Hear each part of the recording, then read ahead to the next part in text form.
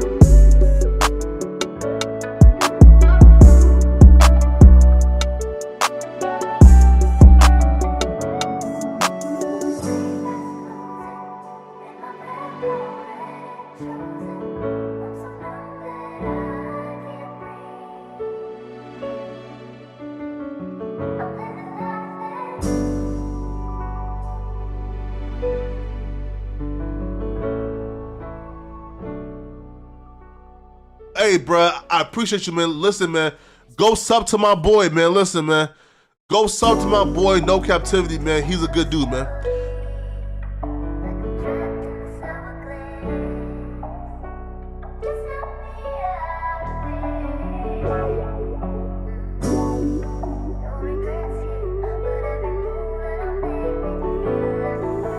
Sauce boy shit, what you want me to prove? Spacey got the sauce on.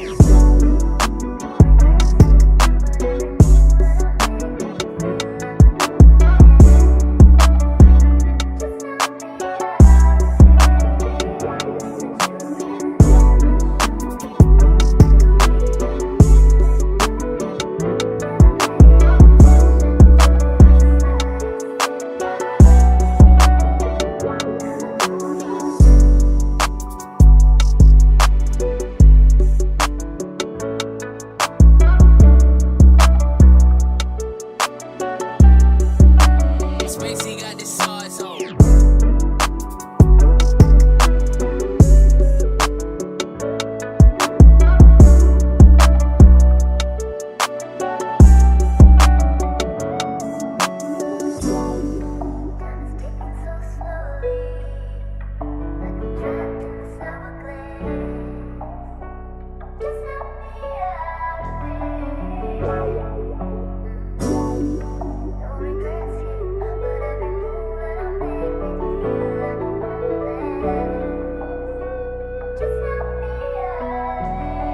Spacey got the sauce on.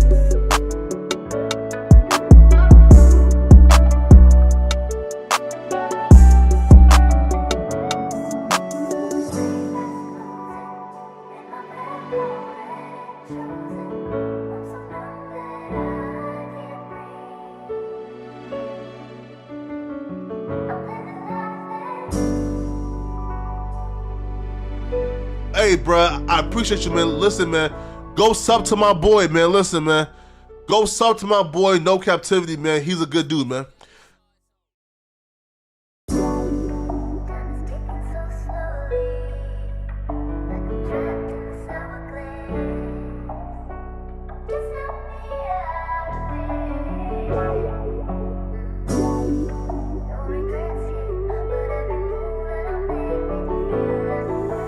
Sauce boy shit, what you want me to prove?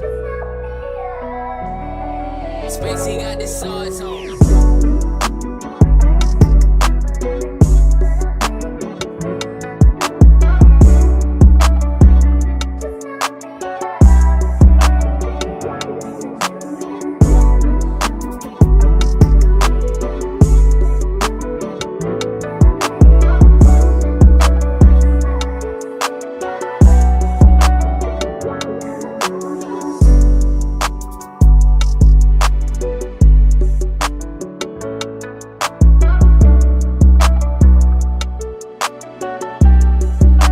Spacey got the sauce on.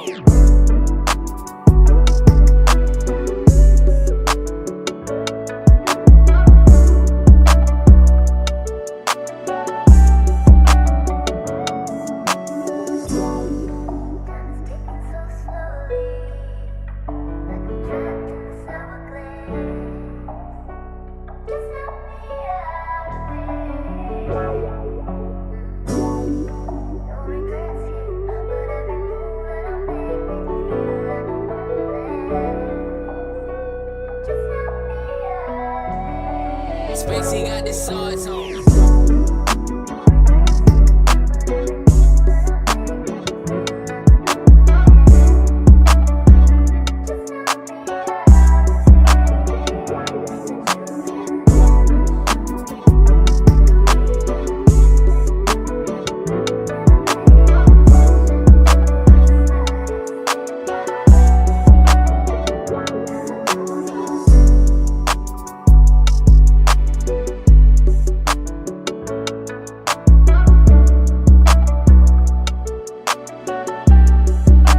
Spacey got the sauce on.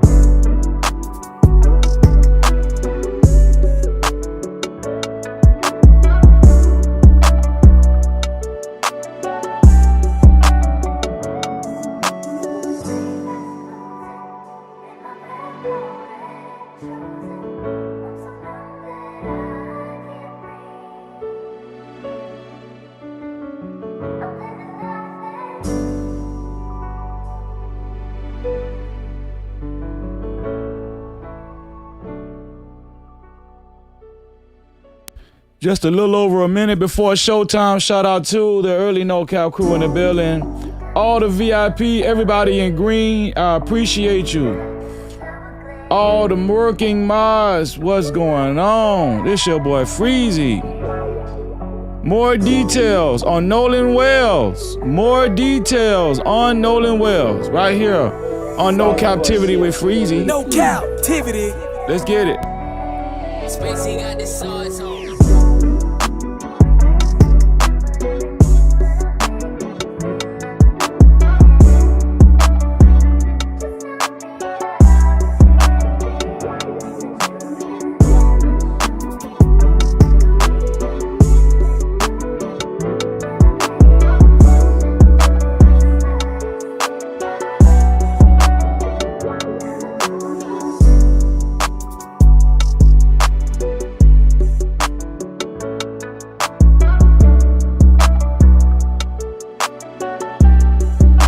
Spacey got the sauce on.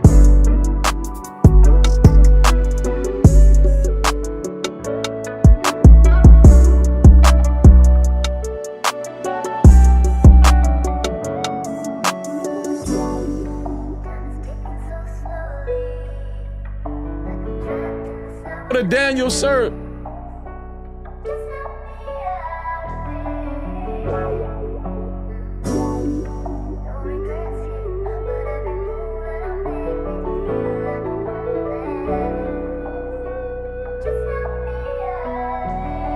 Spacey got the sauce on.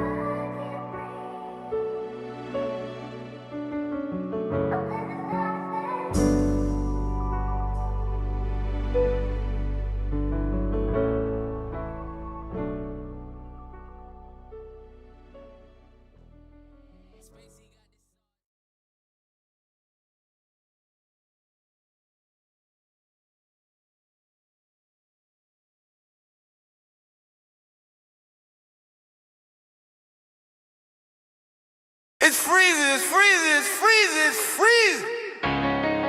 F-R-E-E-Z-Y, hey, hey. F-R-E-E-Z-Y, no captivity. You know the name, freezing, freezing, freezing. Let's go. I'm not a sycophant, I keep it true, I stand on it.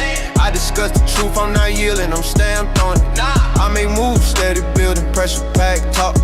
Check my channel, what I'm reppin', real life walk. No cap crew, that's the band I'm stressing. All the hate still I don't play like my lessons. Run up the numbers, fix me a plate. Hit by purpose, not opinions I dictate. Moral compass running high, I don't drift. I don't get stressed, I reach up, I live. Hand on my chest, armor on no drama. Hand on my steps when I move through the comma. Move this content like I'm moving keys. Standing on business, making news for the YouTube street. Keep a few real ones close to the team. No captivity, listen close when I speak.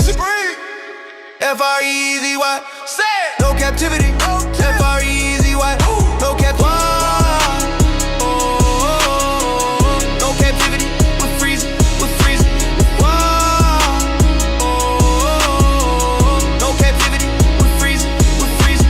Chest up, wall light still heavy. No rush in my talk, but they feel me already. I don't force nothing, let the wave come in. No captivity, free where I stand where I been. Palm trees in the mindset, calm in the storm. Pressure don't shake, I've been built warm. Algorithm move when I speak, no chase. Everybody solid, I don't need a race. I don't take cloud, let it circle back. Real recognize universal match. Channel stay growing, steady organic. No captivity, you feel panoramic. Play my position, still control the flow. Silent with the winds, let the numbers talk. From the pavement to the platform, breathe. Flow the cool, but I still bring heat.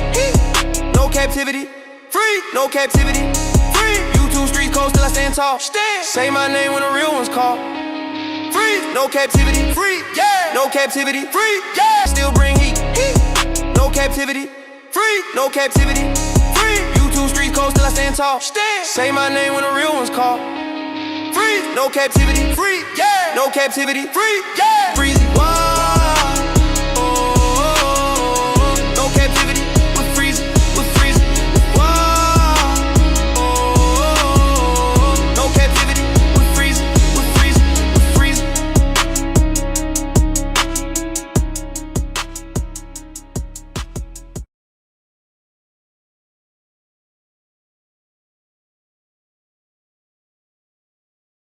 Man, you heard about freezing? Man, Freezy don't know what he talking about. Always on that God talk. Man, I hope Freezy fail. They said they put a strike on his channel. Man, I ain't rocking with Freezy, man. Freezy think he all that. It ain't easy to walk in these shoes. It ain't easy to stand on the truth. They love you when you play in the dark, but start hating the second you move with a view. I was in the street for the paper and lust. Fat money, fat women, no trust. Turn up every night, yeah, I live that run. But the thrill got cold and the high got done. Had the cash, had the nose, had the fake, had love. But peace one day, I was chasing the buzz. What's a win when your soul in debt? What's a crown when your spirit in threat? Now they mags, I don't move the same. Same ones cheering when I ran that game. I ain't soft, I just level my frame. Found a code, now I don't play lane. They keep talking my Freezy, say I changed, say I froze. Try to ice my name out, but I'm colder than most. They keep talking about Freezy, say I changed, say I froze. Try to ice my name out, but I'm colder than most. I'm freezing the noise, I don't react to the hate. I move with precision, every step calculated. They keep talking about Freezy, hope I fall, hope I break. But I stand on integrity, I don't bend, I don't shake. Try to freeze my shine, but the fire still blaze. I'm built for the long war, I don't fade. I done seen both sides of the fence. Real one stopping while the fake got sense. I used to chase every bag in sight. Now I move with discipline, vision tight. Different women, different nights. Same emptiness in a different light. I was wide, I was breakers, I was numb. Now I walk with weight, I know where I'm from. They say Freezy too holy, Freezy too strict. Nah, I just ain't weak, I move like a trick. I don't sell my soul for applause or chain. I'd rather be solid than famous and drained. Argue with clowns, I just elevate. Let them talk from the sidelines, I'm still in the race. Too smooth, too wise to be baited by hate. Every loss was a lesson, every scar was a game. They keep talking about Freezy, say I froze up the vibe. Try to put me on ice, but I'm still on my grind. I'm freezing the noise, I don't fold, I don't break. Cold with the vision, every move heavyweight. They keep talking about Freezy, say my run done, I'm through. But I'm built from pressure, I was forged in the blue. Try to freeze my shine, but I'm cut from a blade. I stand on my coat, won't bend, won't fade. I don't need their respect, I respect my grind. I don't chase their approval, I master my mind. Every trap I avoided, every line I declined. I would turn to surviving the sum to divine. Cold world, cold hearts, cold talking to win. But I don't move emotional, I move the wind. They throw dirt, I plant purpose in the ground. Every time they doubt, I rise more profound. They keep talking about Freezy, yeah, they stay on my name. Try to ice my movement, but I walk through the flame. I'm freezing the noise, I don't blink at the hate. Cold with the focus, every step heavyweight. They keep talking about freezy, hope I slip, hope I fall. But I built my foundation on something they can't touch it all.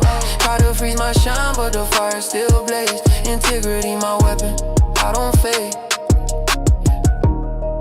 Yeah, I was in the street, I was in the noise. Yeah. Now I'm in my purpose, and I froze the rest.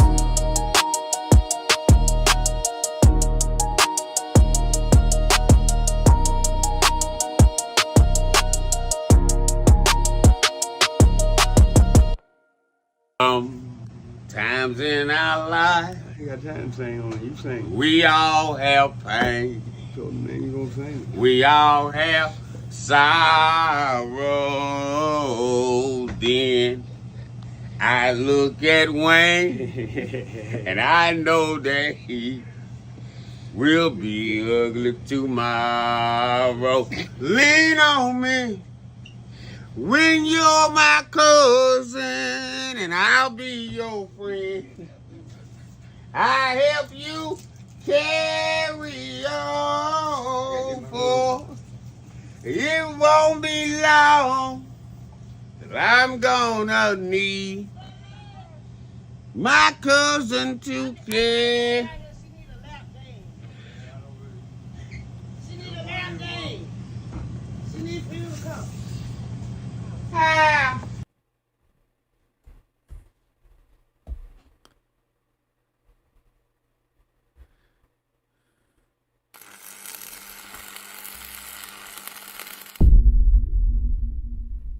No Cap-tivity.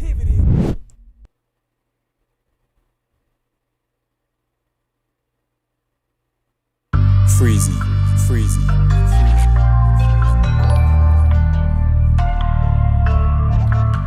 What up? You are officially locked into No Captivity with Freezy, where we tackle issues that sometimes have us trapped in this thing that we call life. But if you know me, you know my motto. To free yourself, you must heal yourself. And if you're right with your dog, please hit that like and subscribe button hard right now. And also comment and share this live stream. And subscribe and make sure you hit that notification bell. That is if you're rock with your boy Freezy. No Cap-tivity. This is an ongoing investigation, and every day there's new information that surfaces. Now, yesterday we had our VIP Wednesday live stream, but today we're going to report on the new GPS information. Also, today, Nolan Wells' mom posted a new post, and she spoke out again by herself for the first time. By herself to the public for the first time. And we're going to look at that. I do have that downloaded. We're going to examine this new information that was given out by authorities as far as the GPS information and the location and the tracking of the boat and all of that, right? Also, a governor spoke out on this Nolan Wells situation, and we're going to review what the governor said because it's very interesting. I want to revisit also, I think a Coast Guard personnel. I don't even think that we reacted to that video here yet, but we're going to react to the Coast Guard personnel because I want to match up this GPA information, not GPA, GPS information. I'm talking about GPA like we in college or school. GPS information with the video that the Coast Guard spoke on. I don't know if it's the Coast Guard. I think it was the Coast Guard spoke on. Was it the Coast Guard or was it a rescue? No, it wasn't the Coast Guard. It was the people that, the rescue people that actually found Nolan Wells' body. So we're going to be speaking on that too. I want y'all to stay tuned, man. We got a power pack show tonight. Shout out to everybody that's in the building. something still in the milk ain't clean, right? Also, we're going to go over the press conference that they had as far as Nolan Wells' mom and dad. They had a press conference with some officials, prosecutors. The feds are in Mississippi. Also, Ben Crump led that press conference. A lot of interesting things were said in the press conference. I think they mentioned the grand jury. Tonight, we're going to talk about it as a team. No Cap crew is in the building, man. And listen, we're going to continue to stay on their necks. R.I.P. Nolan Wells. Free Carmelo Anthony. And I did get some new information on Carmelo Anthony. I might go over tonight or I might just wait for tomorrow night because it's just a lot, right? Shout out to everybody that's in the building. Shout out to the entire No Cap crew in the building. Also, shout out to the VIP crew in the building. What's going on, VIP crew? We had a great time last night. In VIP Wednesday live stream. Also, shout out to all of the working mods. I appreciate all the mods, especially the mods that's working. Shout out to all the working mods in the chat. Thank you, and you know who you are. I appreciate you. Put a 1 in the chat if you're okay with sharing the live stream and becoming a part of the No Cap campaign. Put a 1 in the chat if you're okay with sharing the live stream and becoming a part of the No Cap campaign. For those of you who are willing to share the live stream but don't know how to share the live stream, the share button is right below the video, right next to the like and the dislike button. And as soon as you hit that share button, it gives you an option to share it out to any one of your favorite social media platforms, or you can copy the link and share it out to any one of your close friends or family. Either way, everybody that puts a 1 in the chat and actually shares the live stream, and I do mean shares the live stream, I wish all of y'all $12 million in your life. No Cap-tivity. Believe it and receive it. $12 million in your life. Shout out to you. Shout out to the 206 people that hit that like button. Thank you so much, man, to the 206 people that hit that like button, man. I'm pretty sure we can do better than that. We got several people watching. If you are watching this live stream and you're going to continue to watch it for some time, at least for the next 5 minutes, please hit that like button, as it does help the cause and it helps the cause to move up in the algorithm. Please hit that like button. And if you don't like Freezy or something about me or this live stream or our opinions on the matter, or if you just simply don't like the No Cap crew, hit the dislike button. Thank you. I appreciate you. Whether you hit the dislike button or the like button, I still wish all of y'all $4 million in your life. Let's get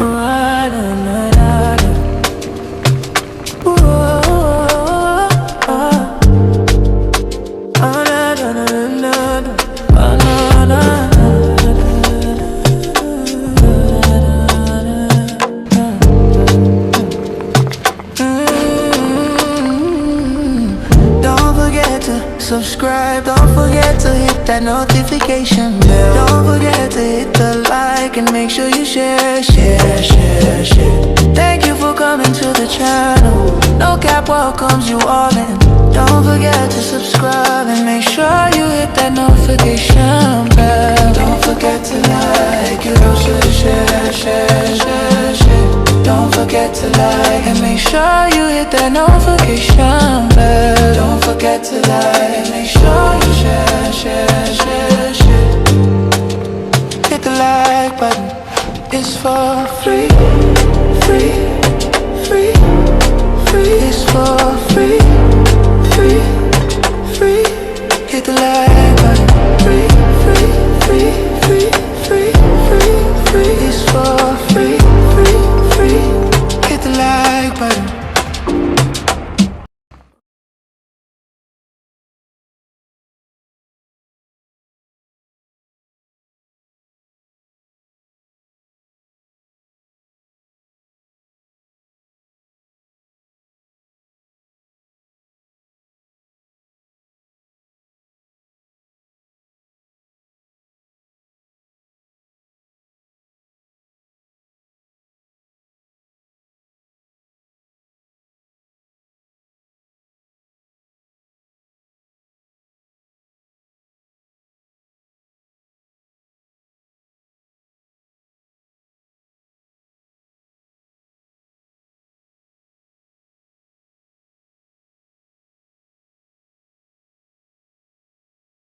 No captivity.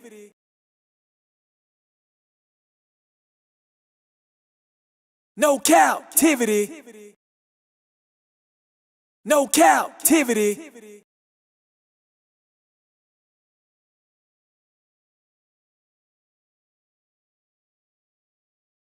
No captivity.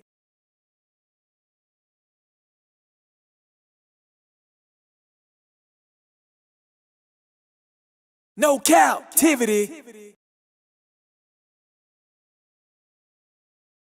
Check the cash out, bitch.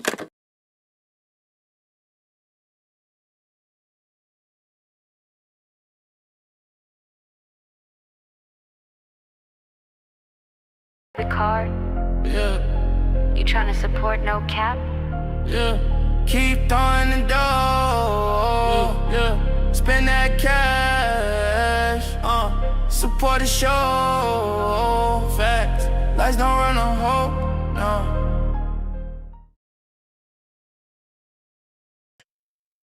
Do as he fast. 10s, 20s in the place. No cap. Appreciate.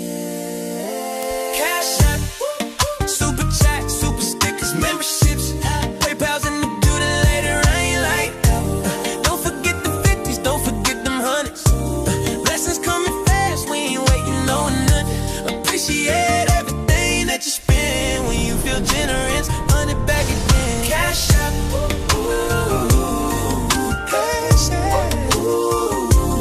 Money talk, let it flow.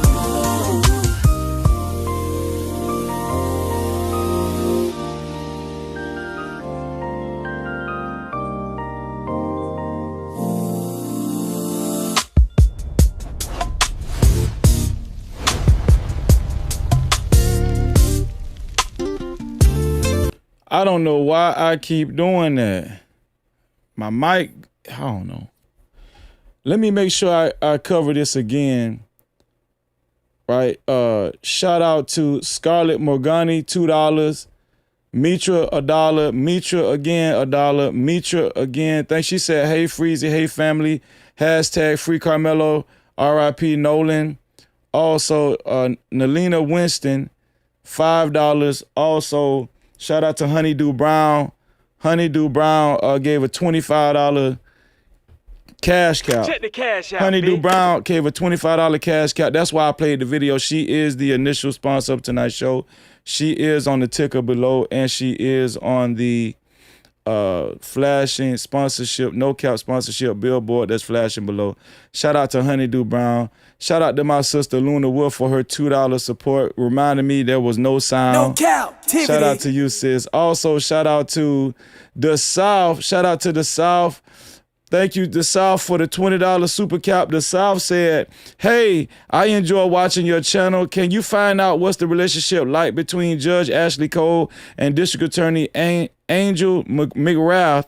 Might be a Carmelo Anthony situation here. I definitely will look into it. And shout out to you. No captivity. Shout out to you for the $20 super cap. Oh, you know we got to represent. Thank you. Hey, hold up, The wait. South finest.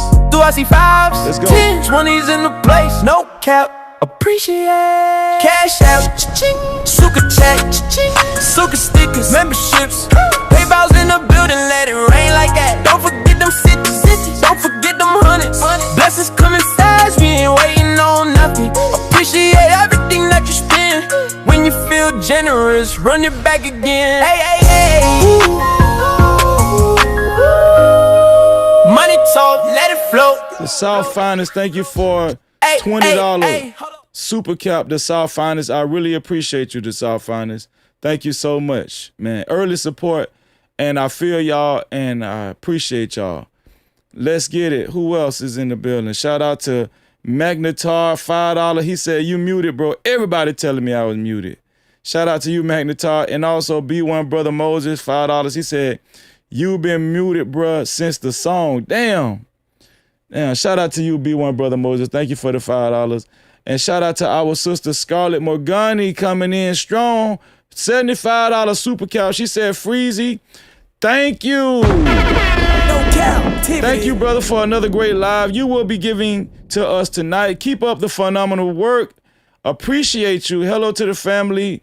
No cap. Love you guys. Hashtag free Carmelo. Hashtag justice for Nolan. Hashtag justice for Tamla. Hashtag justice for Gerard. Hashtag justice for all. Our sister Scarlett Morgani is the official sponsor of tonight's show. She took it over. Shout out to Honeydew Brown, man. Yeah. Keep throwing the dough. Shout out to you, Honeydew Brown. Thank Spend you. that cash. Support the show. Facts. Lights don't run on hope. No. Shout out to our sister Scarlett Morgani with a total sponsorship was that $77. $77 from our sister Scarlett Morgani. You know we gotta represent for our sister. Shout out to Scarlett, man. Let's get it, man. Hey, hold up, wait. Do I see 5s, 10s, 20s in the place? No cap, appreciate. Cash out, cha-ching. Suka check, cha-ching. Suka stickers, memberships. PayPal's in the building, let it rain like that. Don't forget them cities, don't forget them hundreds. Blessings coming fast, we ain't waiting on nothing. Appreciate everything that you spend. When you feel generous, run it back again. Hey. Money talk, let it flow. Shout out to our sister Scarlett Morgani. Thank you for being the official sponsor of tonight's show. To be a co-sponsor or official sponsor of tonight's show, it has to be $77 or more now. $77 or more. We want to say we appreciate Honeydew Brown. Thank you, Honeydew Brown. We appreciate you. The second way to support the show, Honeydew Brown did it already through Cash Cap. The Cash Cap is $Freezy No Cap. That's $Freezy No Cap. Will Honeydew Brown be the only one that sent a super cap tonight? I think not. Eager to read your support, eager to read your comments. Thank you. Also, the third way to support the show is by PayPal. The PayPal is No Cap-tivity with Freeze. That's No Cap-tivity with Freeze without the Y. Don't ask why, that's just the way it is. No Cap-tivity. That's it. I think it's about time to get this party started. We got some information and we ain't gonna waste no time. Yo, this Nolan Wells situation is so frustrating. I'm just so angry, right? Every time I wake up and I'm researching for more information on Nolan Wells and his death, I get angrier and angrier and angrier. I just get mad. And somebody's hiding. Somebody's hiding behind the curtains. Who are you? How many are you? That's what we want to know, right? And it's the same thing with Carmelo Anthony. Y'all, when I tell y'all that the reason why I get angry is because we know the justice system is unfair, and especially to black folk, and it has been for years. And I just get upset because it seems like we can just never catch a consistent, fair break to where we can just rest and say, okay, we're safe in this country.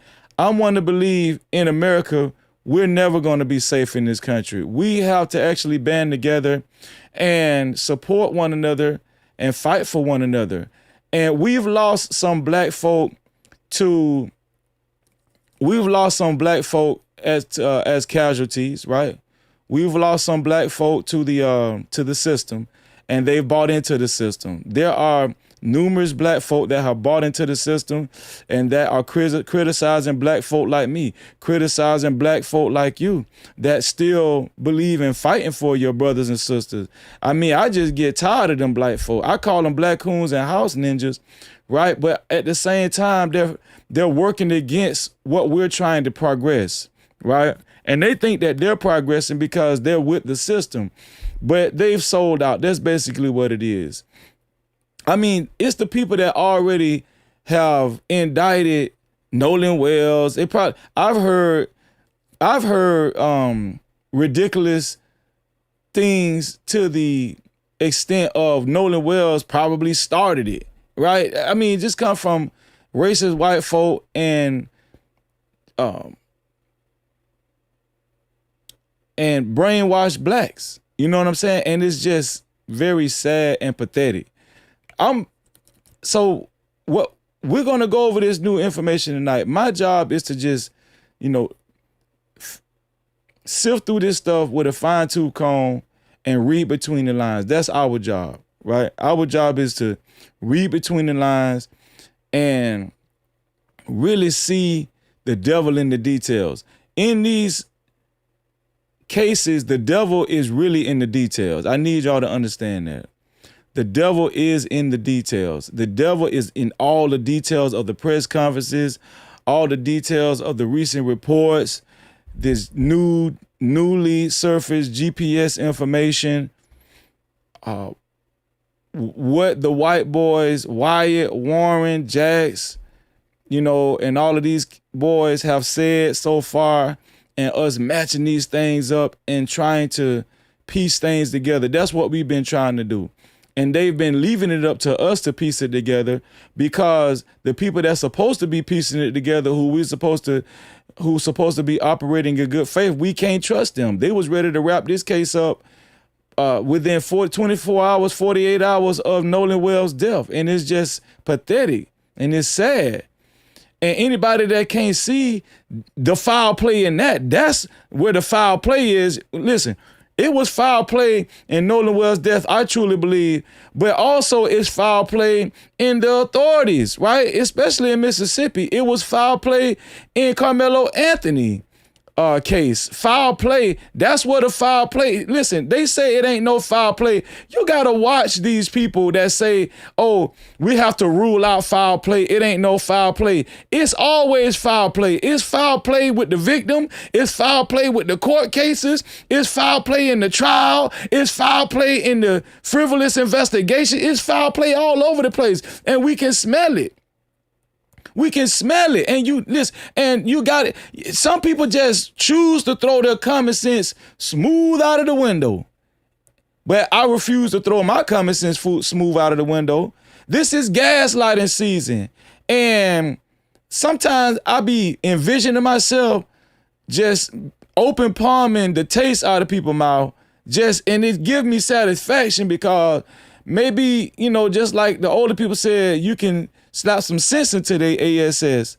But who knows, man? These people are so far gone into the system. The system is powerful. The system will brainwash your ASS. And if you go too far down that rabbit hole, you might not come back. And it's a lot of blacks that so far gone, they can't get right, and they ain't coming back. They're not coming back. They just can't see it. They can't see the forest for the trees, right? So we're going to get started. First up, what do we have first up? Let me see. Before we get started, let me see if we got some memberships first, because I want to recognize everybody. Shout out to my sister, Scarlett Morgani, gifting 1 new membership. Thank you, Scarlett, for gifting 1 new membership. It's not showing who actually received the membership, Scarlett, but shout out to you. Actually, Scarlett's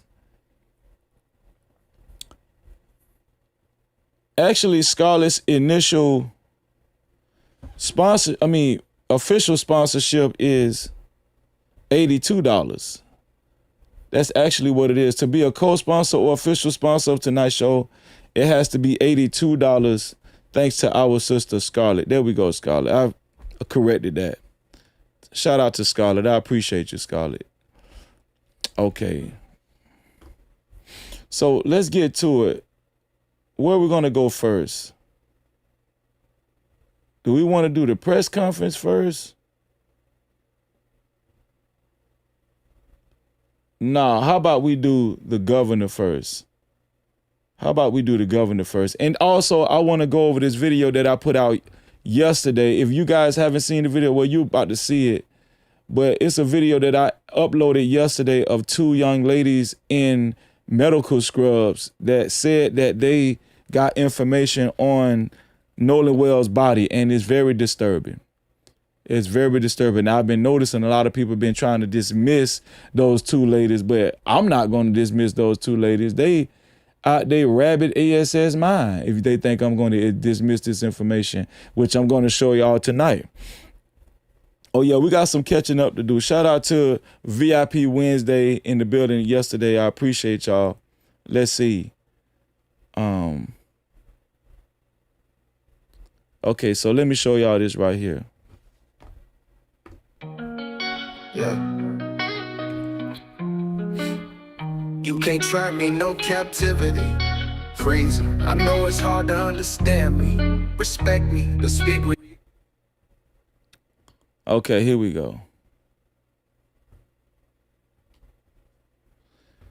So this is TMZ again. TMZ is so suspect. I don't even like to show TMZ at this point.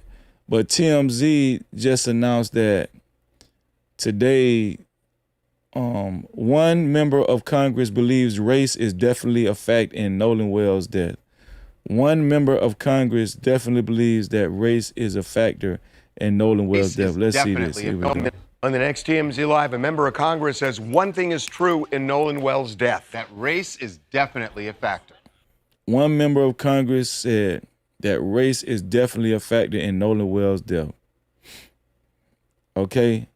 And they're supposed to be speaking on TMZ. On the next TMZ Live, a member of Congress says one thing is true in Nolan Wells' death, that race is definitely a factor.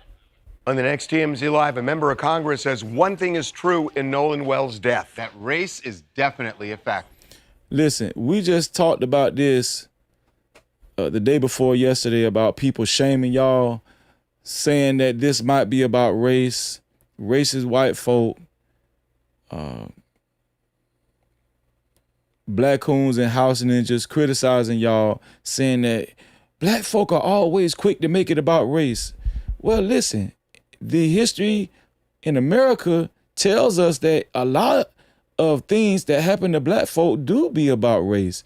And shout out to this Congress member that came out, that's coming out and saying that Nolan Wells' death, he believes it's about race. It's a Congress member saying that. So you see, they're not shutting this Congress member up, so why should they shut us up? No, don't allow them to shut you up.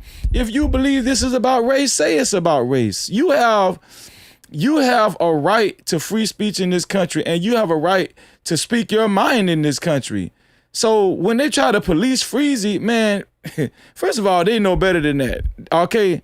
They know better than that. If you know me well enough, you know damn well not to bring your ASS up here on this platform and try to police Freezy. Come on, man. I'm going to get you right up out of here. First class ticket. So let's go over here and see what this governor said reacting to Nolan Wells' death. Here we go. At the Orchard, life is about living well at every stage. From independent living, where Okay, we're going to get past this. Okay, we can skip this ad. when you need a help. Tonight, we hear from the governor on the death investigation of Nolan Wells. Comes on the same day as parents and attorney met with leaders this morning. 16 WAPT's Carlos Garcia here with the latest on the case tonight. Carlos. That's right. Well, today the family attorney said once the investigation into Nolan Wells' death is complete, it will be turned over to the DA. Governor Tate Reeves also speaking out about the case nearly 2 weeks after the teen's disappearance and eventual death. Nolan Wells was last seen on July 4th after being out with friends. His body found 2 days later in the water at Horn Island. Family and friends have spoken out about the kind of person that Wells was and say they're still searching for answers. When asked about the tragic incident, here's what the governor had to say. I don't know all of the facts surrounding the case. I have yet to see a fact or a piece of evidence that suggests any foul play. But if there is, I feel confident that the sheriff's office, the district attorney's office, the members at the department. White people will definitely take up for one another. White people will definitely cover for one another, especially under this racist Trump regime. We gotta be careful, man, listening to these people, because I can feel it. They get to some of y'all, right? Racist white men like this will get to you and say, I have not, when you hear him say, I have not seen any thing that point to foul play or racism in Nolan Wells' case or the Nolan Wells death, it really gets to y'all. I ain't gonna lie, it ruffles my feathers too. But let's practice not listening to idiots like this, okay? Let's practice. Say they're still searching for answers. When asked about the tragic incident, here's what the governor had to say. I don't know all of the facts surrounding the case.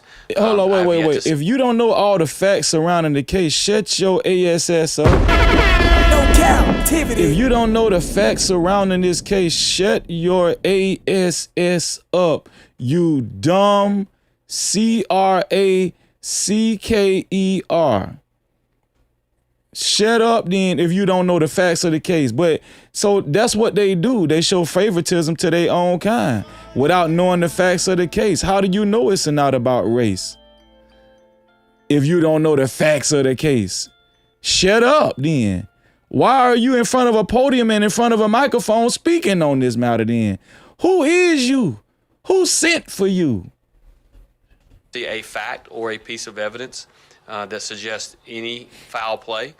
But if there is, I feel confident that the sheriff's office, the district attorney's office, the, members at the Department of Public Safety that deal with these crimes, if there had been one, they will find it and they will do what is necessary.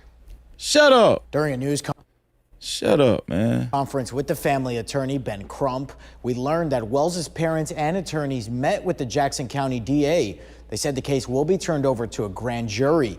They also said they will do a joint search of Wells's phone, which was not with him at the time of his death. So the family met with Jackson County DA and they had a press conference. Right? Let me see if I got that. I think I got that. I want to go over that first.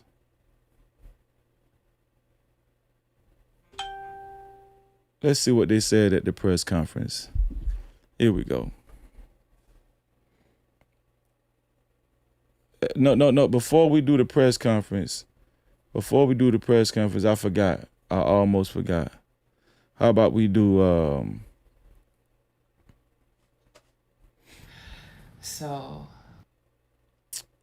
let's see. How about I show y'all what these young ladies said? I reacted to them and uploaded the video yesterday. This is crazy. All right, so we want to talk about Nolan Wells today. So today, we actually know someone that works transporting bodies, human remains. So let's start right there. They know somebody that works at transport bodies. Okay, they know somebody that works in transport bodies. So a lot of people have been trying to discredit these young ladies. Common sense will tell you that they're not lying and they actually did talk to someone. Here we go. Things like that. So today and you could just feel their facial expression and their body language throughout this whole video. A call from that person and they were just talking about the body that they came across. So they were talking about the body that they came across. Nolan Wells. So before, which was Nolan Wells. How did they know it was Nolan Wells? Obviously, it was a name tag involved or something like that, or ID, identification. Knowing all that, he said that the body was mistreated. Yeah. It looked abused. It looked like he was tortured. Looked as if he was burnt, maybe. Where? Face, body, said he was burnt. They told them that Nolan Wells' body was burnt. How in the hell Nolan Wells' body got burnt? And then we got the governor saying, what is it? Who is that? The governor? Who was that? Who was this? Was that the governor of Mississippi? Governor Tate Reeves. Governor Tate Reeves. Where is Governor Tate Reeves, the governor at? Of Mississippi. Okay, just want to make sure. Governor Tate Reeves, we got his racist ASS talking about he ain't seen no signs of foul play. He hasn't seen any facts that point to foul play. Sit your fat ASS down. You raggedy, racist C. Riker. We don't like you. Okay? And I'm just trying to be nice. I get tired and frustrated of these pathetic pale face, make me want to puke sea Rikers. I just get tired. I really do. Like they have some type of authority to speak on God's plan. We don't care what you think. These women right here is saying that they got a call saying that Nolan Wells' body was not only severely abused, but it was burnt, and even his face. Yes, it's true. I'm going to believe these young ladies over Governor Tate Reeves. You is Freezy? Yeah, I'm going to believe these young ladies over Governor Tate Reeves' fat ass. Yes, I am. Yes, I am. All right. Why? Because they're in the medical profession and they have more of a direct line of communication with the person who they said they talked to that transported Nolan Wells' body. Governor Tate Reeves ain't talking about SHIT at all. And I HATE these sea Rikers with a passion. I really do. I HATE these sea Rikers with a damn passion. I'm telling you, they get on my damn nerves. I wish I could just push sea Rikers like that off of a 20,000 foot cliff and look as they fall all the way down with satisfaction. And I mean that from the bottom of my heart. Okay, let me play the video. And not only that, his body was mistreated when they transported him. So as they were transporting him, he was actually face down. So everyone knows when you're transporting the body, when, only a couple of people work that job, they all know you don't transport the body face down. That's kind of very disrespectful. So you always... And there's too many details in these young ladies' story. The body was being transported face down. If you know anything about the medical profession, especially dealing with medical examination, coroner, shipping bodies and stuff, transporting bodies, that's very disrespectful. That's very disrespectful to have a body face down as you're transported. That's so disrespectful. So disrespectful. And that's why they pointed it out. That's why they felt like that was very significant to point out to all of us. Have them faced up. Well, specifically his body whatever reason was face down. And me personally, I took that as disrespect. Yeah. Heart goes out to the family. Yes, definitely. Because all we know is what they put out on the internet. But today, we actually found out a lot about his autopsy without even reading the autopsy. Yeah. It's heartbreaking. I'm so sorry that family have to go through this. Really just... I want to give our condolences to the family, as a mom or moms, grandmothers, dads. Did y'all hear what they said? Family, period. We give the most prayers to you, and we let me rewind it. So everyone knows when you're transporting the body, when, only a couple of people work that job, they all know you don't transport the body face down. That's kind of very disrespectful. So you always have them faced up. Well, specifically his body whatever reason was face down. And me personally, I took that as disrespect. Yeah. Heart goes out to the family. Yes, definitely. Because all we know is what they put out on the internet. But today, we actually found out a lot about his autopsy without even reading the autopsy. Yeah. Did y'all hear what the woman on the left-hand side said? It's real. It's real. And she looked in the camera. She said it's real. About his we actually found out. But today, we actually found out. But today, we actually found out. It's real. This video is probably the best piece of evidence that I've ran across for myself. I'm not going to speak for y'all. I'm not going to speak for nobody else. But this evidence is probably the most pivotal, significant, meaningful piece of information that I've ran across myself regarding Nolan Wells. I believe these young ladies 100%. People have been trying to discredit these young ladies in my comment section. I don't give a damn how you feel. These young ladies are telling the truth. And the way Nolan Wells' body is being described in this video, it was a HATE crime. No captivity. It was a HATE crime. Yes, it was. Yes, it was. I mean, the body done went from being drowned. We know he didn't drown. Now severely bruised and beat up and also burned. Where the burns come from? Where the burns come from? But because these young ladies are black, nobody should believe them, especially if they black women, right? Especially if you're a black woman, especially the black man gonna say, you know, a lot of these manosphere maniacs gonna say, man, why would you believe a black woman? All they do is gossip. Man, shut your ass up. These women are telling the truth. And they're in medical clothing. In medical clothing. And people talking about they could lose their job. They didn't reveal no names. They didn't say who actually told them that.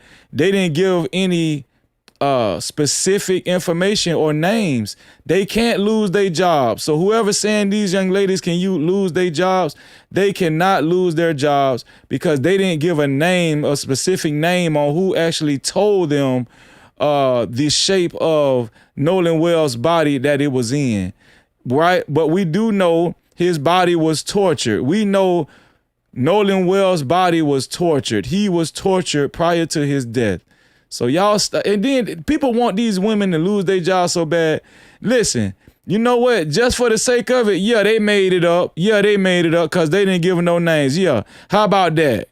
Right? Because these young ladies, when push come to shove, they can say that. They can say, yeah, we made all that up. We didn't give them no names. And guess what? If they get fired, they can sue. But I believe the information that they put out. I believe these two young ladies. I'm trying to track them down. A lot about his autopsy without even reading the autopsy. Yeah. It's heartbreaking. I'm so sorry that family have to go through this. Really just... I want to give our condolences to the family, you know, as a mom or moms, grandmothers, dads, family, period. You know, just we give the most prayers to you and we stand behind you because we know right what really happened. Right. So, and at the end of the day, whatever lies those families have covered up or whatever lies they're trying to... They saying they know what really happened to Nolan Wells' body. They know. I'm gonna tell you something. And black folk in you know, white collar professions, black folk stick together. When black folk work around white folk, and it's majority white folk, for the most part, black folk will stick together, especially if there's some information to tell, right? Listen, they will whisper. We will whisper through the grapevine to let the other brothers and sisters know what's going on. That's why this is believable, because I know how this thing usually works with black folk in similar fields of operation. They said that they know a person that transport bodies like that, right? For coroners, medical examiners. I believe them. They didn't give no names. I don't even think they said he or she. I don't even think they disclosed whether it was a woman or a man, right? They did it the smart way. What y'all think? What y'all expect? Y'all expect for them to just say the name and give the full detail of the body? Y'all expect for them to just give the full details? Think for 1 second. Especially the ignorant people that's been commenting in my comment section. What you expect for them to give the exact names of who told them how the body looked and that it was face down? That would be stupid of them to do that or say that. They actually handled it the right way, right? On this post, on this TikTok post. They actually handled it the right way. And I get so tired of us getting pivotal information that's true, and black folk are the ones that get discredited.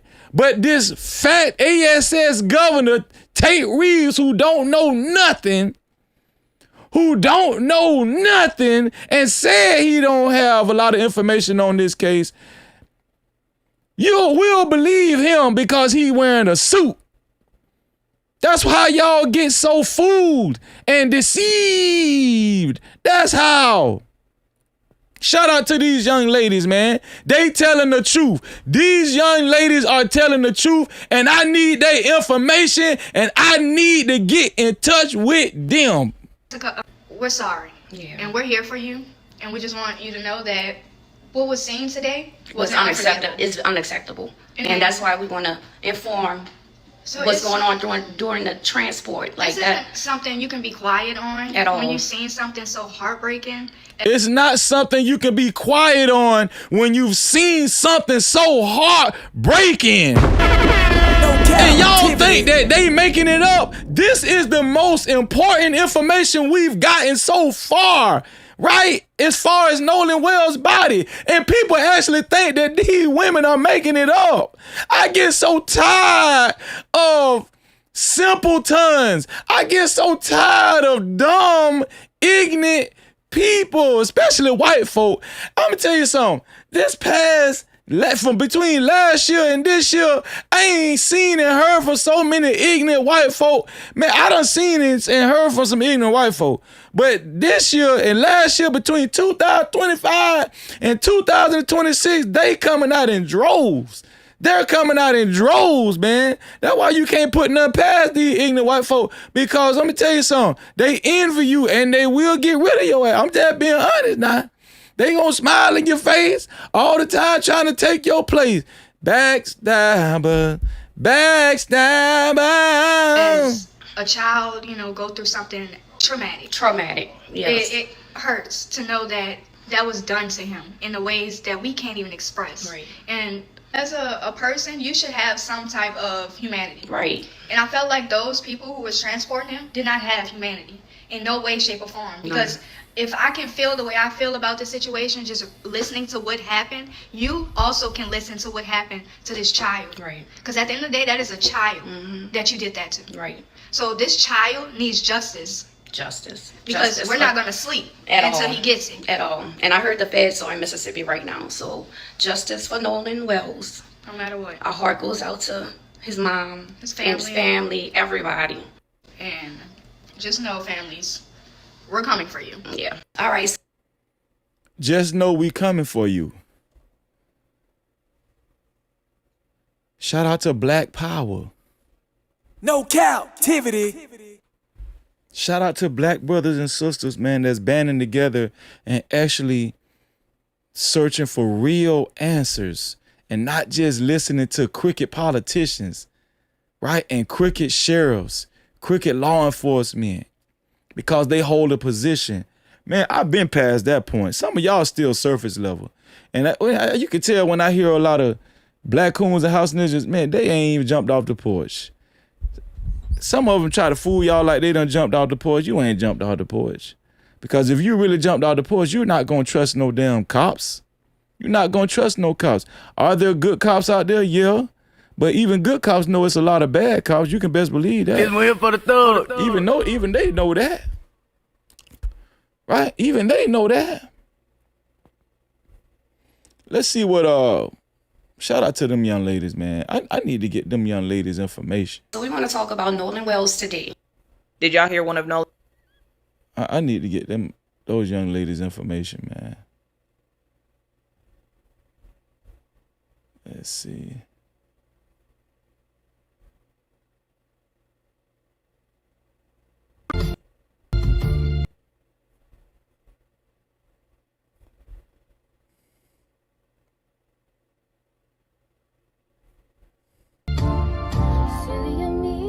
To think that I could ever have you for my God, how I love you. Okay, let's see. This is the press conference. Let's listen to this news conference from the Nolan Wells family, Ben Crump, and the DA's office, the Jackson County District Attorney's office. Let's see what they had to say. Here we go. Good morning. Good morning. I'm Attorney Ben Crump, along with Attorney Lisa Park, Attorney Eric Harris, Justin Preston, and Cliff Jones. We have the honor of representing the family of Nolan Wells. We have present with us his mother and father, Christine and Elmore. We've just had an opportunity to meet with District Attorney Angel McElgrath and some members of her team. We had a very respectful meeting. The thing I assume some of you may know, the thing to announce, she shared with the family that there will be a grand jury that she will turn this case over to once they have collected all the information and finished their investigation. We also agreed that to announce, she shared with a respectful meeting.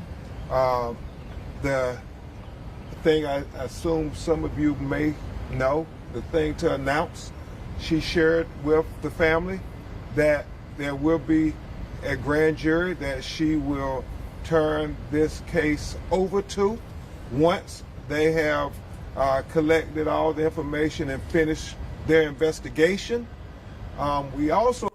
So they're going to turn this case over to grand jury.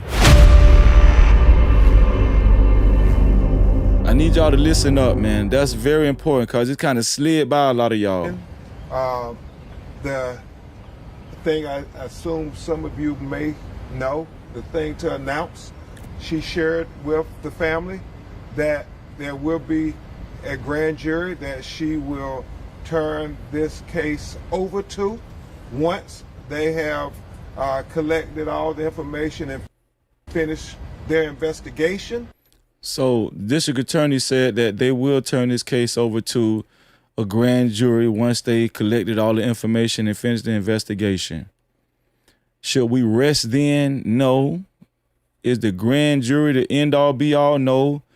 Should we still be reporting on this thing, right? And keep our foot on their necks? Yes. This one here for the thug. Yes, but listen, at least they moving forward. And I'm gonna be honest with y'all, man. I'm very impressed with Ben Crump. Ben Crump is putting pressure on these Sea Rikers. I don't give a damn. He putting pressure on these Sea Rikers. See how them Sea Rikers standing to the side? Attention! When Ben Crump come inside. When Ben Crump come in the room, attention!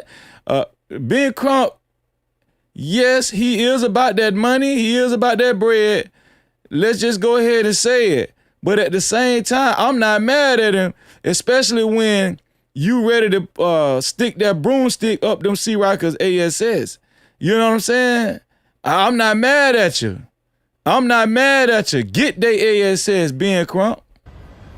We also agreed that we will have a mutual inspection of the cell phone with our experts and their experts. Attorney Eric Hertz is helping lead the investigation team with former law enforcement experts who are going to help us with the cell phone download. So everybody will be able to see at the same time what the cell phone has. We also talked about trying to make sure we dot every I and cross every T. I know that we're getting about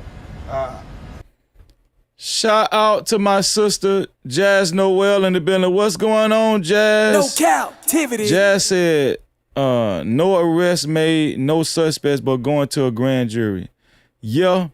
I mean, I'm not pleased with that. I'm not pleased with that at all, and I totally agree with you on that. Right? But I just think Ben Crump's intentions is to keep eyes on this thing and to keep a large spotlight on this thing and to not let it die, because Jackson County authorities wanted this to die down last week. Shout out to Jazz Noel in the building. Also, while we at it, how about we do this? Shout out to a couple of more super caps sending in comments. Of course, we got to read what the No Cap crew is saying. Let's check in with the No Cap crew. The No Cap crew, $5 said, Sonny, $5 said, check the GPS of all the boats for the entire weekend. We're going to get to that GPS. We're going to get to that GPS information. Shout out to you, Sonny. And also shout out to Nalina Winston, $2 said, GPS sister is Dr. Gladys West. Shout out to her. Dr. Gladys West. Shout out to both of y'all for the super caps. We're going to be checking in with the No Cap crew to see what y'all wrote from the chat, what y'all comments are. Shout out to y'all. I appreciate y'all. Remember, you can also send your comments in through Cash Cap, which is $Freezy No Cap. That's $Freezy No Cap.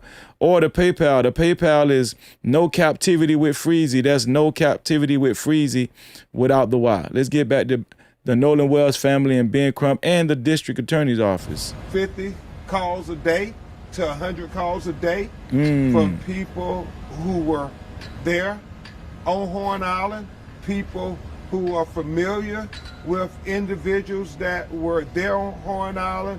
And so we continue to be steadfast in trying to get to the truth of why Nolan Wells is dead. At this time, we'll have Attorney Hertz say a few words, and then Christine and Elmore will just talk about the homegoing services and celebration for Nolan, and then we'll take a few of your questions. Attorney Eric Hertz. Let's go. Come on, Attorney Eric. What you got to say? Right now, there's a lot of unanswered questions. We appreciate the district attorney meeting with us, but because of certain types of confidentiality, with your bloody state eating ass, that even the victims are not allowed to know, we did not get all the answers we want. We have an independent investigation going on that involves former law enforcement, federal agents that are going to be looking into all the different information we got. The calls are coming in and we're getting a lot of information. Some of the people that I spoke to are not talking with law enforcement here. We're going to be trying to get them to cooperate with each other because we want to make sure the narrative, which has been put out that is false, is going to be corrected. So at this point, we just ask everybody to keep calling in if you have any information and let us know. And I personally, if we validate you're a legitimate call, we'll call you and talk to you. And I thank you all for showing up today. And now, Christine and Elmore will just share with you some details of the homegoing celebration for their son. Hello, everyone. So, the homegoing celebration, the funeral will be held at Center Point Church in Ocean Springs. It is going to be, visitation will be 9 to 11, and then the funeral will start after that. The plan is for the repast because, again, we want to celebrate Nolan. And he would not want us to be sitting around crying and eating. And so what we're going to do is kind of have a party to celebrate him, and that'll be held at the Jackson County Fairgrounds. So we really do want to keep it for family and friends. We are going to allow media to come in as well. And lastly, his teammates. Oh, absolutely, teammates. We've already contacted Coach Les George because we want to make sure that those guys are there. Former teammates from high school, middle school, teams that he played against. You guys are all welcome, but of course, we want to make sure that our families for sure and close friends get there. So I do want to just say for those of you, again, if you are having protests, even the day of his service, I am asking you guys to just keep it peaceful. Nolan would never want any type of violence or anything like that. He was not that kind of person. So if you guys would, again, just be peaceful. And to the community, thank you so much. Just the outpouring of love, support. We've had some local officials. Mayor Casey Vaughn from Gaucher has reached out to us. Oh my gosh, I can't even tell you.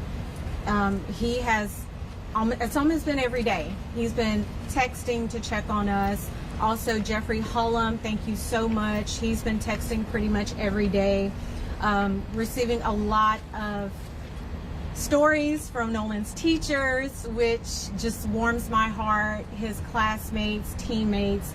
So again, for those of you who have donated to the GoFundMe, once again, I stress, if you are not financially able to, we're not begging for that money, okay?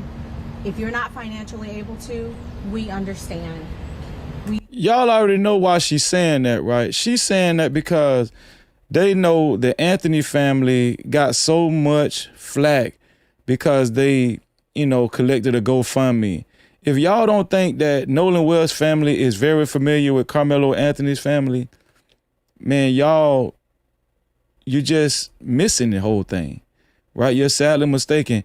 Nolan Wells' family, I guarantee you, they're very familiar with Carmelo Anthony and his story. And 9 times out of 10, that's why this mother, Christine Walmsley, is saying what she's saying as far as, listen, we don't need y'all damn money. Especially you see Rikers out there, because they be the first one, and them black coons and house ninjas, they be the first one to accuse a black family of needing money and trying to grift and scam. I'm happy that this lady just said that. Listen, we don't need y'all money. Send it in if you want to. If you want to support genuinely from your heart in good faith, do that. And we will accept it, and we appreciate you. But if you don't have it to give, and especially if you're going to complain and accuse us of being grifters and being scam artists or whatever and trying to use y'all and take advantage of y'all for money, no, don't send your money. I like what this lady said. See, she was paying attention to Carmelo Anthony and his family. You know what I'm saying? Because they only do that to us, right? Chud the Builder can get $1 million while calling us ninja at the same time. Nobody going to say nothing about him. The lady in the park, Shiloh Hendrick, that called a little black kid a ninja, nobody gonna say nothing about her. But a black family whose son life was on the line, they get accused of grifting and scamming for money for GoFundMe. And also this family, I'm glad this woman said that. When I heard her say that, that really stuck out to me. Shout out to Christine Wombley. Thank you for whatever you can give, but if you cannot, if you would, just keep us in your prayers. And to his friends, stay strong, and please just take care of your mental health, because I know this is a lot. It's a lot for us, and I know you guys are feeling some of that too. So thank you all.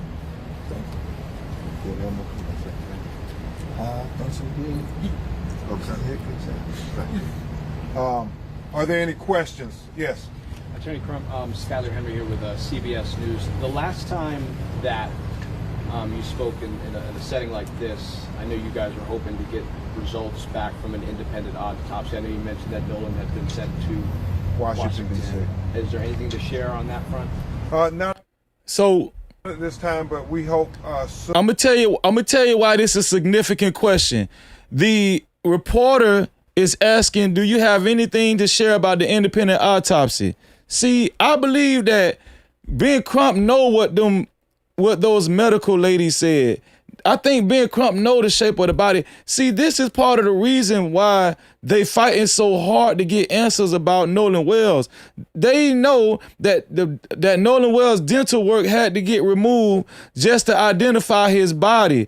So we tying this in with the other young ladies, right? These young ladies right here. We're gonna tie it in with these young ladies. My bad. We're tying it in with these young ladies right here. These young ladies was telling the truth. We tying this in with them.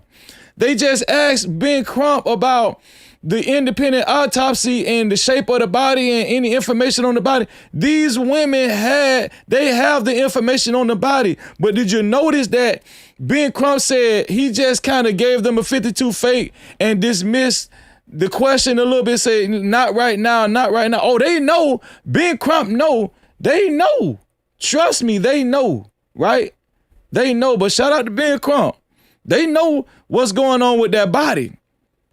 And they know them girls told the truth. Results. Are there any questions? Yes. Attorney Crump, Skyler Henry here with CBS News. The last time that you spoke in a setting like this, I know you guys were hoping to get results back from an independent autopsy. I know you mentioned that Nolan has been sent to Washington, D.C. Is there anything to share on that front? Not at this time, but we hope soon very soon. Not at this time, but we hope soon, very soon. Obviously, we're concentrating on the funeral services, but hopefully shortly thereafter, we will be able to tell some findings of the preliminary autopsy. Still waiting on some things. Y'all do know the results from the autopsy haven't even came back from Jackson County. Y'all do know that, right? Do I need to say it again? I'm gonna give you one more time. Huh? And you're through. The autopsy from Jackson County have not even came back yet. They haven't even finished that autopsy yet. What taking so long? And why was they getting ready to end the case? Why was they getting ready to rule this no foul play all of a sudden? Why was they ready to wrap this case up? They haven't even finished the autopsy, the results of the autopsy from Jackson County. And every time I think about it, it makes me mad. Thinking about them corrupt authority officials in Jackson County. I mean, all you got to do is put 2 and 2 together and it gonna make 4. Make sure you hit that like button, y'all. If you haven't hit the like button, please do so at this present time. Hit the like button. The like button is right below the video, right next to the like and the dislike button. I know some of y'all, you know, you be about to have a seizure. You know, you be fighting your hand and your finger from hitting that like button. I know it's hard for some of y'all, and that's sad. That's sad that it's hard for some of y'all to hit that like. It's so simple and free, and it take a nanosecond. And if you have a hard time hitting the like button, you know you need to go seek therapy. While we're talking about funeral services, I want to thank Mr. Tyler Perry for paying for the funeral. Absolutely. As well as Colin Kaepernick for helping to shoulder the expense of the independent autopsy. And I thank Reverend Al for agreeing to officiate the funeral services. Yes, sir. Aaron Gilchrist with NBC News. Mr. and Mrs. Wansley, you said from the very beginning that for you, this was really about getting some answers about what happened to your son. Do you feel like after your meeting today, you have any more clarity on what happened? Well, it was just a meeting where she talked about the process. She didn't tell us any information about the investigation too much because those things are, as she said, her role and what she has to do. But they still have questions, and that's not insignificant to this meeting. It's just in general. Every morning they wake up. And we're going to go over this GPS stuff, man, because this GPS stuff, it just made me even madder. No Cap-tivity. We're going to go over this GPS information. It just made me even more frustrated and discombobulated. This GPS information, but I'm telling you, we went over it last night in VIP live stream, and I was like, man, that GPS information, it made me even more skeptical of them white boys. There's a hole in their heart, and they are trying to say, what happened to my son? Obviously, you know, they feel strongly that he would not have just stayed behind. He wouldn't have left his cell phone. And so we're trying to get to those answers. Attorney Crump, Brian Rose, GC Wire. There's been a lot of misinformation that's been spread online, especially the pool picture that was shared by you, and you had said that... Well, I didn't share it, I reposted it. We're reposting everything. See how Crump stopped his ass in the tracks? No Cap-tivity. No, I reposted it. I wasn't the initial one to share that. I reposted it. He said we were posting everything because we want answers. And I'm not mad at Benjamin Crump. Who mad at Benjamin Crump for posting that pool picture? Not me. Not Freezy. I'm not mad for him posting that damn pool picture. No, we want answers. We want to get people to talking. Shout out to Ben Crump. And I'm going to be honest with you. They have not convinced me that that pool picture was not taken on July 4th. They have not convinced me that that pool picture was not taken on July 4th, because on the iPhone, which I just found this out, on the iPhone, you can change the date and time on an iPhone picture. So guess what? We don't know if that pool picture was on July 4th or not, But shout out to Ben Crump, because I'm not mad that he actually reposted that pool party picture. Right on, Ben Crump. Let's make it clear. We're reposting everything because... Let's make it clear, Ben. See how Ben straight in that news reporter? I'm talking about off top. Watch this. Especially the pool picture that was shared by you, and you had said that... Well, I didn't share it, I reposted it. We're reposting everything. Let's make it clear. We're reposting everything because we're trying to get people to come in and call. And so we've said from the beginning, we're in a ferocious search for the truth. And so things out there, we are trying to post, ask people, do you know something about this? Let us know. Just because we repost does not mean that we authenticate anything. Look at our social media. We have always been very careful to say this is a repost, and we almost always give a declaration that that's what it is, a repost. And so we want people to continue to call about everything, videos, whatever interactions they saw, and thank God we are getting dozens of people calling every day saying, I was on Horn Island, this is what I saw, I know these individuals, this is what we know. They said, we understand the sheriff's investigation has hundreds of people calling too.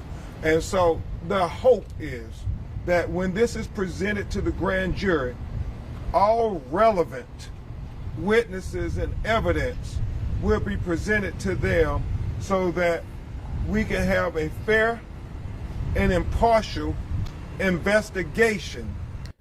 So this, I'm gonna tell y'all something. This makes me believe that they're holding on to a lot of information too. Don't think that they're giving everything to the public. People have been calling that hotline number.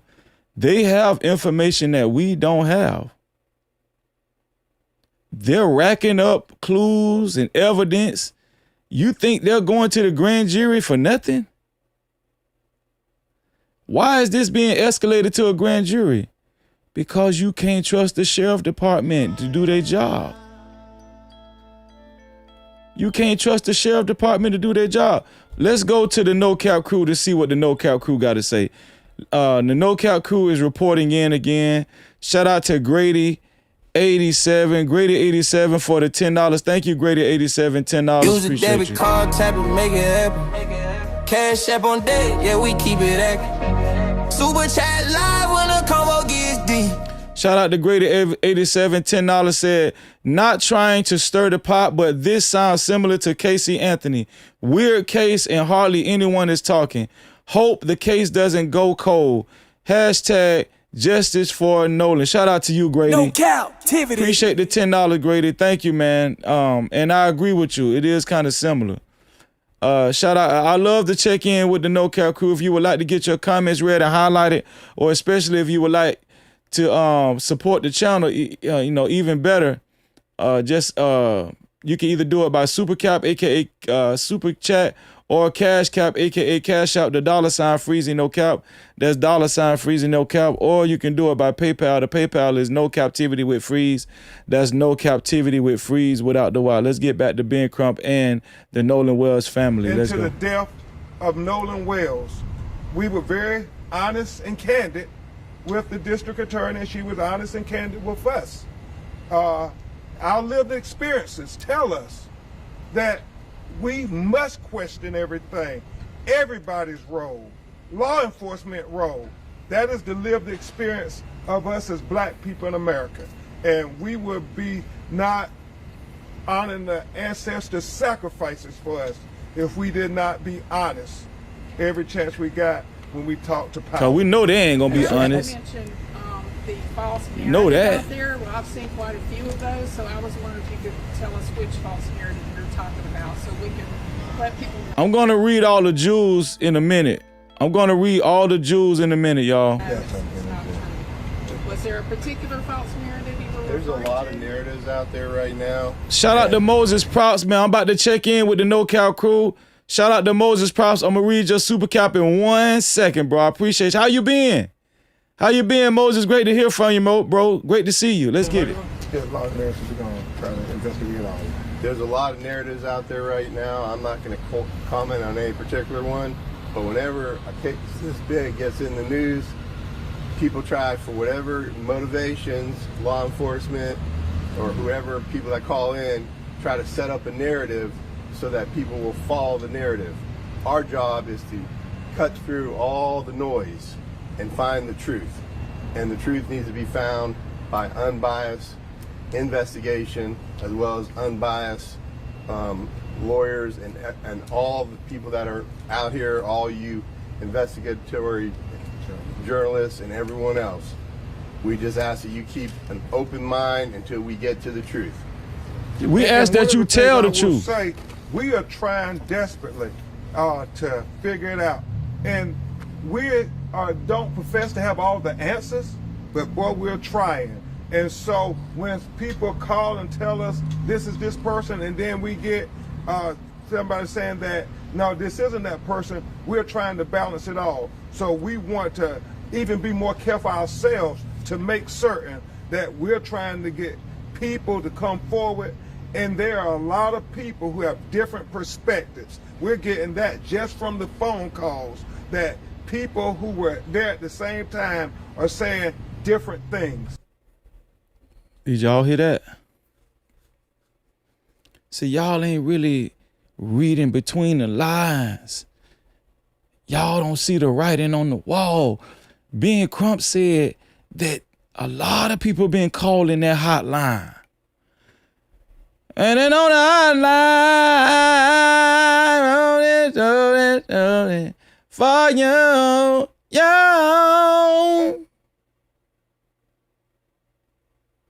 And then on the hotline, a lot of people been calling in. He said they been getting a lot of phone calls, but see, they can't share everything with us. They can't share everything with us because they'll be a damn fool to share everything with us. See, the racist white folk and the house ninjas feel like everything that we've seen so far out in the open, that's it. That's all the information. Like that ignorant ASS governor, what his name is, Tate Reeves. Well, I don't got a lot of information. Well, shut up. Sit down. Sit your ASS down somewhere. Like my mama used to tell us. Just sit down. Go sit down. But they got that's even more proof that they have a lot more information than we have. Right? That's even more proof that they have a lot more information than we have ourselves. But we're going to get there. We're going to get to the truth. So first, I yes. just want to say my deepest condolences to you, Christine, and Elmore. My heart hurts. I'm praying to heal WLOX here at home. But I want to go on and ask you, Attorney Ben Crump, you say that you were talking about the process and they're with the DA. Were any affidavits or possible prosecutions or criminal actions presented to her to be signed eventually, or do we know anything Yeah, right now? and as she said, her role is confidential at this point, but so she can maintain her prosecutorial independence.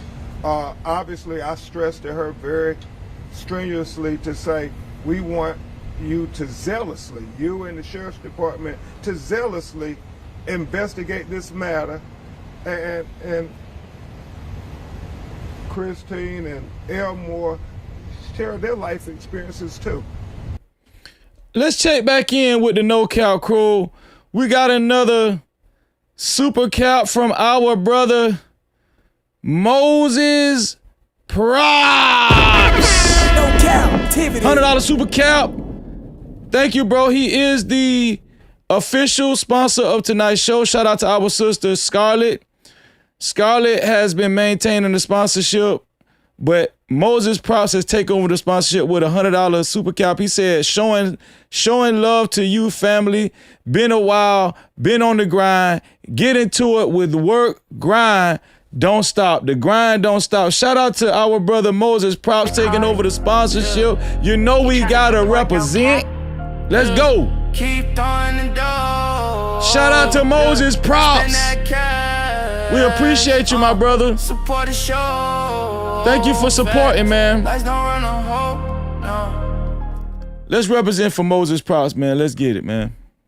Do as he fast. 10s, 20s in the place. No cap. Appreciate. Cash app. Super chat. Super stickers. Memberships. PayPal's in the building later. I ain't like. Don't forget the 50s. Don't forget them 100s.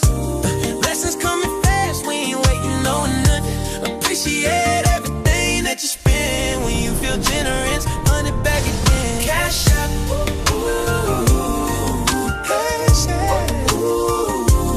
Money talk, let it flow.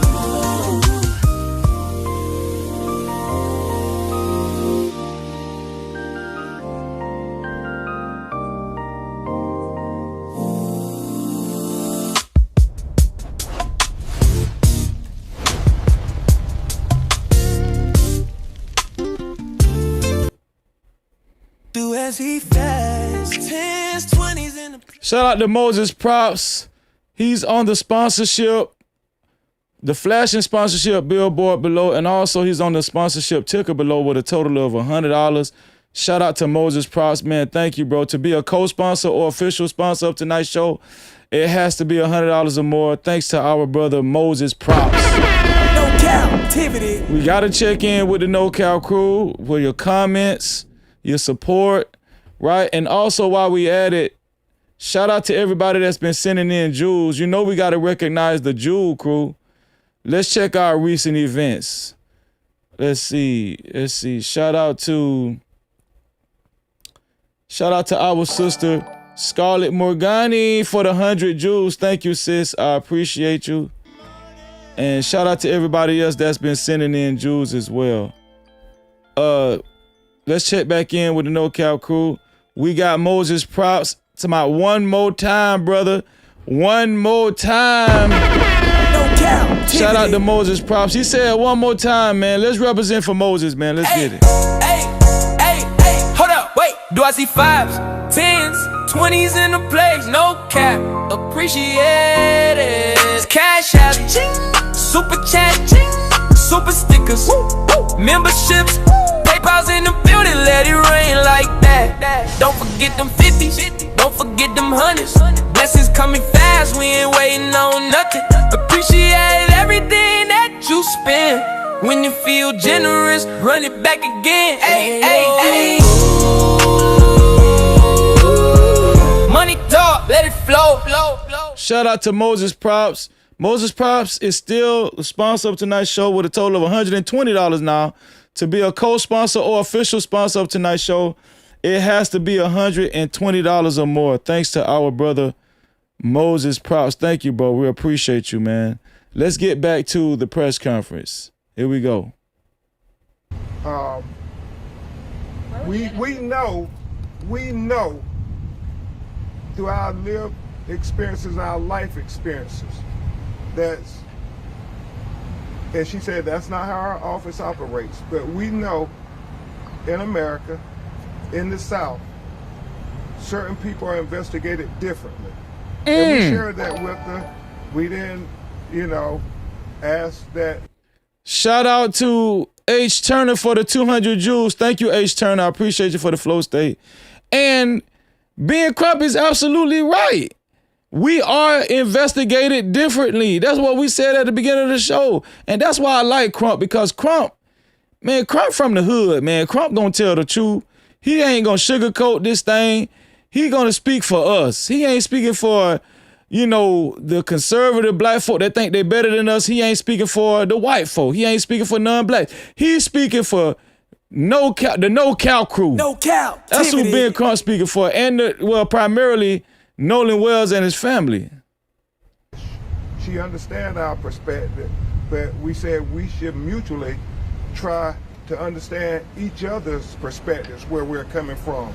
And we agreed that we will try to do that. Where are we at in the investigation, the autopsy? We were supposed to get it back Friday. Well, no, we like we said, we're waiting, let the doctors do what they do. They ain't got their autopsy back neither, so we're trying to get it right. They ain't got their autopsy back neither, so. No Cap-tivity. They ain't got their autopsy back neither, so. I like the way being taught. You know what I'm saying? He make a brother like me feel welcome because I talk a little ghetto too. Shout out to Ben Crump. I appreciate you. They ain't got their autopsy back either. The doctors over there in Jackson County. No, they ain't got their autopsy back. What you waiting on? They was ready to put it out before the family got their independent autopsy being done, right?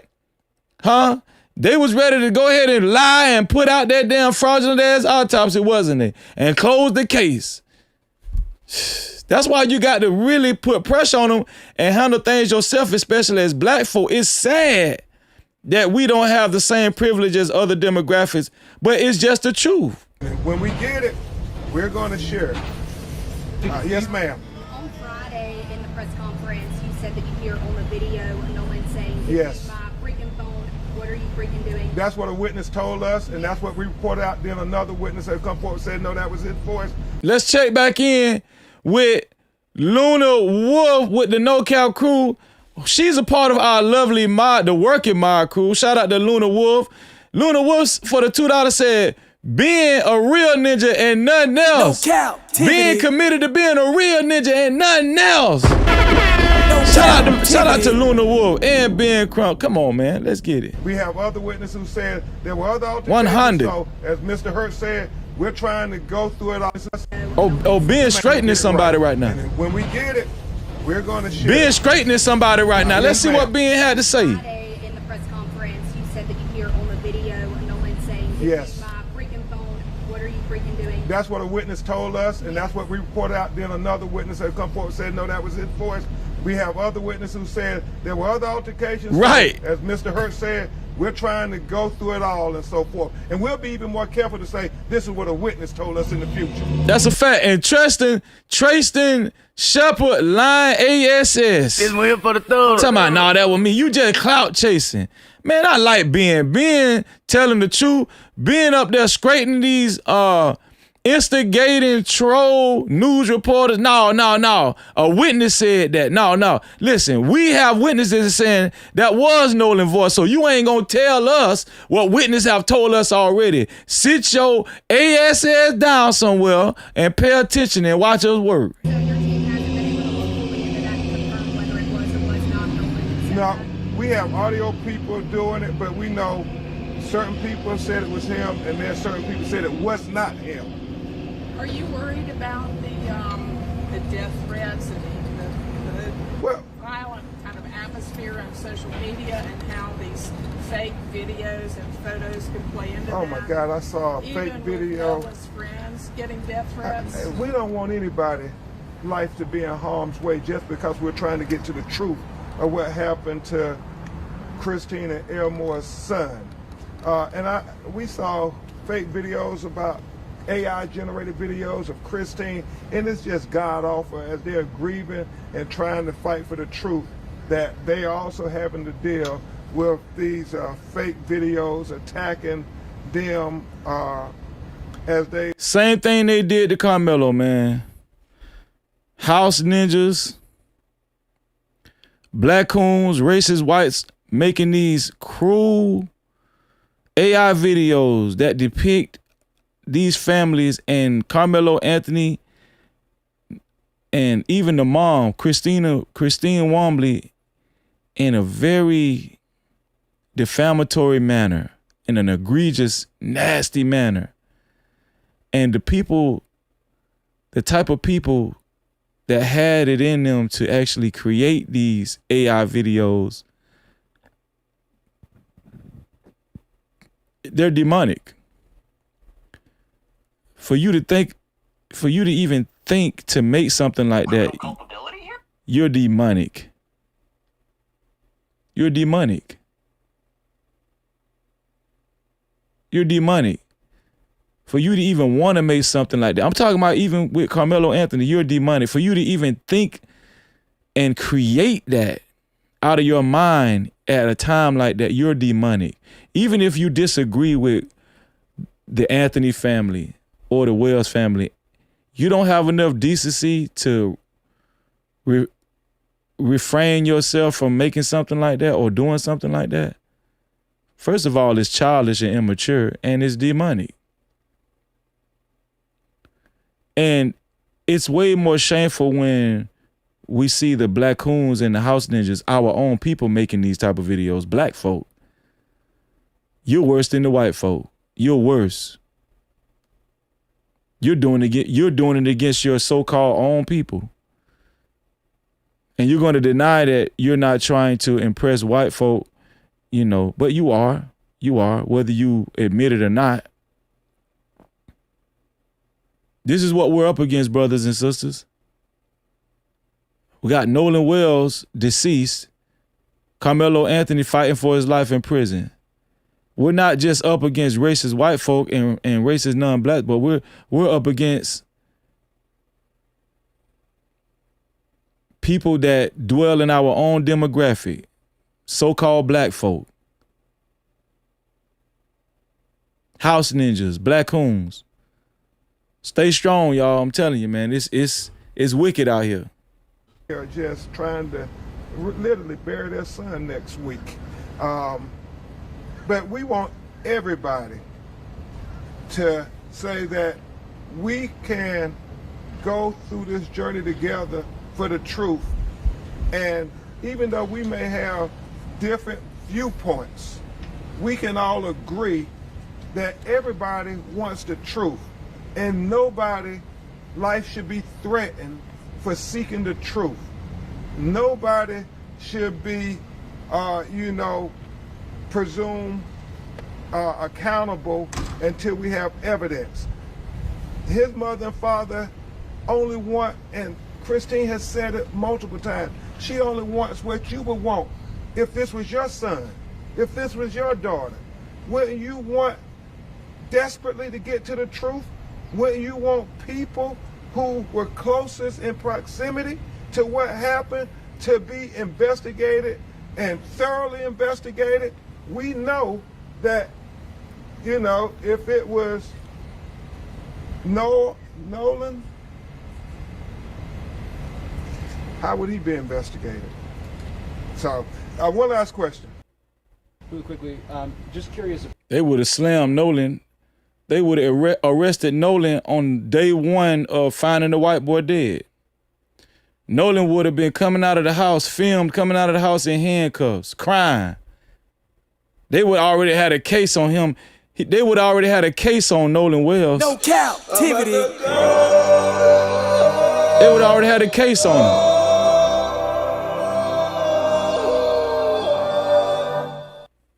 And if you don't believe that, understand that, man, you just lost. About the dynamic that you guys have had, Christine and Elmore, with law enforcement up until this point. Have you all been able to speak with the sheriff, any of the lead investigators, since what happened last week? So that was actually clarified in today's meeting. Hold on one second. Let's check in with the No Cap crew. Shout out to Josh. Appreciate you, Josh, for the $2 super cap. Let's check in with the No Cap crew. He said, can we call him being crunk? Can we call him being crunk? No Cap-tivity. Yeah, that's what I'm going to call him too, being crunk.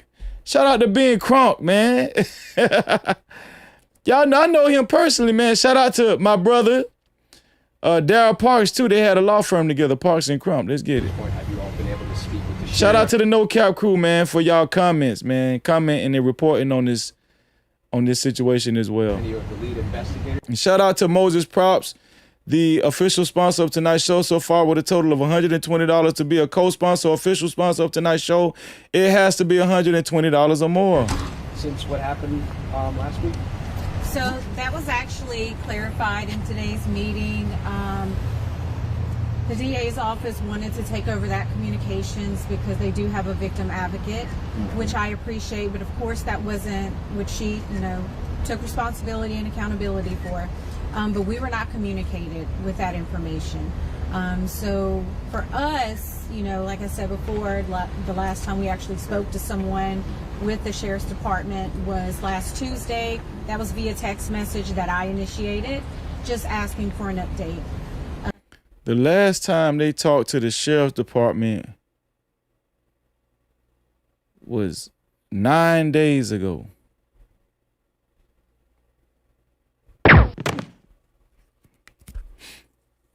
All they do is lie, man. That's all you do. You rap. All they do is gaslight you. That's all you do. You rap.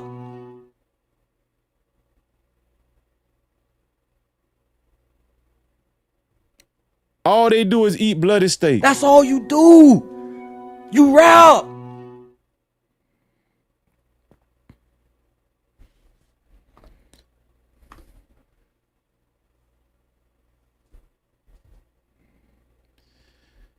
Nine days since the sheriff department got back with them and they lost a son. Since last week, Tuesday.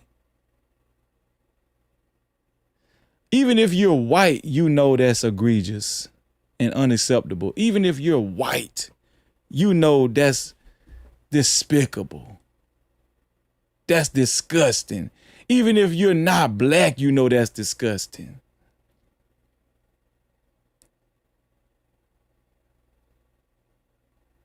The disregard for human life. And you're supposed to be the officials, the authority figures that we're supposed to rely on. Is so disgusting. The disregard for black human life.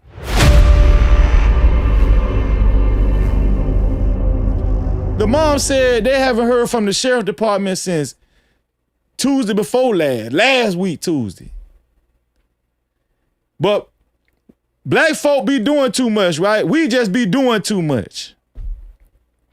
When the last time y'all heard a white family have them problems? Oh, we ain't heard from the sheriff department in almost 2 weeks. When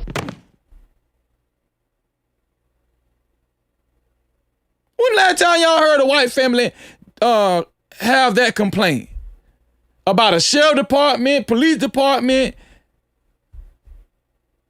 At least get back with us. At least give us a courtesy call.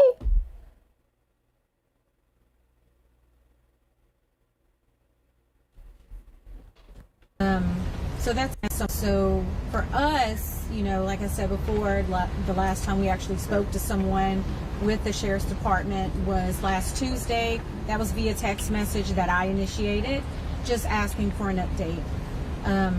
So that's the biggest thing is, you know, I appreciate that she took accountability for saying, hey, that was actually our doing. But, you know, we have a setup now. And so the hope is that we'll have that open. But you know, we have a setup now. Why y'all ain't have no setup even before Nolan Wells died? No Cap-tivity. Y'all just getting a setup?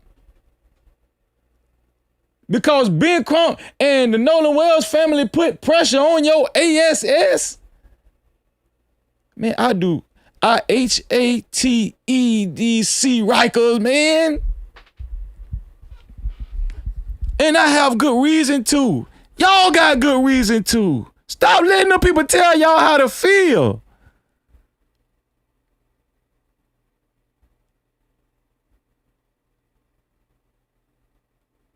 Or we're just getting a setup, so, you know, my bad for not calling you in about a week and a half, even though your son died and we don't know how he died.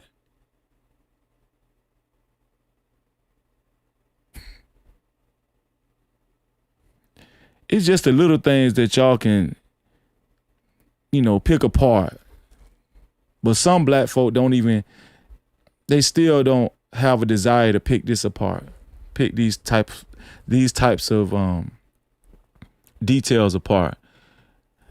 I'm gonna stay stuck on that. That just pissed me off. I'm sorry, man. This lady lost her son, grieving mother, a grieving father.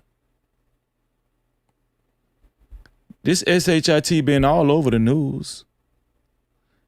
And y'all just getting a setup. What that mean though? They just getting set up to call you back? You need to get set up to call this family back? You just now getting set up to call them back? And they just think we just stupid, don't they? Yeah, I'm sorry. We apologize. You know, I'll take responsibility for that. We just getting set up to call you back.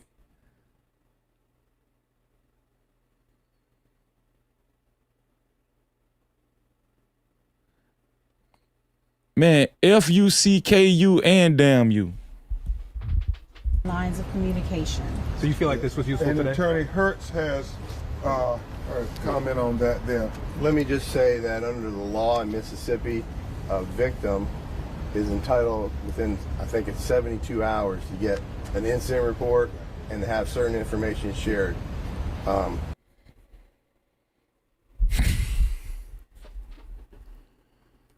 At least he told the truth. He said, let me just inform y'all that within 72 hours, a victim is entitled to an incident report. It's been more than 72 hours. Have title within. And Attorney Hertz has shout out to Attorney comment Hertz, on that man. there. Let me just say that under the law in Mississippi, a victim is entitled within, I think it's 72 hours to get an incident report and to have certain information shared. On Mississippi. Comment on that there. Let me just say that under the law in Mississippi, a victim is entitled within, I think it's 72 hours to get an incident report and to have certain information shared. It's been more than 72 hours. And we know he was being sarcastic. Of course, it's been more than 72 hours. It's been damn near a year. It been damn near a year. Might as well make it a year for the lawsuit. And all they did was help Ben Crump sue the hell out their ass. Do they know who they messing with? You took a week and a half to get back with this family, and her son died, and it's an ongoing investigation, and they're supposed to get back with you at least within 72 hours. That's like food for Ben Crump. That's like food for Ben Crump. These people so dumb. Ben Crump, at least this family finna get millions of dollars. At least they finna get, right there, that's grounds for millions of dollars right there. Ben Crump they finna have to downsize their police department, all kind of stuff. You took a week and a half to get back with this family because you racist. But no, you know, black folk need to stop bringing race into it. Yeah, that's what we need to stop doing. Black folk need to stop bringing race into it. All they did was make Ben Crump case stronger. All they did was make Ben Crump case even stronger. And I'm not trying to criticize the mom, but mom, I know you going through it with your son's death, but stop being nice with these C. Rikers, mom. Mama Walmsley, stop being nice with these C. Rikers. Y'all finna get that money. It's so much negligence in this case. It's so much negligence in this case. They got the right ninja on this case.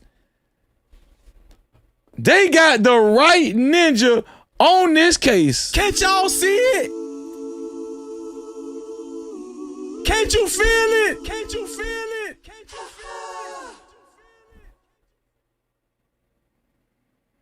They got the right ninja.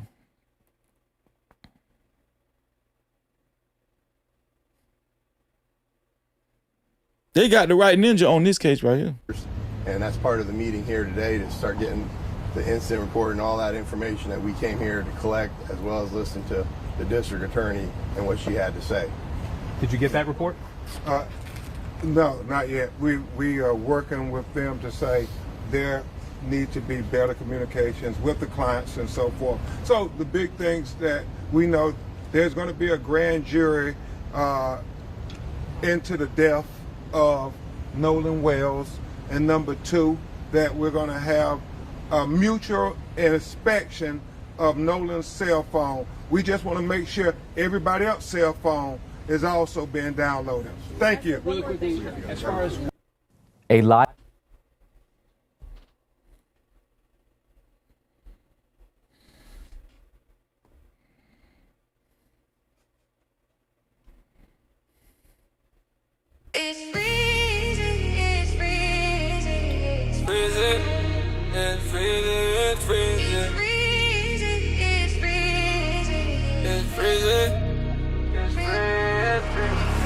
Came from the curb with a nice day 10. Graduated from the streets, no bars, no fence. No captivity, mindset breaking every chain. Taught by the pressure, never taught by the fame. Head full of topics, but my mind stay clear. Move with a purpose, I ain't moving in fear. No captivity, I don't fall for a trend. I don't sell my soul just to fit in with them. YouTube streets cold, yeah, I seen how it go. Clicks over character, everybody for sure. But I keep it real even when views get thin. No captivity, I'm free when I... What we going to next?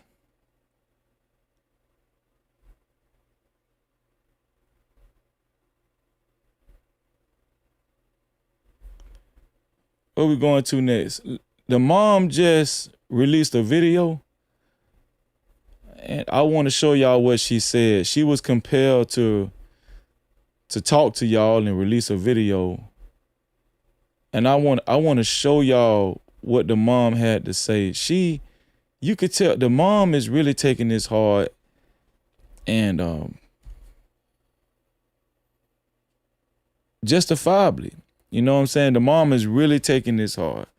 So we're going to see what the mom had to say. She just posted, I think she posted on TikTok. That's where she's the heaviest at, on TikTok. Right? Her son, Nolan Wells, think about, I'm not going to call no names, but there's members of the No Cap crew that expressed, their emotions as far as losing family members, kids, children, and it's hard, even losing your mother and stuff, losing a close family member or an immediate family member, it's hard. And this mother, the way her and her husband, because shout out to the husband too, he's been vocal, but you can feel his strength. He's been right there with her, and he talks. I like that about Elmore. I like that about Elmore, man. But y'all got to stop being afraid to say these white folk have been severely and extremely mistreating this black family, man. Y'all got to stop being hesitant to say that. If it was one of their kids, there would be a way more sense of urgency. And y'all got to know that. Y'all should know that. It would be a way more sense of urgency if Nolan Wells was white, or if one of those white kids died, like Wyatt or Warren. White folks should know that. There's some decent white folk out there.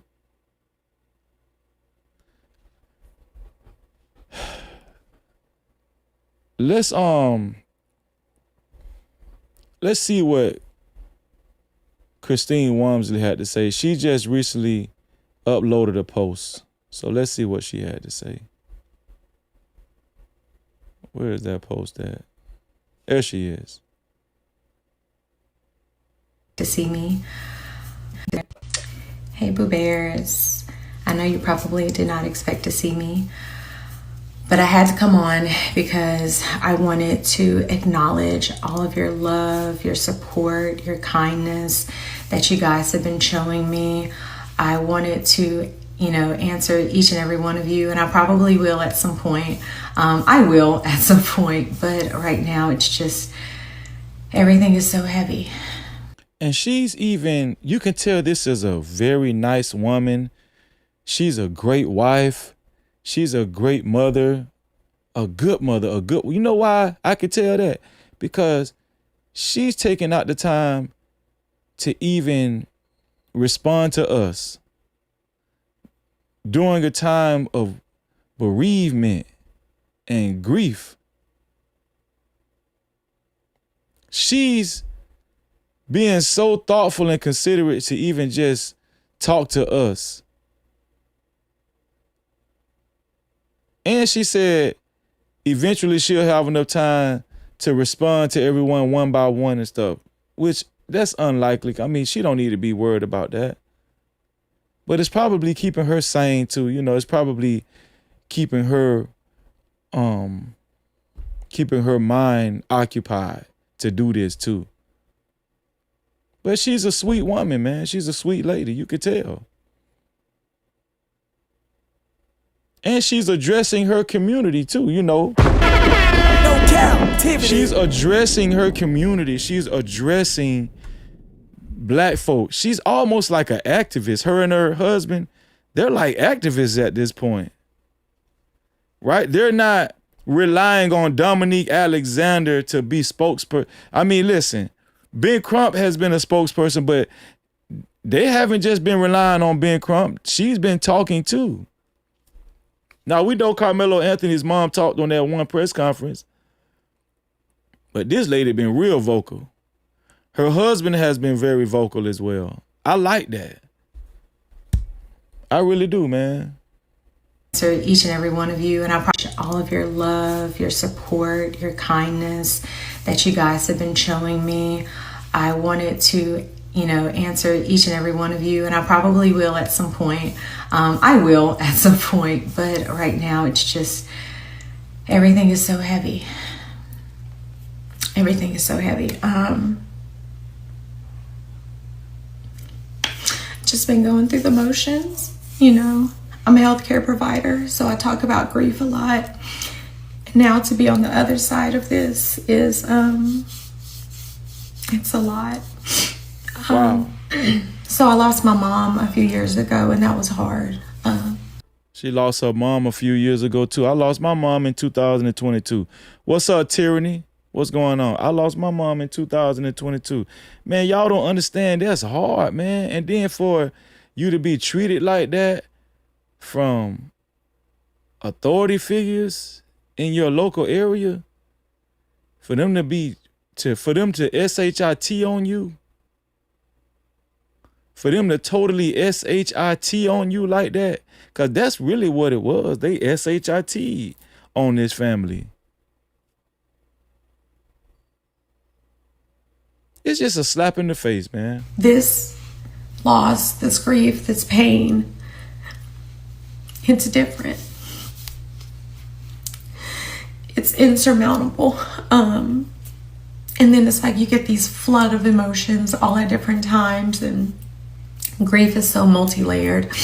1 second I might be okay and I can talk about things and I can listen to his stories, and then the next minute I am falling apart and I feel like I can't breathe, and I feel like there is an elephant just sitting on my chest.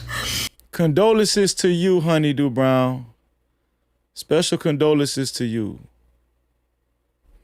Condolences to you, Dion. Condolences to you. I'm looking at what y'all saying. Probably not gonna be able to get to everybody, but shout out to y'all, man. Shout out to y'all. Condolences to y'all family, man. Condolences to Brownie. Condolences to your family. Yeah, I lost my mom in 2020. I was her caregiver for 22 years, man. That's why I know how the police department and this sheriff department is handling this family is egregious. It's disgusting. But, I know this is the process. I have a wonderful support system. I have my faith in God, which I've been leaning heavy into. But I just wanted to let you guys know that I see you. I love you. I'm thankful for all of you. And I'm so sorry that I hadn't been able to reply. I don't know exactly when again I'll post. For some reason, it does help. And I know if Nolan was here, he'd be like, Mom, just keep talking to the people, keep telling my story, keep telling your story. So that is going to be my plan. Again, thank you all so much. I love you. We love you too, Christine. Shout out to Miss Kim for celebrating 1 month of membership. She said, Freezy, she's showing love, and she said, love everyone in the chat. Shout out to you, No Cap-tivity. Miss Kim. We appreciate you. Shout out to Miss Kim celebrating 1 month in the VIP crew. Thank you, Miss Kim. We appreciate you. So that was Christine Wombley. It kind of get me emotional watching her speak. And shout out to her for having a strong husband behind her. Let's give a shout out to that, man. Come on, man. Shout out out to her husband. Shout out to, you know, all the black women with strong husbands leading their family. Strong husbands leading their family. This is what you want to see. And this is why, I'm going to tell y'all something. We lose Pookies and Ray Rays every day to street violence and, you know, thugs in our community, gang violence. The reason why, I need y'all to pay attention to this. The reason why this family and the Anthony family is getting so much support from the black community and other people of other community is because, you know, these are families that's doing what they're supposed to do. These are families that are good examples of mothers and fathers, husbands and wives. And the children, man, the children are exceptional. The children are very productive, right? Honorable. The families are honorable. This is why. And they're not even good enough for the black coons. They're doing what they're supposed to do. They always, you know, want us to criticize. They always want us to get on the family, the thugs and stuff in Chicago, Florida, California, up north, Texas. They always want us to criticize the thugs and stuff that's in the streets that's not doing what they should be doing, you know. But here it is of two honorable families, and the black coons and the house ninjas are still demonizing these people. You can't win for losing with these people. Shout out to Nikki Mosley for the 440 jewels. Thank you, Nikki. Thank you. You can't win for losing. Whether you're doing what you're supposed to do or you ain't, they're gonna criticize you either way. That's why we got to stick with one another. That's why we have to stick with one another, man. All praises to the Most High God. No captivity. All praises to the Most High, man.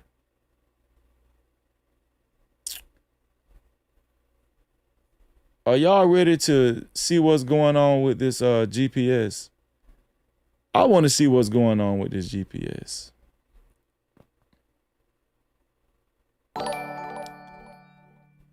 So let me show y'all this right here. Let me show y'all this. The GPS just got on my nerves. It really did. Shout out to Rosa Day. Thank you for the Uncle Alert. I appreciate that, Rosa Day. Thank you for the jewels. I appreciate you. And shout out to Nikki for the Uncle Alert too. Hold on 1 second, y'all. Let me see.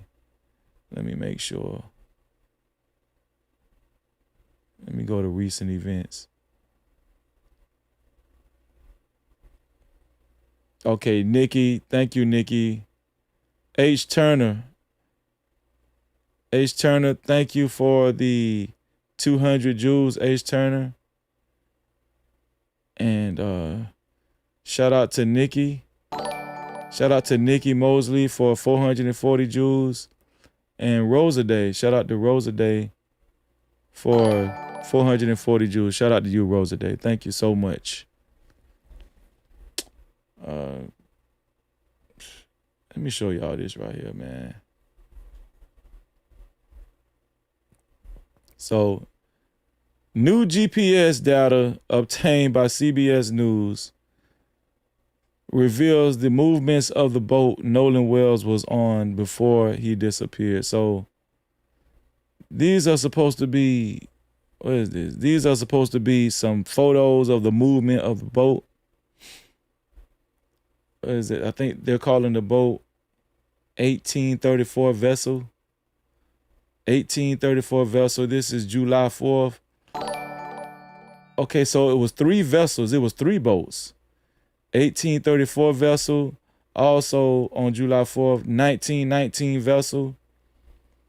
Also, okay, that arrived at Fort Bayou boat launch. Also, July 4th, 1947 vessel was trailered to Cardinal Lane, Biloxi, Mississippi. I don't know what that means. So it's 3 boats, y'all. It ain't just one boat the white boys is on. It's 3 boats. Let's read CBS tracking. what is this? Because what is this? That we need. Is there a OIC out here on the island that we need to speak with? Okay, this is somebody on Twitter wrote, "I need your help again. Still going through Nolan Wells' dispatch and trying to figure out the missing word." She's trying to figure out the missing word on July 5th, 2026 at 11 a.m. Is there a blank out here on the island that we need to speak with? Did he say someone's name? Whose name? Thanks.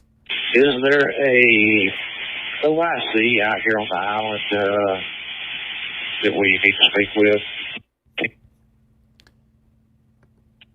Is there a OIC out here on the island that we need to speak with? How did this person get the dispatch? Do y'all know where I can find Nolan Wells' dispatch? In the meantime, let's read CPS's GPS information. So right here, the vessel left a dock. New GPS data for boat Nolan Wells was on before disappearance. 1:38. This is what at 1:30. No, I don't know what that is. That 1:38. Okay, no, disregard the 1:38. The vessel left a dock at approximately 9:56 a.m. that morning and arrived at Horn Island at 11:14 a.m. So it left the dock at almost 10 o'clock, 9:56 a.m. and arrived at Horn Island. What is that? About an hour and 20 minutes later. An hour and 20 minutes later, it arrived at Horn Island at 11:14 a.m. CBS News has previously reported that Wells was not on the boat when it departed the island.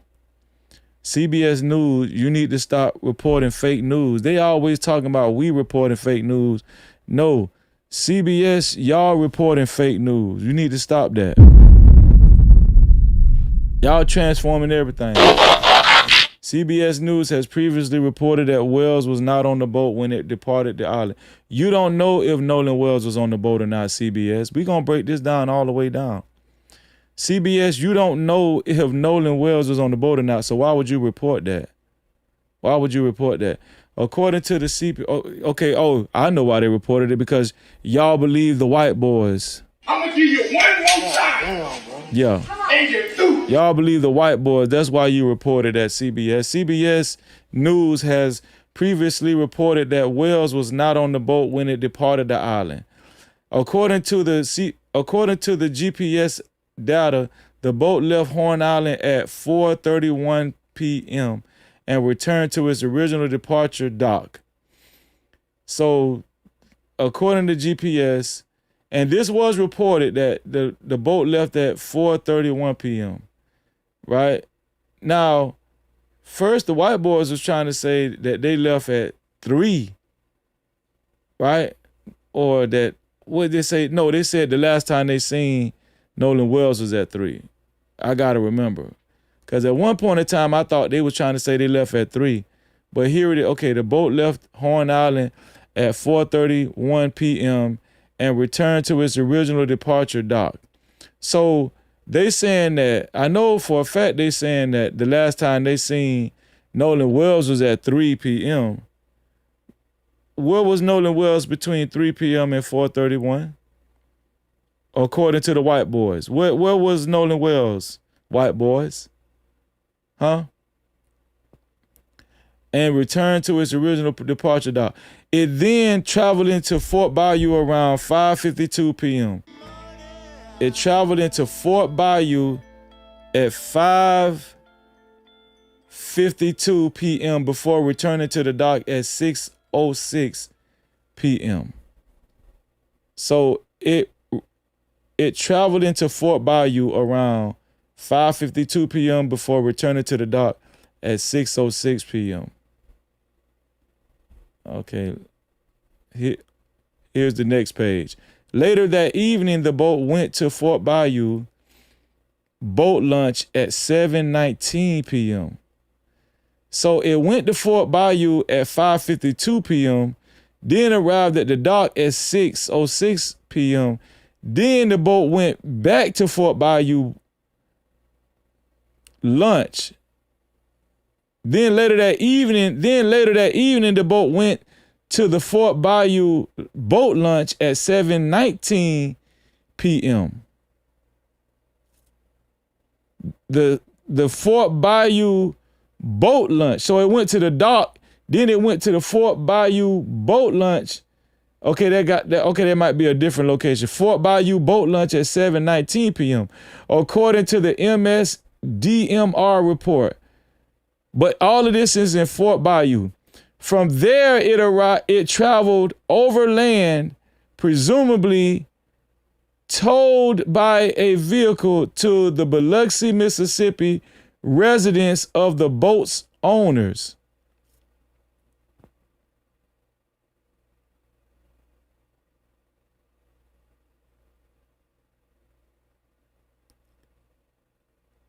Wait, I just read that it was 3 boats though.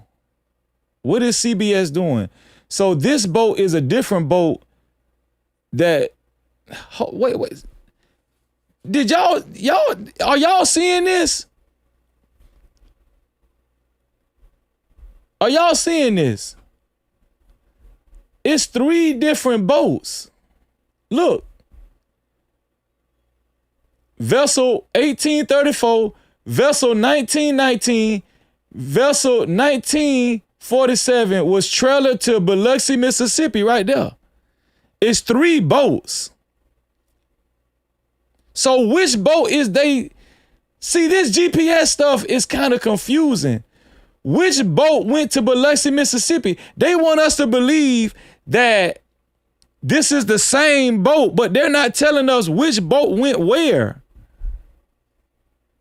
They're not telling us which boat went where. CBS is not telling us which boat went where.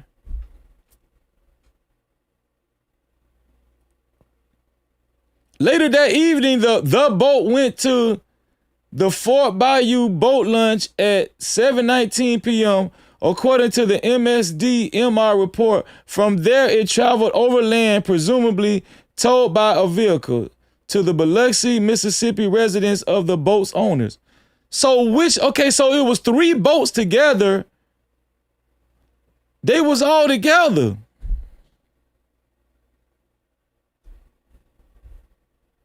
The MSDMR, those are times. The MSDMR report indicates that the boat's owner, his mother, and one other individual who was reportedly with Wells on the day of the incident have cooperated with the investigation. So you saying those are times?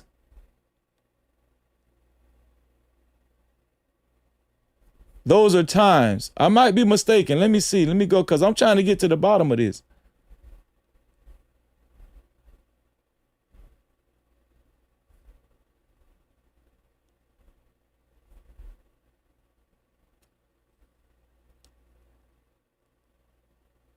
Wait, but hold on. Okay, it's the same vessel. My bad. It's the same vessel. So 1919, 1947, 1834. That's a time.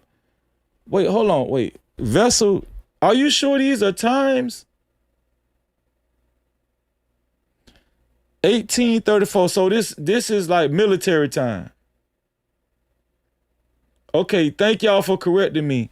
See, I need correction. I can accept correction because I want the right information to get out there. But I thought that was the idea of the boat. So that the vessel is one vessel M140-88BU underway. M140-88BU underway. So 1834, that was a time. Then it went to, thank y'all for correcting me. Then it went to then it arrived at Fort Bayou boat launch at 1919, the time. Then at 1947, it arrived at Cardinal Lane, Biloxi, Mississippi. My bad. I read that wrong, y'all. I read it wrong.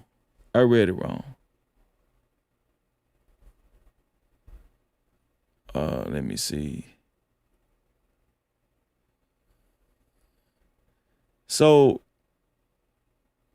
these are the routes that it's got right here. So where is Biloxi, Mississippi? Biloxi is all the way up here. So it went all the way up here. Let me put this so to where I can see my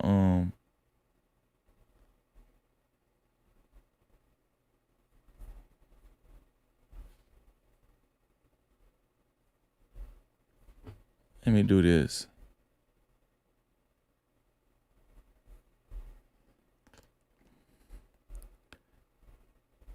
So where is Biloxi?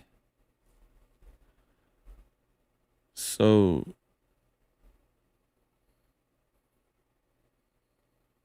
wait, so the boat, is this the island? Is this the island now? Is this the island? This got to be Horn Island right here. So it went from the original dock and it traveled here to the island. Then they left and went this way. Is this Fort Bayou right here? And then is this Biloxi up here? Is this Biloxi?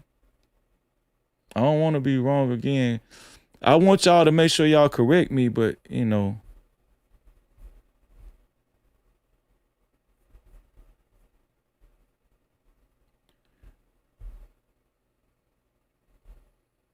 Okay, so it started here first, and then this is Horn Island, I think.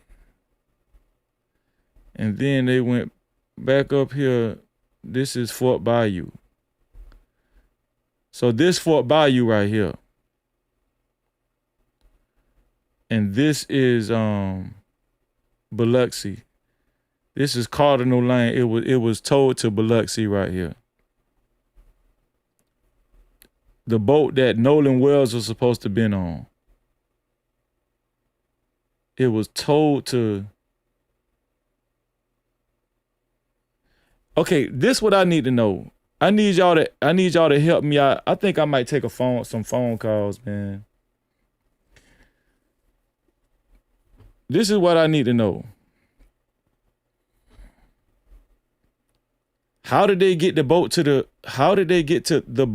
original dock in the first place? How did they get the boat to the original dock in the first place right here? They had to drive the boat. You have to trailer the boat. So who trailered the boat to Biloxi, Mississippi? The original people that trailered the boat to the dock, and they had to trailer the boat to Biloxi. Why did they trailer the boat to Biloxi? To get fixed? But they said this is where the owner lives, right here. Wait, hold on, man. This shit confusing, man. We got to get to the bottom of this, because that's why I said this GPS stuff. This GPS stuff is confusing. Thank y'all for having patience, man. This GPS stuff is very confusing.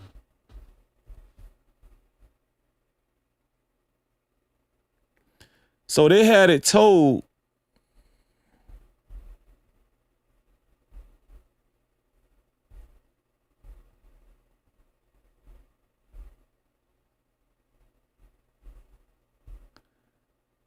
So they had it towed.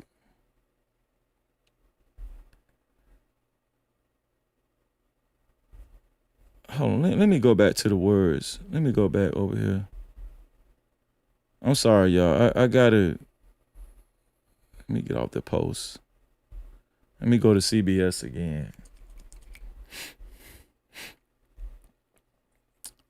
presumably towed by a vehicle to the Biloxi, Mississippi residence of the boat owners. It was towed to the boat's owners. The owner lives in Biloxi. So that means they had to drive the boat from Biloxi. What does that mean, though?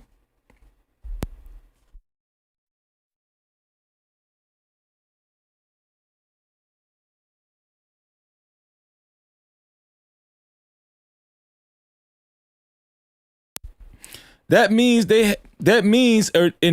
originally they had to drive the boat from Biloxi. Am I right about that? Or am I missing something here? If they trailered the boat back to the owner in Biloxi, Mississippi, originally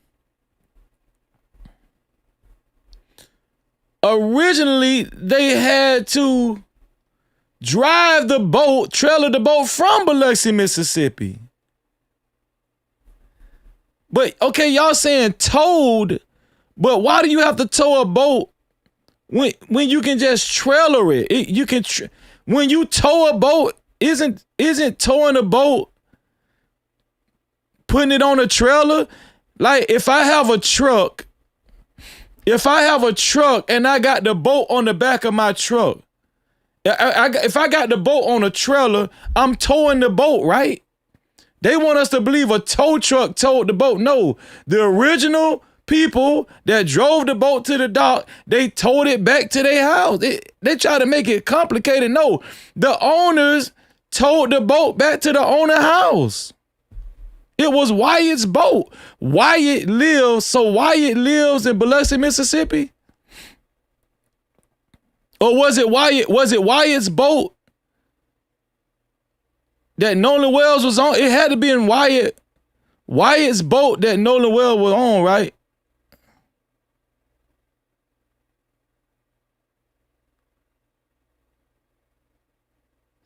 Man, I'm so confused, man. I need y'all here. I need somebody to call. I need y'all to call in because I'm so confused. I don't got all the answers. I'm sorry. But I'm relentlessly wanting to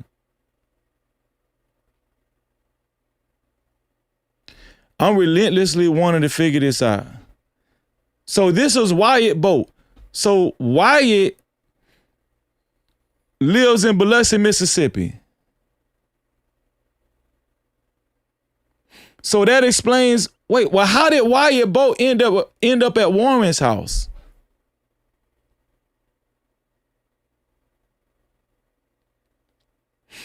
Didn't the boat end up at Warren's house?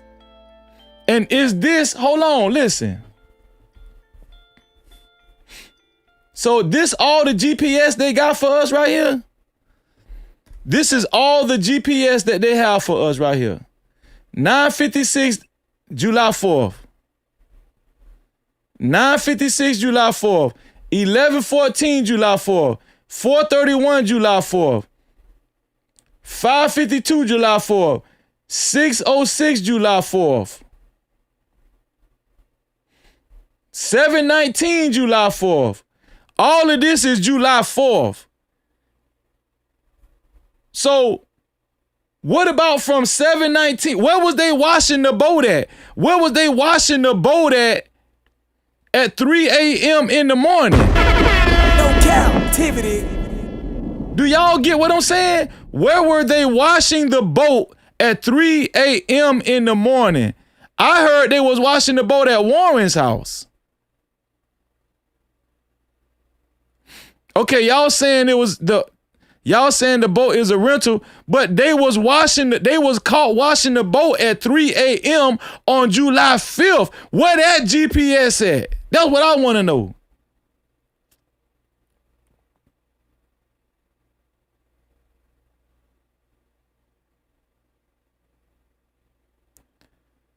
So y'all, the Judge house is Warren's stepmother. But the boat is Wyatt's boat. It's Wyatt's boat though. And right here is saying that it went back to the boat's owner. It went back to Biloxi, Mississippi, to the resident of the boat's owner, which is Wyatt. So how in the hell it ended up at Warren's house and they was washing the boat at 3 a.m. in the morning on July 5th? This one here for the thug. The judge's house is Warren's stepmother.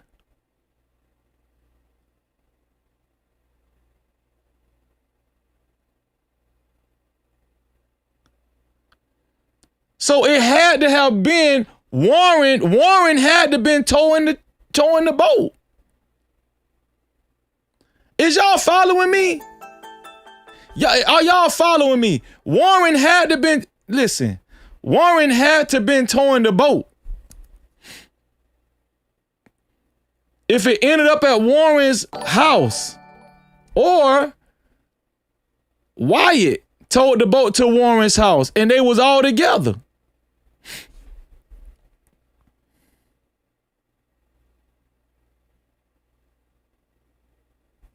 Like, this GPS information don't really give me nothing. Okay, I was asking, was it more than one boat? Y'all saying this is one boat. Now y'all saying it's more than one boat. But listen, and you know I love y'all, but I'm trying to get to the bottom of it. Y'all said all of this is one boat. That's what y'all told me. All of this is one boat. Vessel MI 4088 BU. This is the same vessel. All of this is one boat.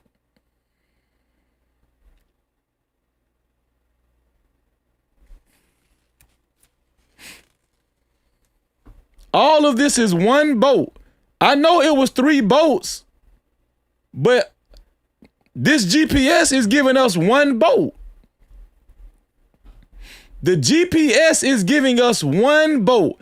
The vessel left a dock at approximately 9:56 a.m. that morning and arrived at Horn Island at 11:14 a.m. CBS News has previously reported that Wells was not on the boat, when it departed the island. It's talking about one boat.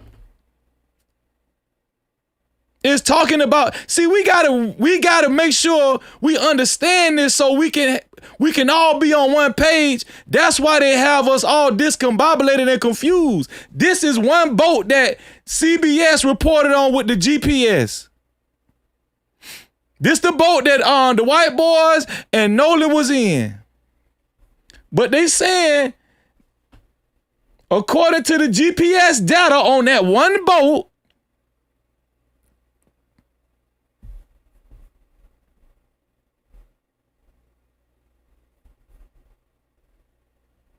according to the GPS data, the boat left Horn Island at 4:31 p.m. That one boat, this is GPS for that one boat, and returned to its original departure dock. That's those squiggly lines. Okay, so it went back to its original departure dock. Well, hold on. Wait. That ain't what these lines is saying. Wait, hold on, man. Something ain't right, man. Hold on. Now it's saying it went back to its original departure dock. Wait. This is the original. Hold on. This is the original departure dock right here. This is the original departure dock underway. It's showing the boat come back this way. It's showing the boat go down to the island. Then it left. It did not go back to its original departure dock because the original departure dock is up here. This boat went to Fort Bayou dock. What is CBS talking about? It did not go back to its original departure dock.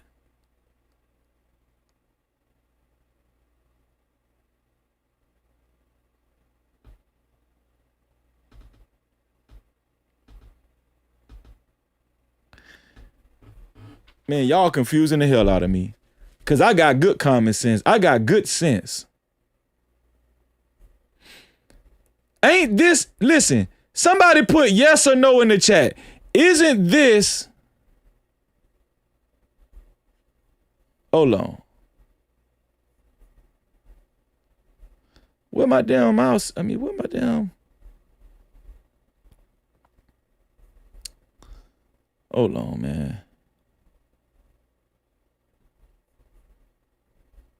Okay. Somebody put a yes or no in the chat. Isn't this the original departure doc right here? Isn't this the original departure doc? This is the original departure doc. Then the boat traveled to Horn Island. Then CBS said when it left at 4:31, it went back to its original. No, it didn't. It went to Fort Bayou dock.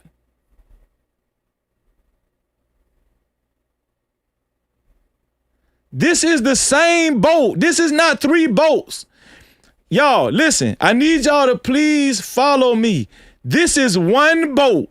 This is vessel M14088BU. This is one boat that is tracking. It's tracking. This is a GPS for one boat. Am I right about that?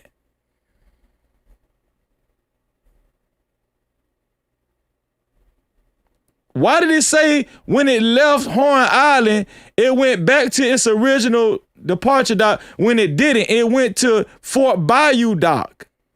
Right here.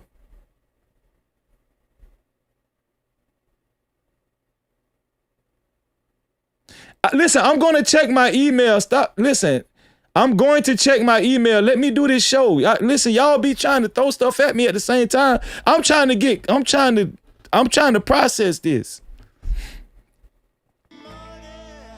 I'm going to read the supercast in 1 second. Because this ain't making no sense. I don't care what nobody say. This ain't making no sense to me. It's just not making sense to me, man. This information that CBS gave is just not making sense.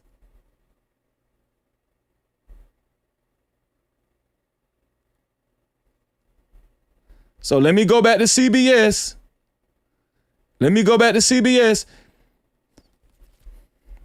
According to GPS data, the boat with the GPS, according to GPS data, the boat with the GPS data left Horn Island, that island strip, and it at 4:31 p.m. and returned to its original departure dock. No, it didn't. No Cap-tivity.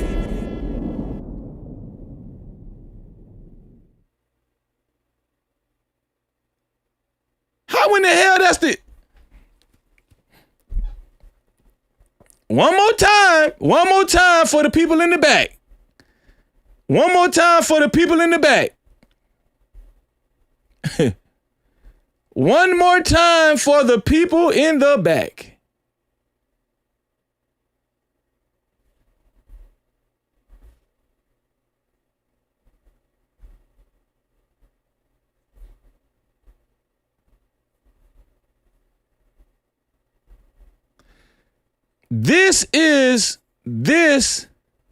Wait, hold on.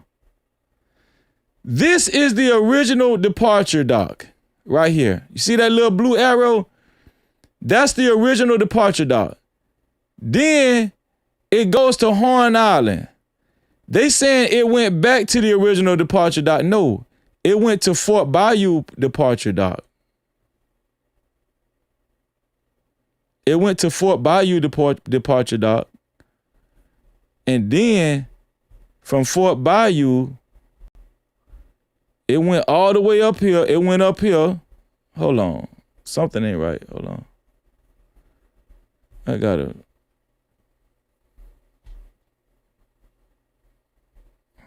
My bad, y'all.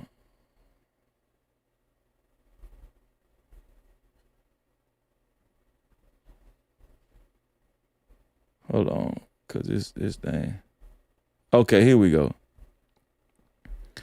This is the original departure dock. Then it went to Horn Island.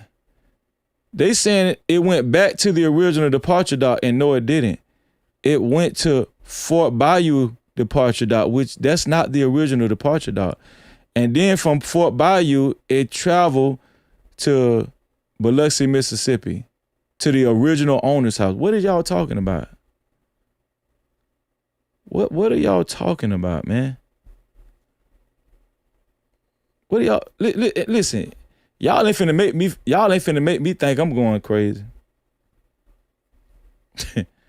Nah. I know what I see, I know what I read. Yeah. I know what I see and I know what I read. That don't make no damn sense.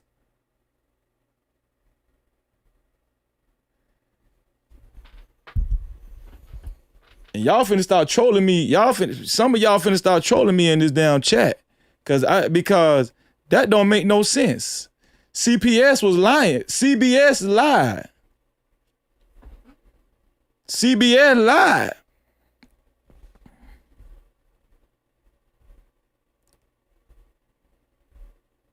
Listen, y'all keep talking about who boat it was. All I need to know is this supposed to be the boat that Nolan Wells was on, right? Ain't this the boat? Let's go back up, cause y'all listen, y'all confusing y'allself. Later that evening, the boat was on whether it was Jack's boat, Wyatt boat, Warren boat, I don't give a damn. They already said it was Wyatt's boat. Right? They already said it was Wyatt's boat. Later that evening, the boat went to Fort Bayou boat lunch.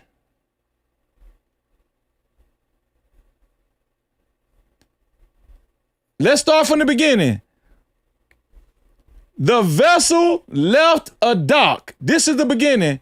The vessel with the GPS left a dock at approximately 9:56 a.m. that morning. All of this is one boat. All of this is, listen, is all of this one boat right here? Put yes or no in the chat. Is all of this, the times that they given on this vessel, is this just one boat? Put yes or no in the chat. Let me see if y'all keeping up with me. Is all of this, what CBS, this GPS, is all of this one boat? Put it in the chat. Put it in the chat. Yes. All of this is one boat. Okay. Also, again, is this the boat that Nolan Wells was on? Is this the boat that Nolan Wells was on? Yes or no in the chat. Yes or no. Yes or no in the chat. Is this the boat that Nolan Wells was on? Yes, this is the boat Nolan Wells. So we know this is one boat that they're reporting on CBS, and Nolan Wells was on this boat that they tracking with the GPS. That's the reason why they tracking the damn boat with the GPS, because this the boat Nolan Wells was on.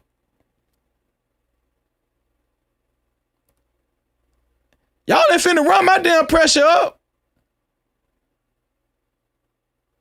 That's why we be so confused, because it's so many unnecessary stories. Oh, that's Jack's boat. Oh, this Warren boat. Man, damn that. This the boat. This the boat Nolan was on. This the boat Nolan was on. It arrived at Horn Island. The boat Nolan was on arrived at Horn Island at 11:14 a.m. The boat Nolan was, because I got to get elementary for some people. I got to get elementary. The boat Nolan was on, CBS News has previously reported that Wells was not on the boat when it departed the island. According to the GPS data, the boat Nolan was on left Horn Island at 4:31 p.m.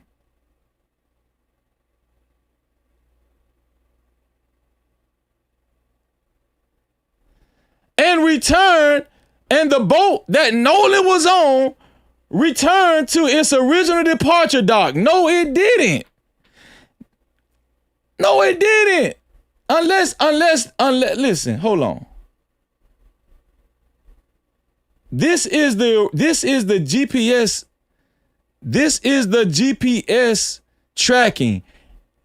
It did not return to its original dock. Unless this is just a wrong diagram. This is a wrong diagram right here.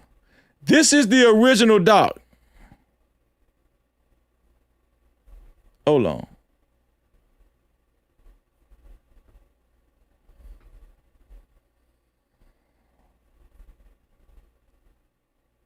This is the original dock.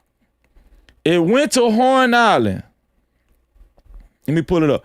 It went to Horn Island. This is the original dock. CBS telling us it went back to the original dock when the lines is going to Fort Bayou boat launch. It went to Fort Bayou. It didn't go back to the original. Man, I'm not finna keep going through this. I'm not finna keep going through this with y'all.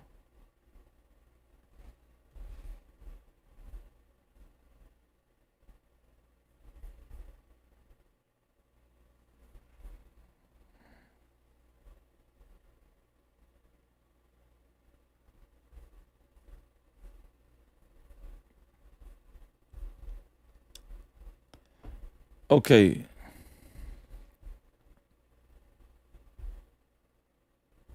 So it traveled, it said it went to its original departure dock. Then after it left the original departure dock, they saying it went back to its original departure dock. Then after it left its original departure dock, it then traveled to Fort Bayou. So we know it went to Fort Bayou, but the lines is not showing that it went back to its original departure dock. But listen, it went to Fort Bayou at 5:52. So hold on. Do y'all see the discrepancy right here? If the boat left at 4:31 from Horn Island, it already took an hour and 20 minutes to get to Horn Island from the original departure dock. How in the hell was the boat able to go back to its original departure dock and then go to Fort Bayou, get to Fort Bayou by 5:52? That's a total of an hour and 20 minutes. An hour and 21 minutes. So they want us to believe, CBS want us to believe that it took an hour and 20 minutes to go from the original departure dock to Horn Island from 9:56 to 11:14 it took to get to Horn Island. Then they want us to believe it made more trips and it only took an hour and 20 minutes. Then they want us to believe it went from Horn Island at 4:31 to the original departure dock, which take an hour and 20 minutes, then went to Fort Bayou, and it arrived at Fort Bayou at 5:52. That's a total of an hour and 20 minutes. That's more locations, and it's still an hour and 20 minutes. Man, when I tell y'all this shit is confusing, I don't know if they wrote this wrong. Later that evening, the boat went to the Fort Bayou boat launch at 7:19 p.m.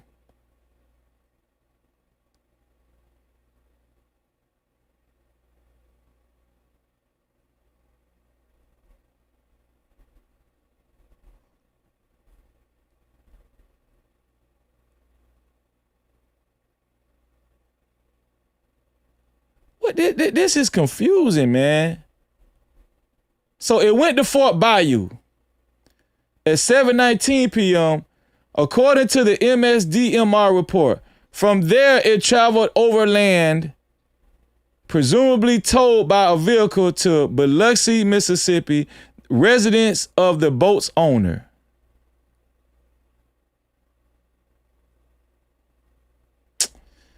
Man, damn that. Man, I ain't finna keep doing this, man.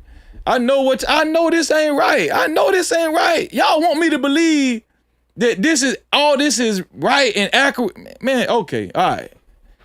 They ain't finna get me. It might get y'all, but they ain't finna get me. No.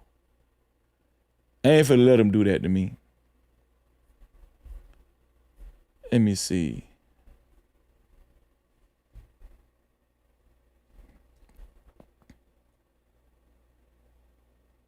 And the boat was sinking, and they say the boat was taking in water.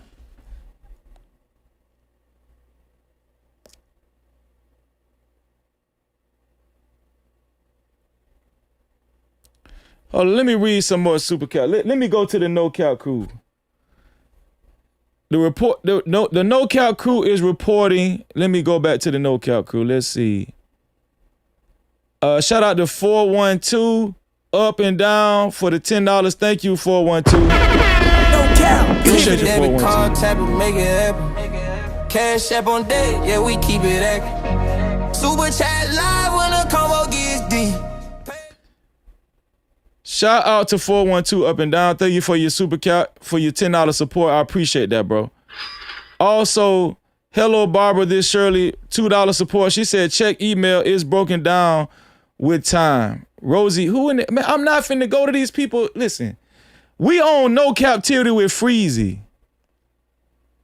We gonna break this down. I'll look at y'all. I'm not going to my email. I'll check my email later. It's too many emails. I got 1,000 emails. Shout out to hello Barbara this Shirley. I appreciate you, sis. Also, shout out to Vicky Dub. $10. Shout out to Vicky Dub. Use a debit card, tap it, make it happen. Cash app on deck, yeah, we keep it active. Super chat live when the combo gets deep. PayPal slide through, show love to the.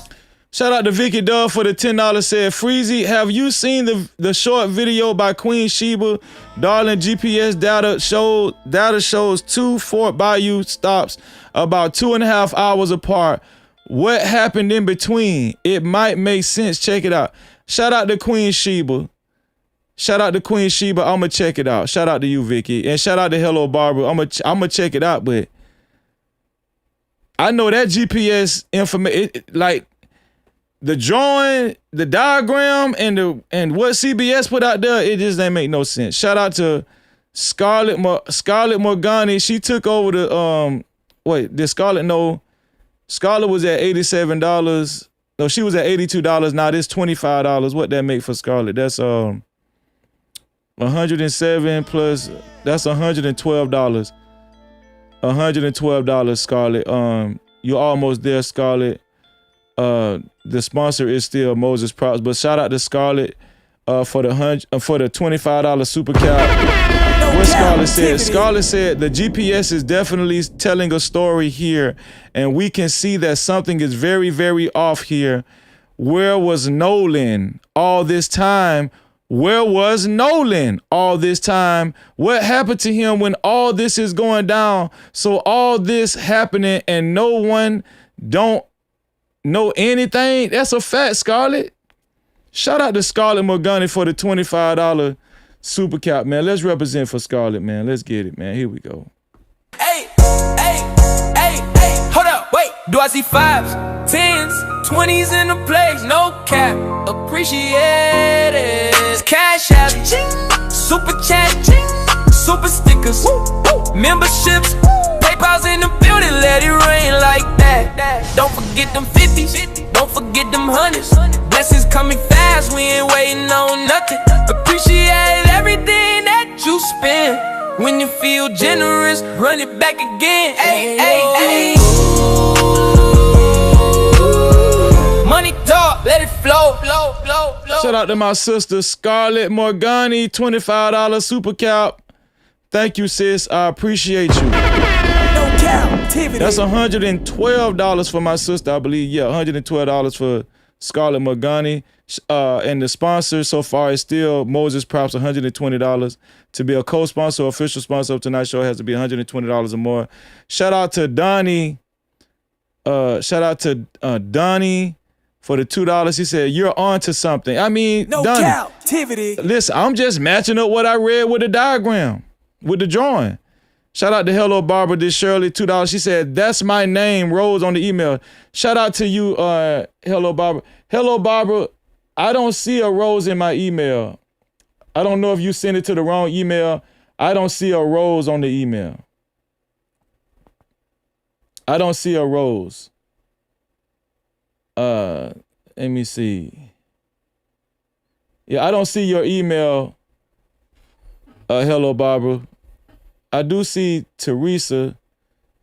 Shout out to Teresa. Shout out to Teresa. Teresa sent this. Nolan Wells. Let's see. Here goes some more timeline. Let's see. Here we go. Nolan Xavier Wells official timeline for the GPS. 9:56. That's what we read. The boat leaves its original departure dock. 11:14. The boat arrives at Horn Island. We read that. 4:31. The boat leaves Horn Island and returns to the original departure dock. 5:52. The boat travels into Fort Bayou. So how in the hell the boat? Okay, we just read that. We just read that on CBS. I don't need to read this again. We read this on CBS. What I'm trying to tell, this is what I'm trying to tell y'all, because I don't think y'all following me. I don't think y'all really understanding what I'm trying to tell y'all, what I'm trying to show y'all, actually.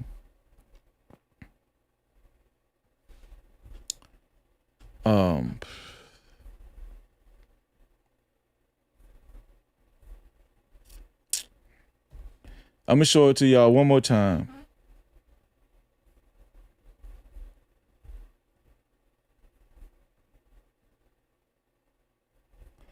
I wonder why this is doing this. Let me go back to my original screen, because this is.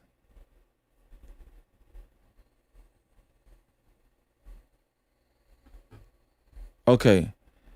This right here is the original departure dock.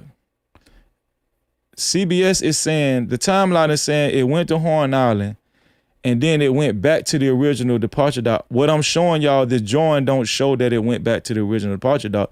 It's showing that it went around the corner to Fort Bayou. Right? The drawing is confusing me. That's what I'm trying to show y'all. This is the official drawing for the GPS. This is the official drawing for the GPS right here. I think it's the official drawing.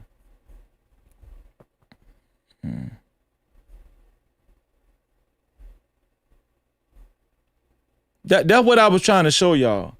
I'm not disputing whether it went back to the original departure. I'm telling y'all the drawing don't show that. Y'all say y'all get it. Okay, that means I don't got to explain this again, because I feel like I'm going hoarse explaining this right now. Shout out to Josh, $2. He said, kindly open the lines, Freezy. Yeah, I'm about to open the lines, bro. I got some more stuff to show you, and I got a couple more things to show y'all before I open the lines. But we went over that was I'm gonna open the lines. I'm gonna talk to y'all, man. I'm gonna talk to y'all.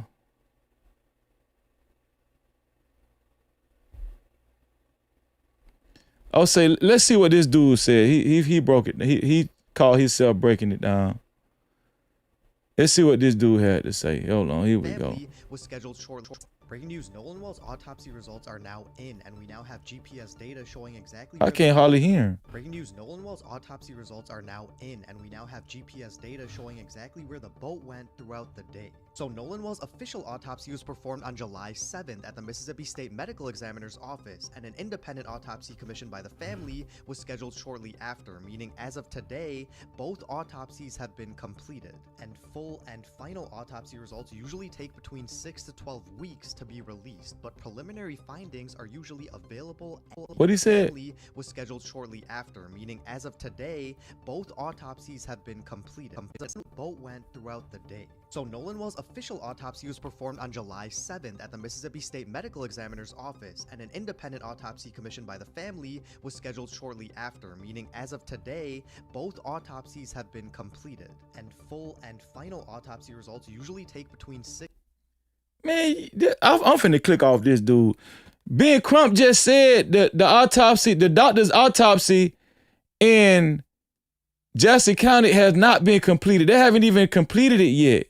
What is he talking about? 6 to 12 weeks to be released, but preliminary findings are usually available and released within 24 to 72 hours. And the attorney Ben Crump said that independent autopsy results were in and expected to be released Friday, July 10th. However, they were delayed due to issues transporting Wells' body, which is making people wonder why the preliminary findings of the official autopsy have not yet been released when it was performed before the independent autopsy. I mean, what are they waiting for? Are they waiting for the results of the... Man, this man don't know what the hell he talking about. Ben Crump just said with the DA in the press conference that the doctor's autopsy has not been completed yet. What is this dude talking about?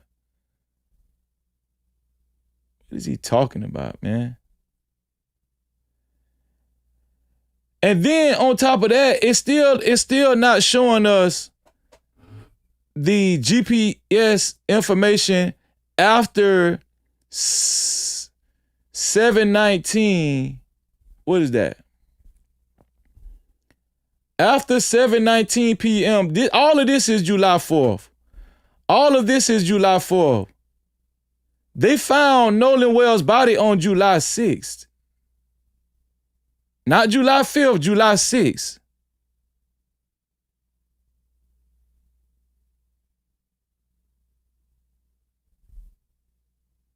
So where is the GPS information for these phones? We need that 360 information that Christine Walmsley tracked down her son's phone. We need that damn... Listen, 7:19 p.m. on July 4th, that's where the GPS stopped. That's where the GPS stopped. Okay, this is just one boat. They said it was like 2 other boats. It was 2 other boats. They could have, somebody else, they could have dropped his body on another boat, and the other boat took him where he was going. Where the other boats went? If it's 3 other boats, where did the other boats go?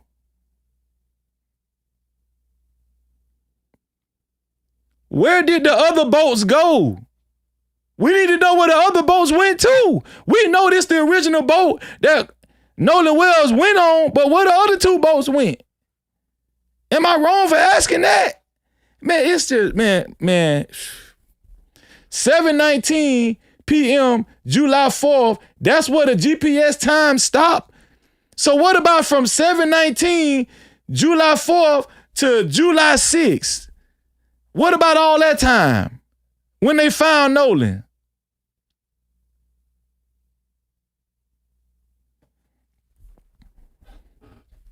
They want us to believe this GPS information is just, it should be like it debunks us and it should make us feel like these sea rockers is telling the truth. No, they not.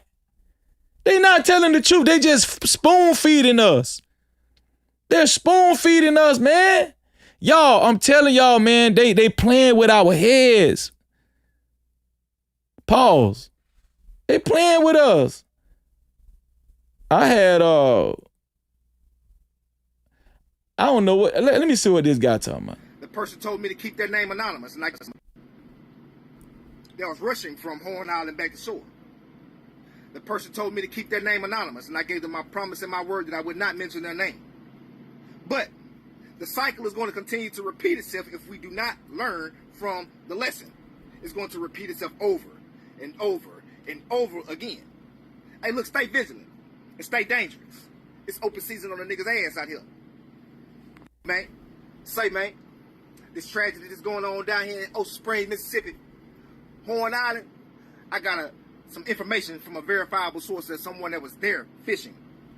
You need to call the sheriff down there and have them investigate 3 brown boats that are identical. See? I found this on Twitter. I was like, it was 3 boats. Ain't nobody, has anybody reacted to this guy yet?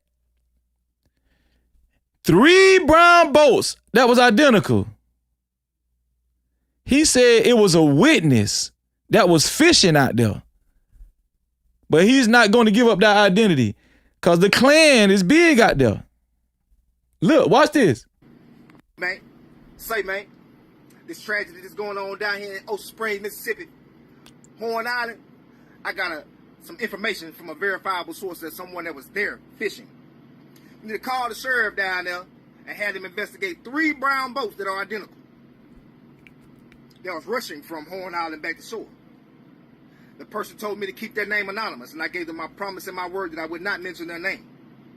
But the cycle is going to continue to repeat itself if we do not learn from. So he's saying that the 3 brown boats went to the same destination. What about the other boats? Where the other boats went?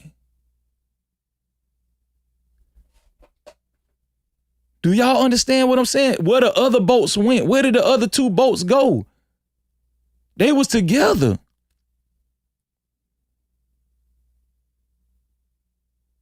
Where did the other boats go?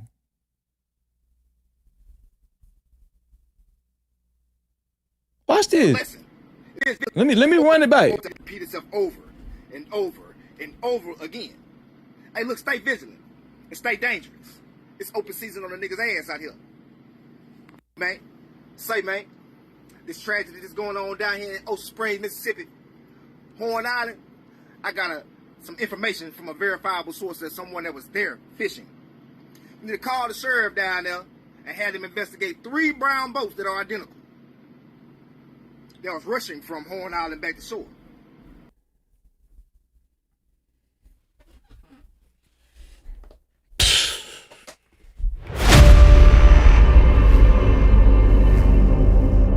Where the other boats at? Why they just want us to focus? They want us to focus on that one boat. They want us to focus on that one boat. Where the other boats at?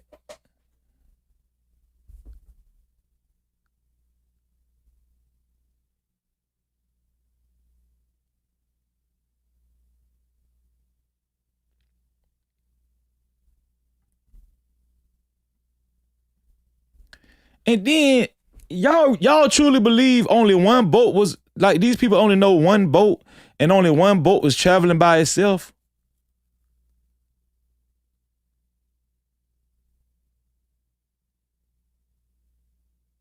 That's what they want us to believe, that this one boat was traveling by itself. They had, for this to be such a mystery, they had to have help. For this to be such a mystery and for Nolan Wells' body to not be there on July 5th, but it was in the same spot they went to go look at on July 6th, they had to have help. It had to have been more than one boat. That's what I'm telling y'all. Listen, they're playing duck, duck, goose. They want us to follow this one boat. It was another boat.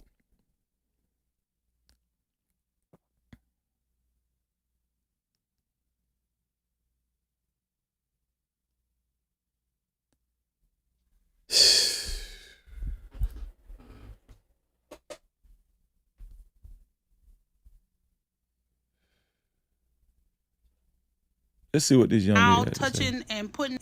Y'all, the feds are in Mississippi, the FBI is in Mississippi, and they are now touching and putting their hands on the Nolan Wells case.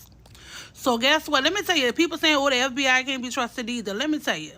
Them people in Mississippi, them DAs, them judges, them lawyers, the people that work down there at the coroner's office, the police department, all them people grew up together, went to school together, know each other. They don't know these FBI agents that's down there. I said it last week or the other day. I said internal affairs need to be investigating every single person that put their hands on any document that was signed regarding Nolan Wells. Whether it was a police report, when the alleged witnesses made statements, whether it was the coroner with the coroner's office, everybody, the post that the judge made, everybody who have their signature or their John Hancock on anything pertaining to Nolan Wells need internal affairs to investigate them. FBI is now there and they're going to break the seal. Yesterday I was a little off. I said something big was going to happen yesterday, but I was a day early. It's something happened today. FBI is on it, baby. We going to get justice for Nolan. Shout out to the FBI going down to Jackson County. I don't know what this guy talking about.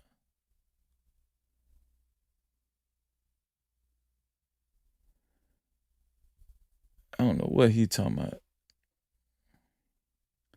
I think I had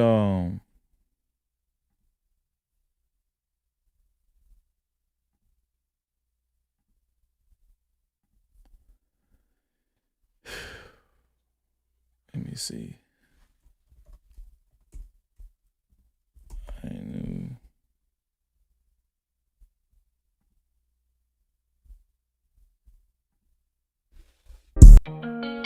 Yeah. You can't try me, no captivity. Crazy. I know it's hard to understand me. Respect me, let's speak reality. I'm focused though, please don't ask where my mind be. It's about the community. When life slide, was it appreciating the way that... Okay, I wanted to play the phone call where the boys was like panicking or whatever. Nolan Wells dispatch.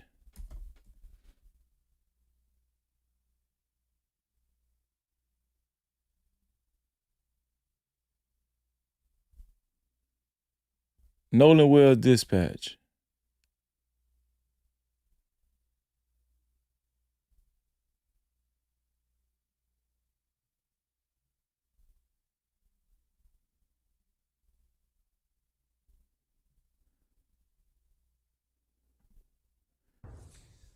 Welcome back. First on CBS News, newly obtained GPS data shows the movement of the boat that carried Nolan Wells to Horn Island over the 4th of July weekend. The Mississippi teenager was found dead. Okay, watch this. Missing for 2 days. And then Now watch this. This will let you know that's the right diagram that I showed y'all. Watch this. we know that after... Now this is this CBS News. This CBS News. Watch this. 5 p.m., that boat, without Nolan Wells on it, See that? traveled a different route and docked in another place. Different, actually quite a ways away from where... Man, damn, I know that was right. I know that was right. Y'all better stop letting them people tell y'all anything. This lady said it docked in a different place. But CBS said it went back to the original dock. I don't know if CBS made a mistake. I don't know if it's some funny business going on. This CBS. And this is the same diagram I showed y'all. Now she's saying it left without Nolan and went to a different dock. Look at what she just said. And without Nolan Wells on it, traveled the boat landed on the island, and then we know that after 5 p.m., that boat, without Nolan Wells on it, traveled a different route and docked in another place. Different. Man, y'all finna stop playing with Freezy, man. Y'all finna stop playing with forensic Freezy. This one here for the thug. I know what I was talking about. This what I was trying to tell y'all. Man, listen, man. But CBS said it went back to the original dock. Didn't I show y'all that? CBS also said it went back to the original dock.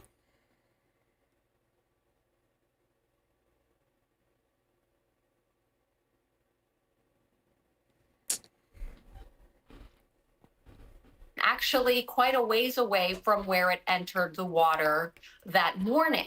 And then we know the route that those young men who were on the boat that took him, that path that took them to the home of the boat's owner. All of this is being scrutinized by law enforcement. So this is a key part of it, because the big question is, what happened to Nolan Wells, and did anyone see him enter the water?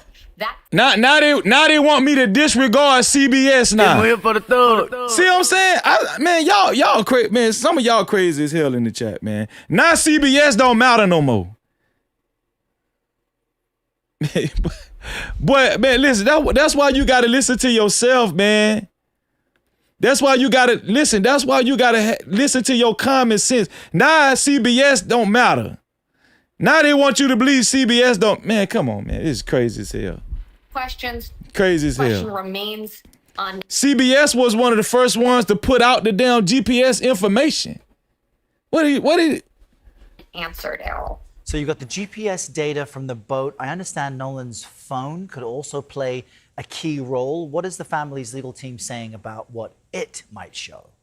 Absolutely. The family is now saying that there is a joint probe of that phone. So the family's lawyers and the sheriff's department, and also investigators with the district attorney who are working closely with law enforcement partners on it. They are looking at this phone to see if any Snapchats were deleted, any texts were deleted. The family told me that they have questions about that. It was unusual that on that day, July 4th, there didn't appear to be any communication from that phone. Now, of course, it could have been in a dry bag in that boat that whole time, but they still have questions, Errol. And of course, this has attracted so much national attention, but there's also been a lot of misinformation regarding this case out there. What have you seen that has been a lot of debunked, misinformation. and how can that help viewers understand what is and what isn't known about what happened to this young man? This is a great question. We had a video from that day from Horn Island posted to social media, and lots of people guessing that they might have heard Nolan Wells's voice. And the person who actually took that video came out and said, no, that is not Nolan Wells's. Man, and so we just supposed to automatically believe Trayston Shepard? No Cap-tivity. This boy that just came out of nowhere.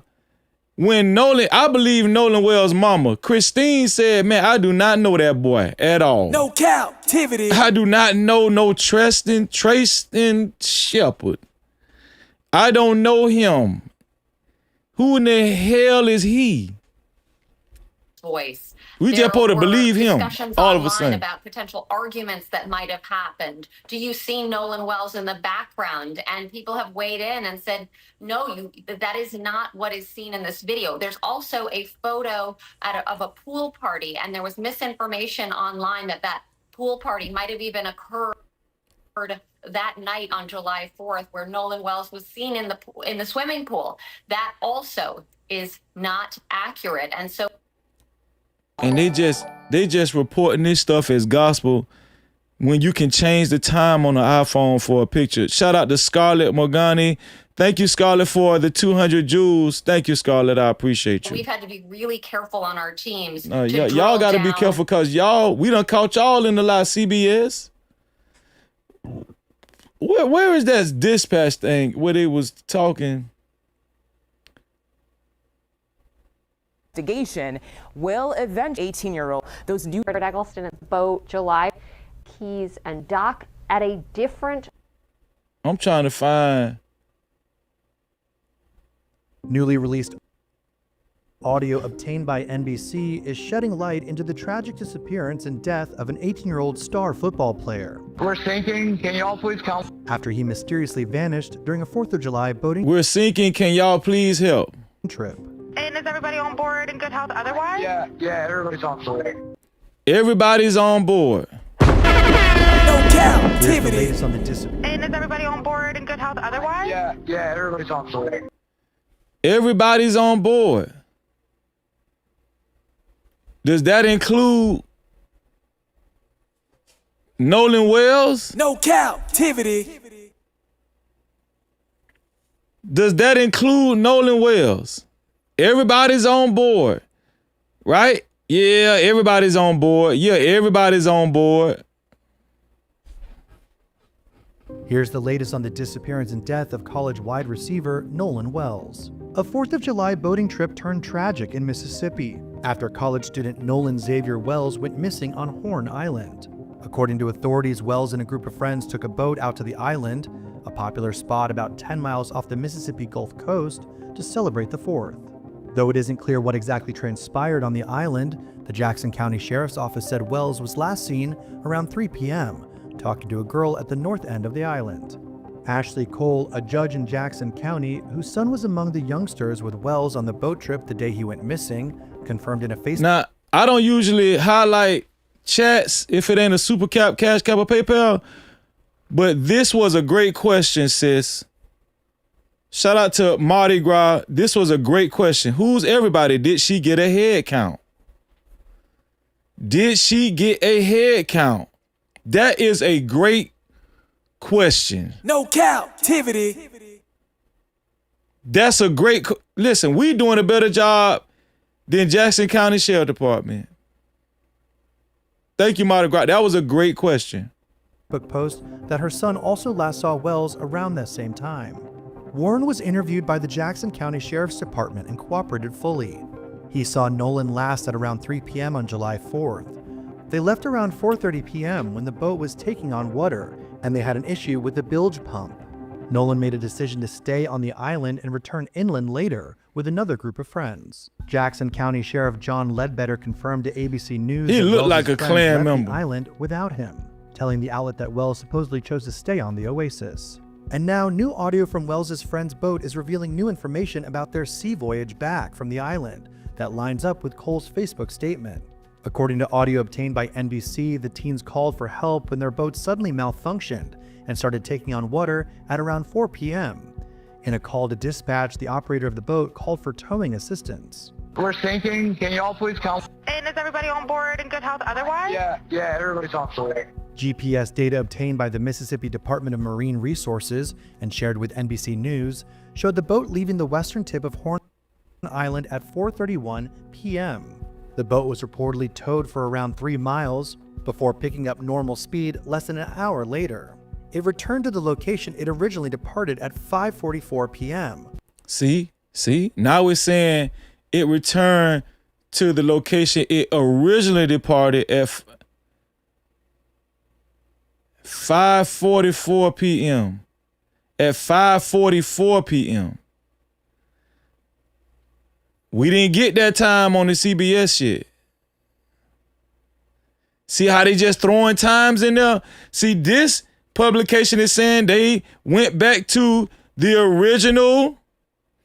Hold on. This one's saying it went back to the original dock. Without Wells, it rode for around 3 miles before picking up normal speed less than an hour later. It returned to the location it originally departed at 5:44 p.m. See how weird this shit getting? Now watch this. Watch this. Let's go back to my history. Let's go back to my history on YouTube.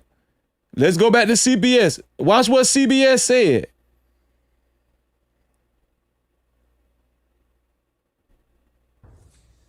Welcome back. Entered the water that morning. And then we know the route that those young men who were on the boat that took him, that path that took them to the home of the boat's owner. All of this is being scrutinized by law enforcement. So without Nolan Wells on it, traveled a different route and docked in another place. And the boat landed on the island. And then we know that after 5 p.m., that boat, without Nolan Wells on it, traveled a different route and docked in another place, different, actually quite a ways away from where it entered the water that morning. Now watch this. Without Wells, reportedly towed for around 3 miles before picking up normal speed less than an hour later. It returned to the location it originally departed at 5:44 p.m.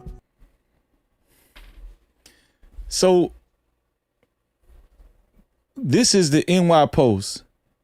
The NY Post is saying it returned to the original dock it left from. CBS saying on this news report, they saying it went to a different dock. After 5 p.m., that boat, without Nolan Wells on it, traveled a different route and docked in another place, different, actually quite a ways away from where it entered the water that morning. Man, I'm not crazy, dog. No Cap-tivity. I'm not crazy. It's different stories out there. Man, okay, man. All right. I'm telling you, man, okay. All right, man. Let's finish listening. Without Wells. Later that night, Wells was reported missing by his mother after he didn't return home. A U.S. Park Service ranger recovered his body off the northwestern tip of the island 2 days later. The circumstances leading up to Wells's disappearance and death still remain unclear, leading Wells's mourning family to retain the services of prominent civil rights attorney Ben Crump, who insists that they will, quote, not rest until every fact about what happened to Nolan on Horn Island is brought into light. The hope is that when this is presented to the grand jury, all relevant witnesses and evidence will be presented to them. So Kaepernick. Wells's body was flown in an autopsy paid for by the former NFL quarterback Colin Kaepernick. Wells's body was flown over 800 miles to medical examiners in Washington, D.C. for the independent review. I agree. They need to track Katie's boat too. I agree, Prince. I agree with that. Jackson County Coroner Bruce Lynn told CNN that Wells's body had no signs of physical injury. Wells's cause of death hasn't been released, but Jackson County Sheriff John Ledbetter said he had no reason to suspect foul play was a factor. Investigators suspect the football star drowned on the now ill-fated trip. Wells's funeral is set to take place in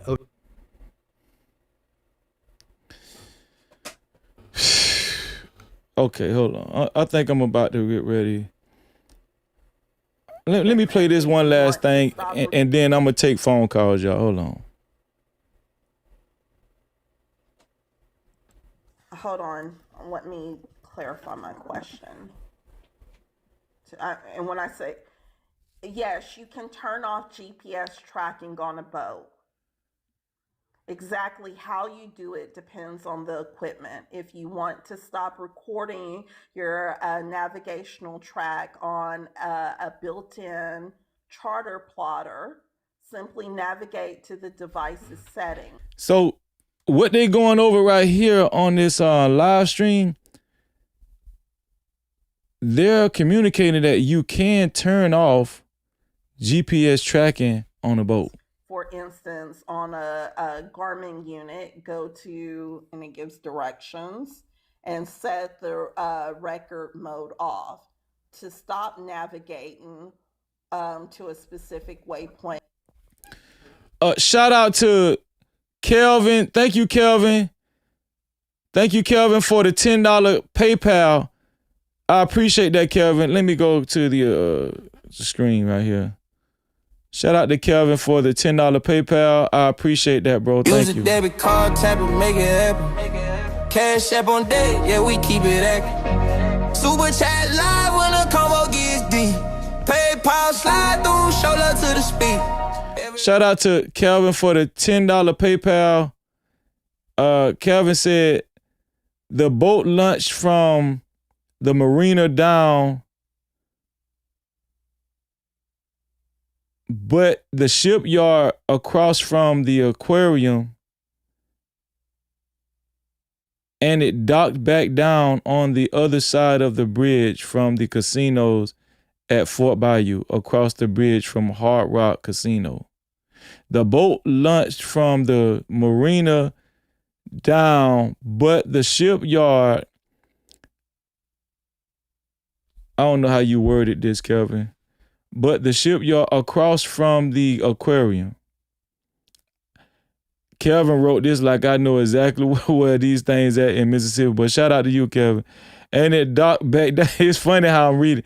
And it docked back down on the other side of the bridge from the casino at Fort Bayou, across from the bridge from Hard Rock Casino. You know, Freezy, over there, right down there, Freezy. You know what I'm talking about, Freezy. Over there by Fort Bayou, across the bridge down there from Hard Rock Casino. You know, the boat launched from the marina down, and but the shipyard over there, you know where the shipyard at, Freezy, across from the aquarium, and it docked over there back down, and on the other side over there, the bridge from the casino at Fort Bayou, Freezy, you know what I'm talking about, and across from the bridge over there by the casino, Hard Rock. Yeah, shout out to Kelvin, man. Shout out to Kelvin. Kelvin, you must be from Mississippi. Shout out to Kelvin. Thank you for the $10, bro. Go to the menu. So you can turn it off. Can you delete the history? I think is a good question. Wait a minute, Shayla. I'm reading this again. So it's saying it traveled into Fort Bayou around 5:52 before returning to the dock at 6:06. But later again that evening, it went to the boat launch at 7:19. So I don't know anything about boats. So does that mean the boat left again? Yeah, they put it back in the water. Yes, at 7:19. Our ticket out of the water to the boat launch is the. See how everybody is confused? Like, this GPS is not straightforward. It's confusing. In which you either put the boat in or take it out of water. So 7:19, but when did they turn off, or when did the GPS stop tracking? At 7:19. They had this plan. They knew they were going to take them back. Why did they go several times? Why were they moving around like that, even in those few hours from 3:30 to 7? They knew. See what I'm saying? And there were two boats, and we'll find that out later. Now, I know there's conspiracy, but clearly that boat to dock it after 7, and then we've seen pictures after that. They had this plan. Oh, Miss Shayla. Yes, I'm sorry, Gloria. GPS tracking history on a boat. Shayla, this also confirms. This also proves that sunset picture, 7:19. Remember the sunset picture that they posted? I told you. We are right, y'all. When I tell you we researched this teamwork, y'all go ahead. It's in the fucking carousel. That's why he was deleting shit. I told y'all. So let me tell you. Now that they have, I feel like I can say this now because I've been sitting on this for a moment. I wanted to see what they did, but now that supposedly Rolling Stone has verified. Teamwork, y'all go ahead. It's in the fucking carousel. That's why he was deleting shit. I told y'all.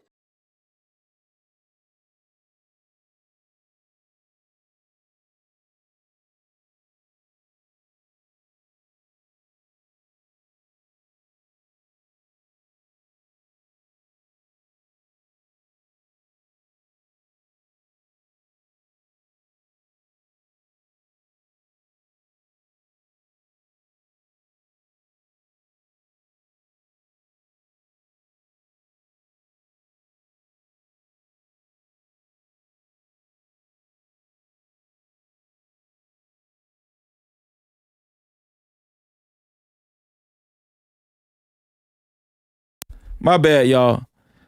My bad. Can y'all hear me now? Can y'all hear me now? You should be able to hear me now. Let's say you left your phone with me and you went somewhere else. And let's say you left your phone with me by mistake.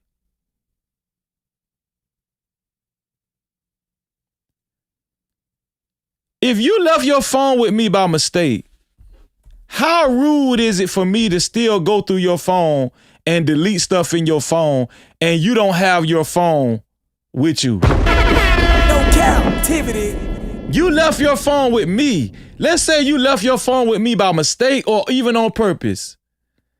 And I go through your phone. Some of y'all don't even like y'all significant others to go through y'all phone. A lot of y'all. A lot of y'all don't even like your boyfriend or your girlfriend to go through your device, let alone erasing stuff in your device. Imagine somebody did that.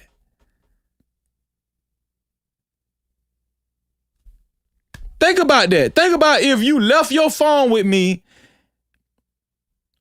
and I go through your phone while you not around your phone and I just start deleting Let's say I know your code.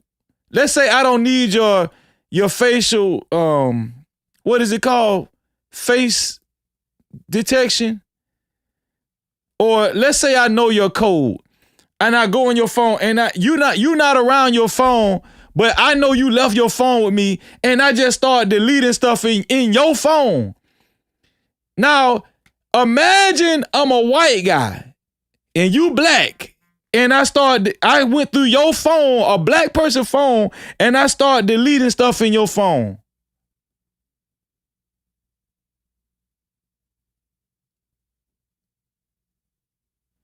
Okay, all right. I'm crazy. Freezer just crazy. Man, damn that. I'm just crazy. Yeah, I'm just crazy. All right, I'm just crazy, man. So let me tell you, now that they have, I feel like I can say this now because I've been sitting on this for a moment. I wanted to see what they did, but now that supposedly Rolling Stone has verified the metadata of the pool party picture, the only other logical option of when that pool party could have been would have been July 3rd, because he went and spent the night at Jax's house on July 3rd.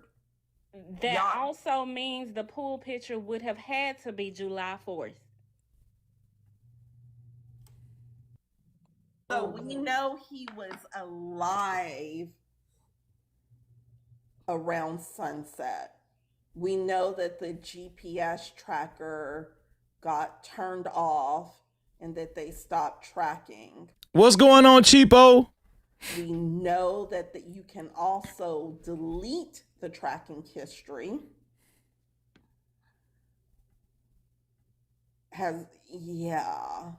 You can delete the tracking history. And you remember our friend who came up to speak, she specifically said that they saw them cleaning Wyatt's boat at Warren's house. Yes. Early in the morning. It was like 3 a.m. in the morning. Exactly. What about that? When they were seen cleaning Wyatt's boat, it's Wyatt's boat. All them cleaning Wyatt's boat. Wyatt's boat. That they saw them cleaning Wyatt's boat at Warren's house. Yes. Early in the morning. It was like. So what a GPS at 3 a.m. in the morning? Where was the GPS at then? Like 3 a.m. in the morning. Yes. That's what she told us. At Warren's house. Also, I want to point out brown skin. But I thought the boat went back to its original owner. And which boat was they cleaning out? Was it another boat they was cleaning out? See, I need these questions answered. What, the boat that was at Warren's house, was it the boat, Wyatt's boat? They saying it's Wyatt boat. But was the boat that was at Warren's house the same boat that went back to Biloxi, Mississippi? Okay, what boat was at Warren's house at 3 a.m. in the morning that they was cleaning out? she said they changed their time on the picture for the pool party. I forgot you can go in an iPhone and change the date. Yeah. Oh, fuck. So, and it doesn't make any sense on what. So that can easily be countered because all Mrs. Wansley has to do is pull out Life 360 and be like, hey, he wasn't here on this date that you're saying. She tracked her son, which I don't blame her. Ashley is fucking stupid. Like, she's gonna lose everything to like hide this shit for them. She is so fucking stupid. They talking about the judge. They say the judge is finna lose everything to hide information to protect her stepson. That ain't even. Let me stop, Freezy. Stop. Let me open up the call lines, man. Let me open up the call lines, man, cause I need to talk to somebody. Let me talk to y'all, man. So this is the call line, y'all. The call line is 1-863-320-1242.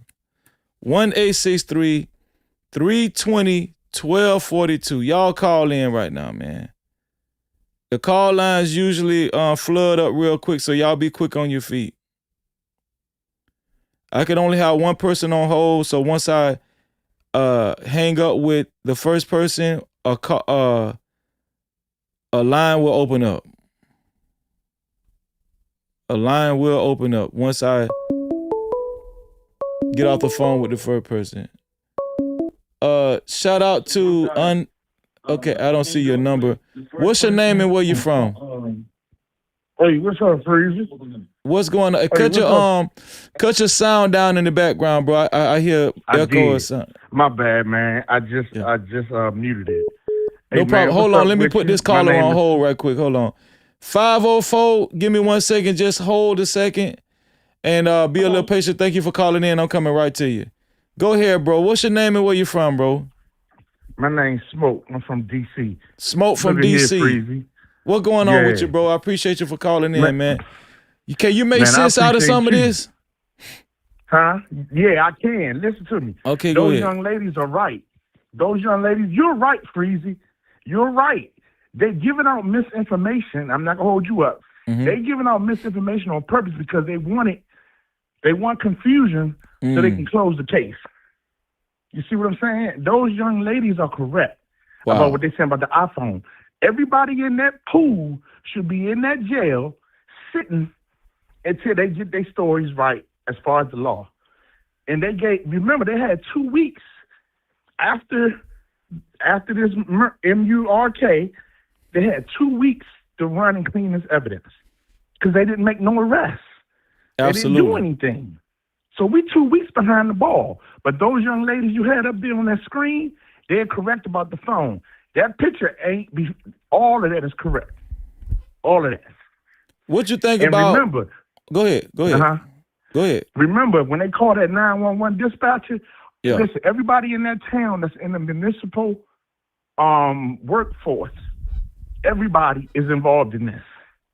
Because when they called that 911 call, they lied. First, they said he didn't get on the boat. So if he didn't get on the boat and you call 911, they asked you, she didn't ask, are they okay? She asked everybody on board. That's cold. Mm-hmm. That's cold. Why you worry about everybody being on board? You're supposed to say, is everybody okay? Or ask for a head count. She said, is everybody on board? Now, how they going to say, yeah, everybody on board when you said you left one person? Right. So that's a lie. Everything is a lie. And so we just got somebody asked a real good question in the chat. They should have took a head count too. Yeah, but listen, she was waiting on the call. That's why she didn't do a head. She already knew the head count. She knew the head. This was premeditated. Listen to me. This is premeditated. You hear what I'm telling you? It's premeditated. Yes, and you got about 20 hands on this because they never did nothing. They said it was closed. There was no foul play. And they haven't done nothing. It's a lot of hands on this, ain't it? Yeah. So I'm gonna let you go because I know you on top of things. I'm gonna let you go, man. FBA all day. Love y'all. Love the chat. Love you too, Keep bro. doing And what I you're doing, appreciate you Free. for calling in, bro. Thank you, man. For sure. Later. All right, bro. Let's see. 504. Wow. 504. You from the Nolan? Yeah. What's your name and where you from, Yeah. sis? Genesis, but I'm Mardi Gras in the chat. I'm from New Orleans. You from the Nolan? Yeah. What ward you from? 7. 7 Wall? Okay. All right. Thank you for, you said your name Genesis? Mm-hmm. Thank you for calling in, Genesis. Can you make sense out of this? Because I'm confused as hell. So it's a few things that happened over the last few days that I've been thinking. The main thing is that they send in the results of the autopsy to the grand jury. And so you said something that probably need to move that made sense. Hold on 1 second, Genesis. Let me put this caller on hold. 754, I'm coming right to you. Thank you for calling in. Be a little patient. I got you. Go ahead, Genesis. What did I say, Genesis? That they have to be suspicious, that there has to be something going on for them to send the autopsy to the grand jury. That's a fact.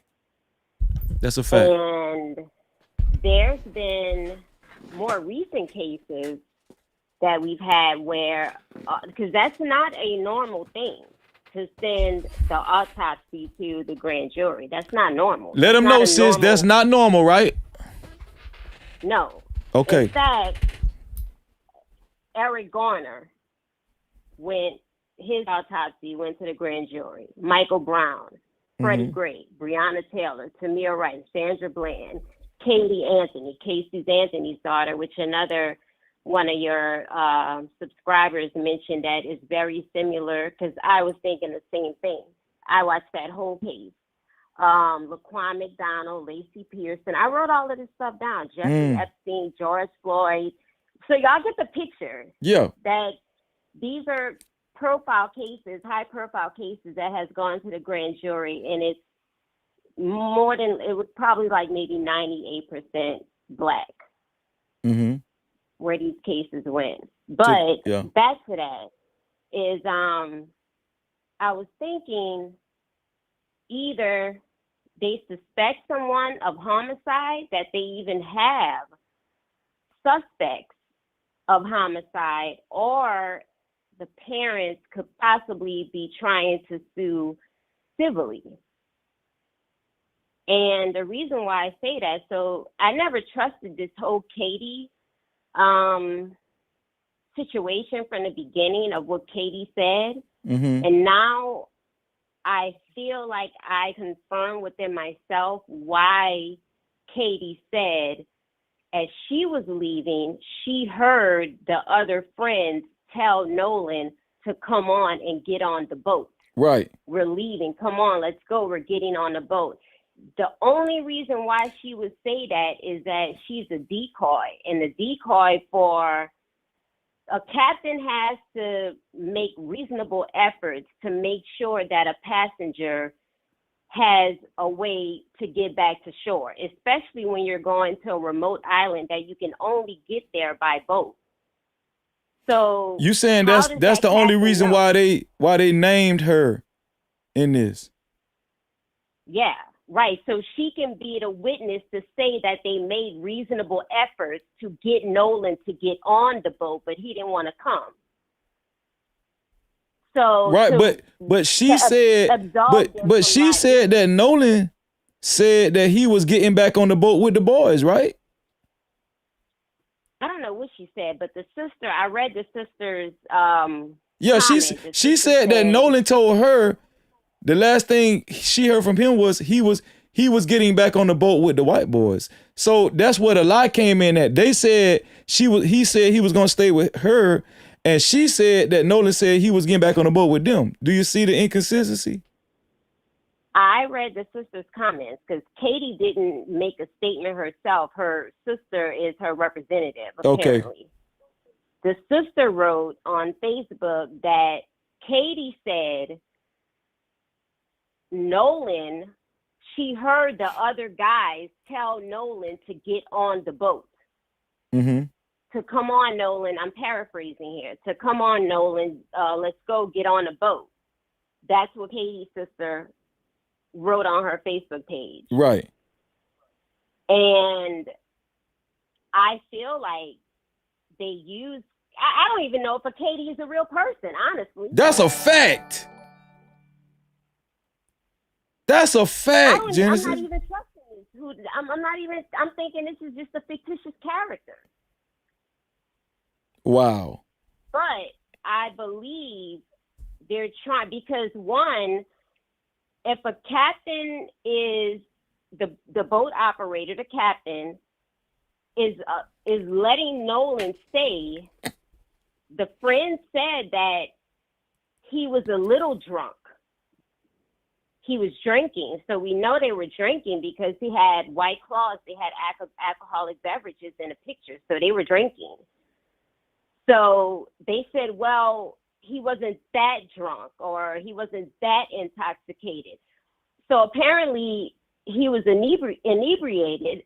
So why would the boat captain leave him if he's 18 years old, he's somewhat intoxicated, nor does he have his phone? Let's leave the phone out because they might say, well, we didn't know he didn't have his phone. So let's leave the phone out. But if there's 200 people on the island, how does that boat captain not know that all of the other boats could be packed to capacity? Absolutely. How does that boat captain know that the other boats have room for Nolan to get on the boat? So the boat captain is responsible to make reasonable attempts to make sure that the passenger that they brought onto the island has their way home. Other than that, it's considered abandonment. And would you say that is the initial grounds for a lawsuit right there with Ben Crump? Right there, right, which is why they're trying to make it seem like they were trying to get Nolan on the boat. But right. Man, shout out to Genesis. No Cap-tivity. Shout out. Go ahead, sis. Go ahead, sis. Cause I know, listen, Carla, I know you waiting, but sis cooking right now. Shit. For real. Yeah, that's it. Because if they can't hold anyone responsible for a homicide, yeah, they have to find a way to hold them accountable in a civil matter. Exactly. And they're trying to get out of the civil. Even so much as saying that the mom was like she was on a boat, or they're trying to make it seem like there was an adult on the boat that allowed them to drink alcohol, or a parent was. Because they're trying to say a mother was out there too, right? Right. That's right. and you believe that's a lie. Hell yeah. Man, you making a lot of sense, sis. No Cap-tivity. Yeah, that's a lie. That's a lie. They tried to place a mother with them kids because it's obvious through photographs that they was illegally drinking. Right. So if she can make herself be present at some point, she gave them permission. She brought them the alcohol. Even if she left at some point. But she can still get in trouble though, because they were still underage. Right, still underage. So that makes it even worse because he was drinking and you left him intoxicated. You abandoned him and he was visibly somewhat, whatever word that they used. So do you think that they've been completely overlooking the negligence in all of this? I think they're trying to get around. I think at first it was focused on what happened to him, but it's like you said, the parents they're withholding information from the public. And I believe this is one of the things that they're bringing up, trying to hold the boat owner, the boat operator accountable. The parents, they're just withholding that information from the public, but Ben Crump is on. I know that that's what they're trying to do. Sis, listen, I don't want to hold the other call up any longer, but I really appreciate this phone call. I love when the No Cap Crew calls in and open my eyes and you really raised my eyebrows, and you really gave the audience something to think about. And I agree with everything you said, Genesis. Thank you. One more thing too. Okay. I think it's important that whoever is able to donate to their GoFundMe, because they have to pay for these forensic specialists. Right. They have to pay for that. They have to pay for all of their independent investigators. They have to pay for a forensic specialist to go through that cell phone. Yes. They have to pay for, all of these independent things that they're trying to do on their own. They have to fly people in. They have to fly to people. They're not saying all of that, but this is what they need that money for. That's a fact. That's a great point. That's a great point, sis. Thank you. Thank you for taking my call. No, and thank you for calling in. You're welcome to talk to me and call in anytime, okay, Genesis? Okay, thank you. Good night. Okay, good night. Good night. Shout out to Genesis, man. 754, thank you for being patient. What's your name and where you from? This message has been transcribed. One moment. Don't worry about it. You ain't finna get me. Hell to the no. Call in 1-863-320-1242. 1-863-320-1242. 754, what's your name and where you from? Hey, Freezy, what's going on? My name is Jerome. I'm from Florida. What part of Florida you from? Broward County. You from Broward? Shout out to Broward County. Hold on 1 second, bro. 702. 702. Please, okay, 702 hung up. Go ahead, bro. What you say your name was again, bro? Jerome from Broward County. Jerome from Broward County, man. Shout out to Broward County in the building, man. No Cap-tivity. Shout out to Broward, man. And I noticed, you know how you was talking about that CBS article earlier. Yeah. And I was listening. So I was listening. I was reading the article, and I don't know this from it too. I was like, when they said the boat at 11:14, what they said it left at 9 something, and then got to Horn Island at 11:14. Yeah. And then departed or something at 4. So I'm like, did you take from that too that something had to happen to Nolan between that time frame from 11:14 to 4:31, somewhere between there? Well, on the island. Okay, so you know what I'm saying? This is what I think. I think that Nolan, because they didn't find Nolan's body when they went out there the first time on July 5th. Right? They didn't find his body because they searched the whole island. They was on the island. They went all around the island in boats and everything. They had, what was that? They had Coast Guard, a helicopter. They had the daddy was with the coach. July 5th, they didn't see nothing. July 6th, they went back out there, and in the same spot they had already looked at, they found his body. And his body was, they found a body. They found a body. Right? And it was the only way they could identify it was they had to take his teeth out. Hold on 1 second. Let me put this call on hold. 442. Just hold 1 second. I'm coming right to you. Thank you for being patient. Yeah. So here's my thing. My theory is because really all we got right now is theories, right? Yeah, because we don't know what's hardcore. Yeah, I think that he went back with them and they're trying to cover it up. I think that he was on that boat or he was on one of them boats that they was together with. And they trying to make it look he wasn't. They're trying to make it look like he wasn't, because if they actually come out and say he was with them, the case gets stronger. And somebody got to get booked in. You feel what I'm saying? Right. And I was thinking that too. And then the thing with his phone, because I realized, bro, because depending on where his phone was at, that's how you could track people. So they probably put his phone in a different place and just messing with messing with stuff, so you can't pinpoint exactly where he really was. Like, It's just so much stuff. Yeah, and see, we know they had his phone, and we know somebody deleted a lot of stuff off his phone. See, right there, let's say me and you homeboys, and you leave your phone with me by mistake. But I end up picking your phone up, going through your phone without your permission, and deleting your whole Snapchat, and deleting some of your text messages. How you feel about that, Jerome? It's like, why you even need to do that? That's weird. It's suspicious. Like, it's crazy. Come on, dog. Exactly. And then in that same article too, I wanted to say, I noticed, I seen the part. I don't think you got to that part. I don't know how relevant it is, but it was saying that he was last seen on the island at 3 p.m. It said according to Ben Crump office. I was like, I don't know where that came from, but it's somebody he was seen at 3 p.m. on the island last. They trying to say that's what the last time the white boys seen him. That's what I'm about to say. Who said the boys say they seen him at 3 p.m.? Man, you don't believe that's a good question. I'm thinking that the boys told the parents that. You feel what I'm saying?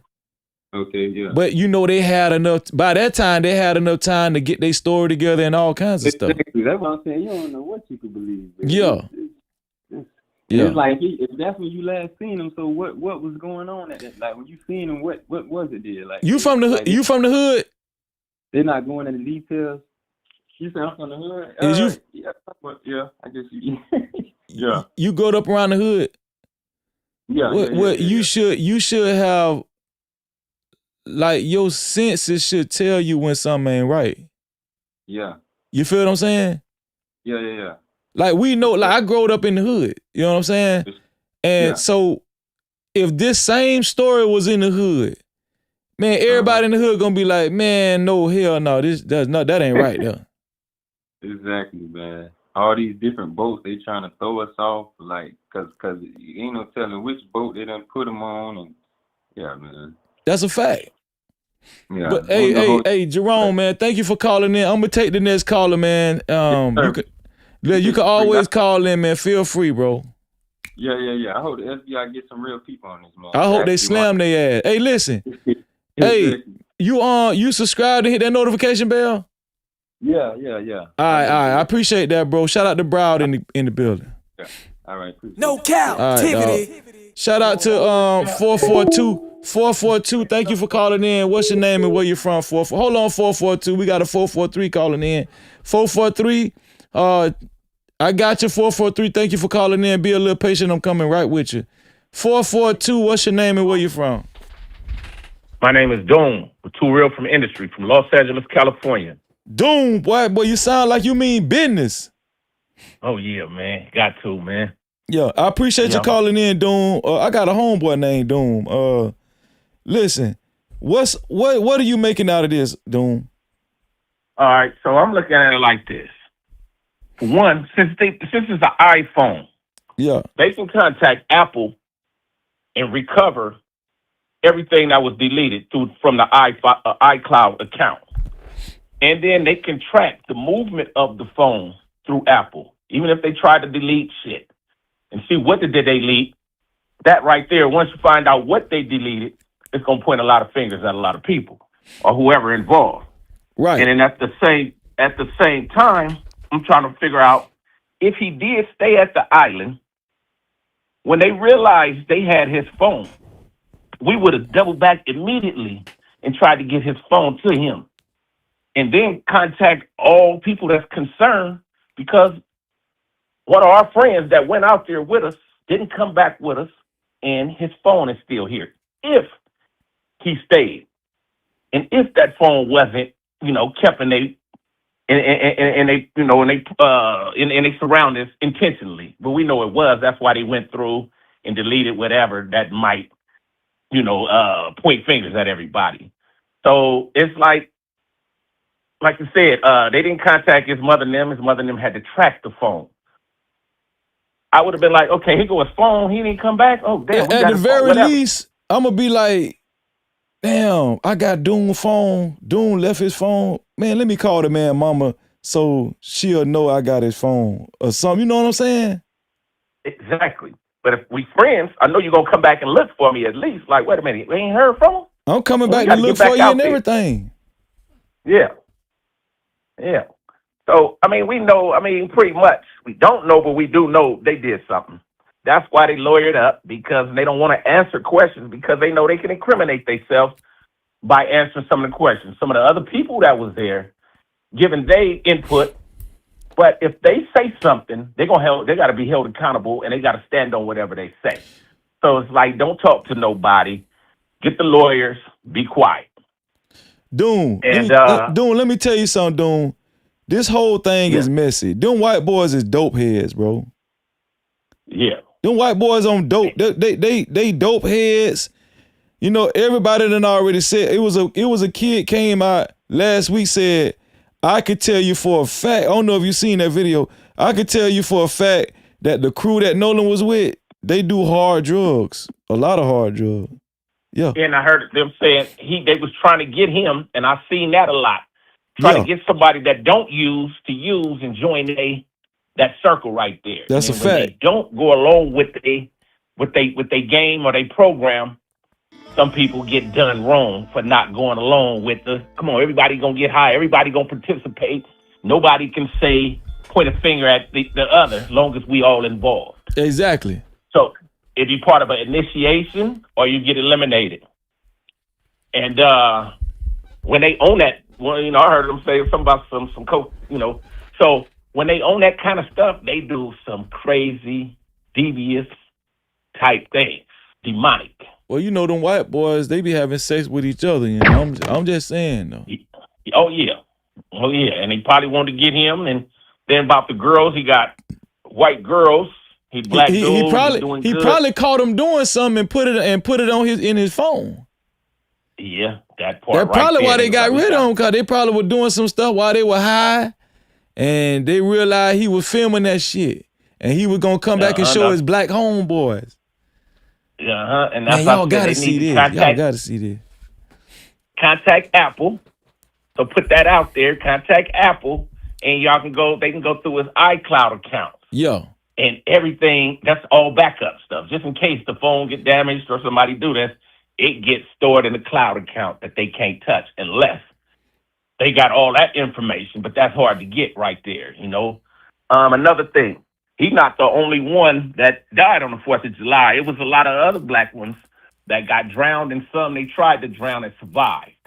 Really? So it could have been like, say, a ritual, a cult thing, and on the 4th, the same day, it was about 2 or 3 other ones got done like that, but it's not really making no headlines.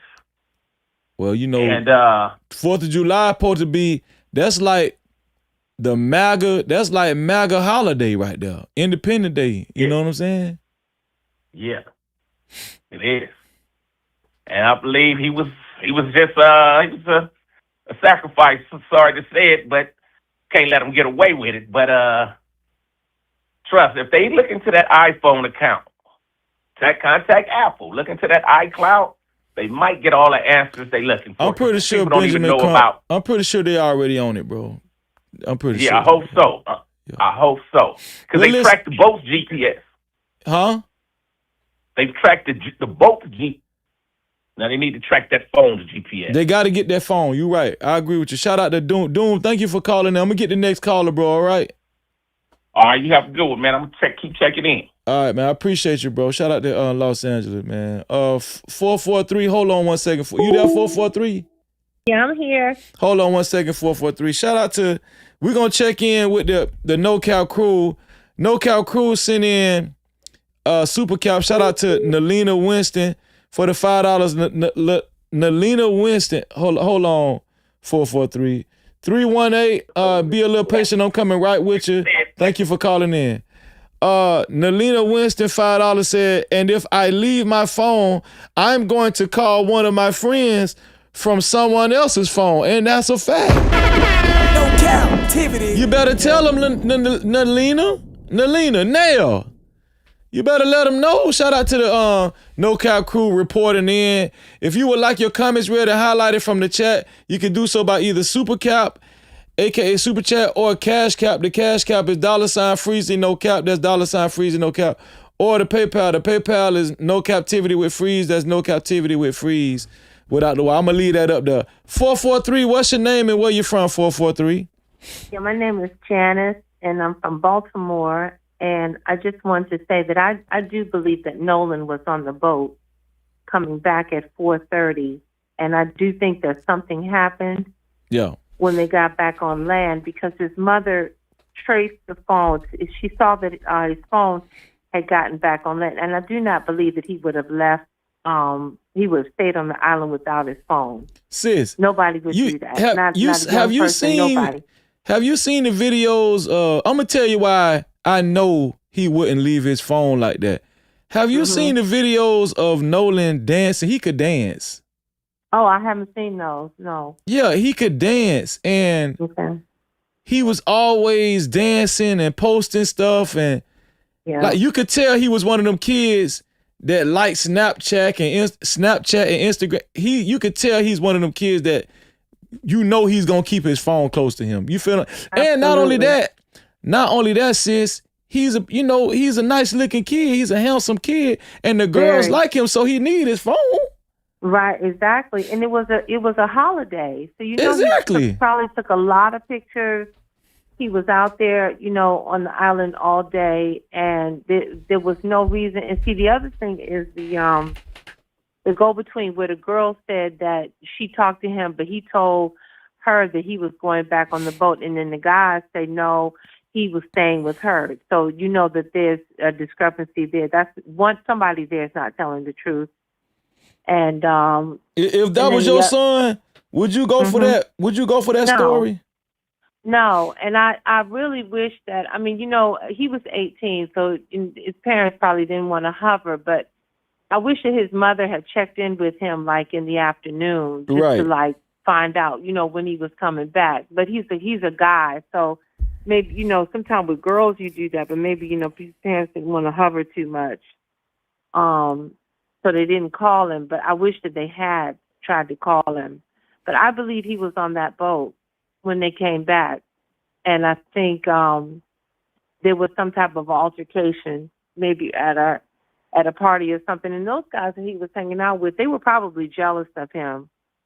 And then, they may have been drinking or, smoking weed or something. But a lot of times in situations like that, those guys, those white folk down in Mississippi, Mississippi is a dangerous place. The history of Mississippi, Mississippi, between the years of 1882 and 1968, Mississippi, they had on record Mississippi lynching 581 black people, and those are just the folk that were reported. Wow, that's crazy. Yep. And so that place cannot be trusted. And I wouldn't, but I don't know if it was you or the guy Willie, it's a man named Willie D. But he was down, he wouldn't live in any small town as a black man, because you never know those people, those mobs and stuff, you never know when those folk will turn on you. And you don't want to put yourself at risk. People really black people have to be very careful living in places like that. Can't trust those folks. You ever seen a movie called Mississippi Burning? Yeah, I saw that. So I saw it. Mississippi Burning was pretty much like this Nolan Wells situation. They had to send the feds down there to Mississippi, right? Because it was a death of a black person, and the whatever that town was in Mississippi, they was trying to cover it up. So they had to send outside authorities in to get to the bottom of the case. This is the same thing, sis, Mississippi Burning. Same thing, and the same thing with I know you know the story of Emmett Till. Yes. Yes. Very similar. I mean, they, in fact, they still defacing the memorial that was put up of Emmett Till. They randomly go by and deface it. Even to this day. I mean, those people, I just feel so sorry for his parents, because you just can't. Mississippi, I would not live in Mississippi. Man. And if I did live there, I wouldn't be trusting the white people around there. I'm sorry, but I wouldn't. Man, listen, I'm surprised there's still black folk in Mississippi, to be honest with you. I know. Cap-tivity. Yeah. So anyway, I think he came back, and I think they killed him. And they, like you said, they took his body back there early in the morning on Monday. And I think the autopsy report is coming out tomorrow. And that's going to that autopsy is going to tell a lot. It's going to give a lot. First of all, it's going to give the cause of death. And if he was, beaten up or anything, it's going to tell all of that. So I'm waiting for that autopsy report. I'm waiting on it too, sis. Yeah. I'm waiting on it too. Listen, I appreciate your phone call. You subscribe and hit that notification bell? I will do it when I get off. I'll go right back to your page and do it. Thank you. You're such a sweetheart. I appreciate you, sis. Thank you. You're welcome. All right. Good night. Good night. Good night. 318. Thank you for calling in. What's your name and where you from? Thank you for being patient. Hold on 1 second, 318. 909. Be a little patient. I'm coming right to you. Thank you for calling in. 318. What's your name and where you from? My name is Rose, and I'm from Manning, Louisiana. Oh, shout out to Rose. You called in before, right? Yes, I did. I called in the other night. Okay. Thank you for calling back in, Rose. Rose, what are you making out of this new information, this GPS stuff and all that stuff, man? Okay, I'm trying to make you understand. Okay. Okay. At 9:56 it leaves, right? Yes. Okay, it makes it to the island at 11:14. Yep. Leaves back out to go home, right? Then he what? It leaves out to go back, right? About 4:31. 4:31, they left the island, yeah. Okay. Does anybody have a time or when that call was made about the water, about the boat taking in water? No, that's what we don't know. Okay. The reason why I pointed that out is I was listening to the guy from Cajun Nation. He said that where his body was, it wasn't far from where, I don't know if he was supposed to say this but some kind of way it was some movement on that app with his phone that kind of stuttered in that area. And that's kind of where his body was found. But they couldn't see it from, like, land, that they seen it from the air with, I don't know what a water turn is. Mm-hmm. And they pointed it out to that ranger. And that's how he found it. From the air. Repeat that again. Okay, they was in the air. Cajun Navy was in the air. Yeah, Cajun Navy. They use what you call a water turn. You ever heard of that? No. I think it comes from the aircraft, and it goes through the water, and it kind of like splits it up, kind of shallow where you can see in the water. Yeah.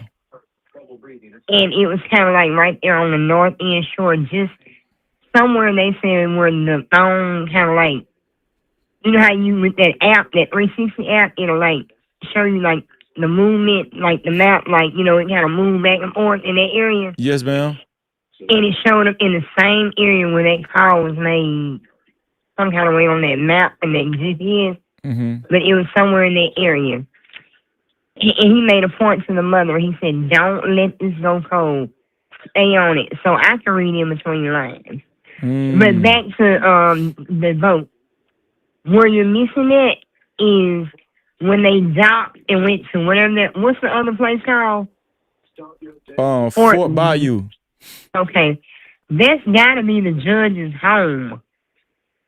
Because remember that dock that was in her backyard? Wait. They went from Fort Bayou to Biloxi, Mississippi. Right, but Biloxi, I thought, whose brother stay in Biloxi? Whose brother stay over there? Somebody's got a brother that they stay said over there. whoever the boat owner is, that's in Biloxi, Mississippi. Well, that's the brother. That's the brother to one of the boys that was on the boat. Okay, so I'm hearing that the boat was Wyatt's boat. Well, I'm kind of like you on there. I don't give a damn who the boat belonged to. I want to know where that baby was. Exactly. But my point is, if the boat was taking in water, it sure was doing a lot of movement back and forth. You get what I'm saying? If it's taking in water and something's wrong with it, And How then you doing all this movement? Okay, and then for them to make a phone call like it was an emergency, right? Right. Yeah. Okay, and remember when it first came out, somebody said the boys came back out about 7 and party. Mm-hmm. Well, look at the timeline. It does say at 7:19 that they went back out for about an hour. From 6:06 to 7:19.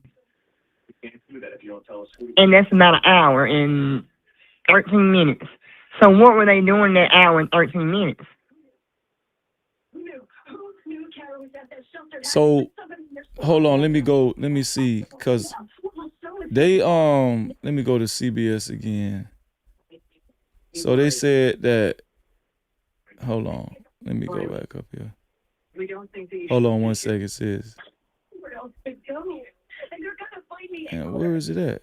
Did I get rid of it? Okay, here we go. So here's CBS. So this is what you're talking about. You said from 6:06. From 6:06 to 7:19. What was going on within that hour? That's a great question. That's a great question. Remember, someone said they were singing about that time partying like nothing never happened.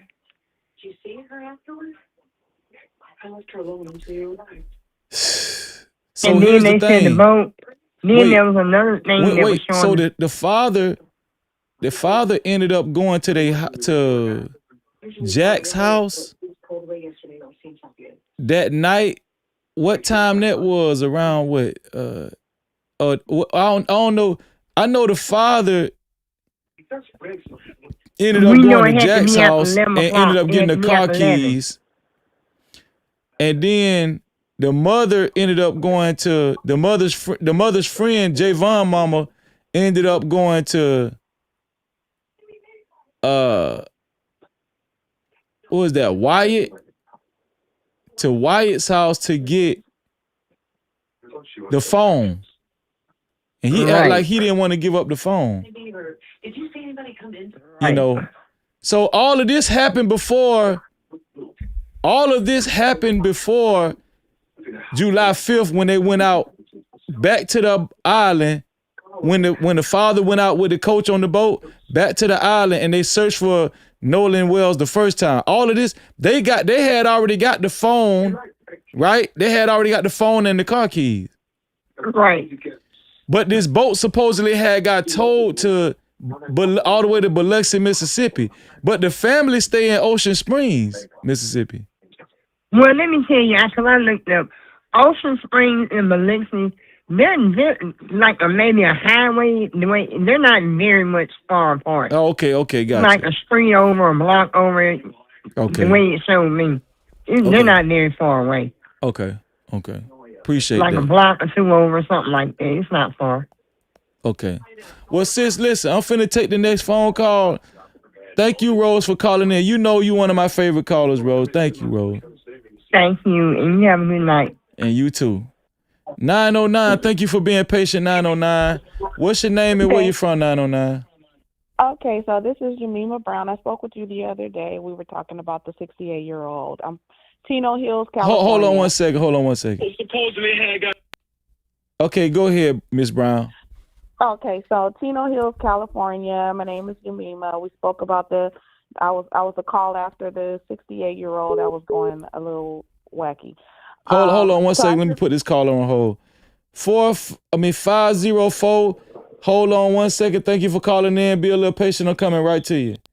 Go ahead, Miss Brown. Okay, so I just wanted to say, I know this is very frustrating. I just want you to relax. When I see you and I watch you, I wait for you to come on. I watch other things throughout the day because I am so passionate about Carmelo Anthony and Nolan. It really is. Well, I appreciate you for I waiting for me to come on. That I'm with you. I'm with you 100%. And thank you, sis. When I see you get frustrated, it mirrors me. Really? I was talking to one of my sisters. My sister in Christ, I was talking to her a couple of days ago, and I just got irate, with information because it's frustrating, Yeah. when people aren't hearing us. But I did wanted to give you a few pieces of information. I'm not sure if anyone has said it because I've stopped the live, and so I'm still further back. And I watch your whole show, so I'll do like 6 hours of it. I'm not sure. Keisha is one of your sisters. Shout out to Lakeisha. Yes. She did a live earlier, and she was showing how in between those times. So you're not wrong when you're seeing that there's a gap there. Mm-hmm. So there's a time frame from 4:31 to 4:35 that they were supposed to make it from where they were from 4:31 to 4. So they're trying to calculate, well, how did they get there in 4 minutes? They must have been flying. Right. Like super duper fast. So I want you to go to her. I don't know how you can get it from her so that you can see. There's a 4-minute time frame that they took to get like super duper fast. Right. So then I watched another one where it was showing how when they were supposedly taking in water, that was around 3 something. This was after they saying that Nolan, walked away. So probably about like 3:30, right? Yeah. They were at the horn's tip or whatever it's called. That's where they were supposedly taking on water. They didn't take on water in traffic. They took on water while they were at they were still at Horn Island. Exactly. Yeah. Okay. So if you were still there, then you could have been sitting there waiting for Nolan. Okay. So we're going to say that, right? Mm-hmm. So they supposedly called the tow people around that time to pull them from there. So they pulled them from 2.75 miles, and then they left at 4:31. So they were there for at least about another, when they said they left at 3:30, no, they didn't. They were still there for at least another 30 minutes or so. And then they had to get pulled in because they were saying that their something with a B was messed up. But then they still ended up taking off. Right, at 4:31. 4:31. It took them by 4:35. They made it to, if I'm not mistaken, that's why I said look at her thing. They made it to Fort Bayou in 4 minutes. So that's why she was saying, well, they must have been doing 100 and something miles per hour in order to get from there from 4:31. Now, I don't know if she got some misinformation, but I just want you to look into that. Okay, so then again, I'm looking at what is this? This is the CBS information, the map and everything. Don't look at CBS. Don't look at CBS. Okay. No, don't look at CBS. There's a more detailed timeline that is on Keisha's. She went over it earlier this morning. I'm going to check out Keisha's timeline. Okay, so when you get an opportunity, and then I don't believe it's just her, it's a couple of other people. So with that being said, so 4:31 to 4:35. Yeah. Then after that, there was from 4:35 to 5:52. Why did they circle back around back to Fort Bayou? Why were they circling around in that area? That's just too much time. Then you got 6:06. So the time frame that you're missing is between 3:30 to 4:30, to 4:30 to 4:35, and then there's 4:35 to 5:52. So you saying on the GPS. The GPS info that Lakeisha got, they want us to believe, they trying to say that they left Horn Island at 4:31 and got back to the original dock at 4:35. Exactly, at the Fort Bayou. So, no, not the original dock, Fort Bayou. Exactly. That's crazy. Remember when they said they left at 3? They seen Nolan the last at 3:30 something. They never really left they didn't leave until 4:31. So whatever 3:30, between 3:30 and 4:30, they supposedly were stuck. The water, they took on the water on Horns Island, not in the middle of the ocean. So they was taking on water over there by Horns Island, and they want us to believe, that Nolan just was like forgot about them, and he just wasn't studying them.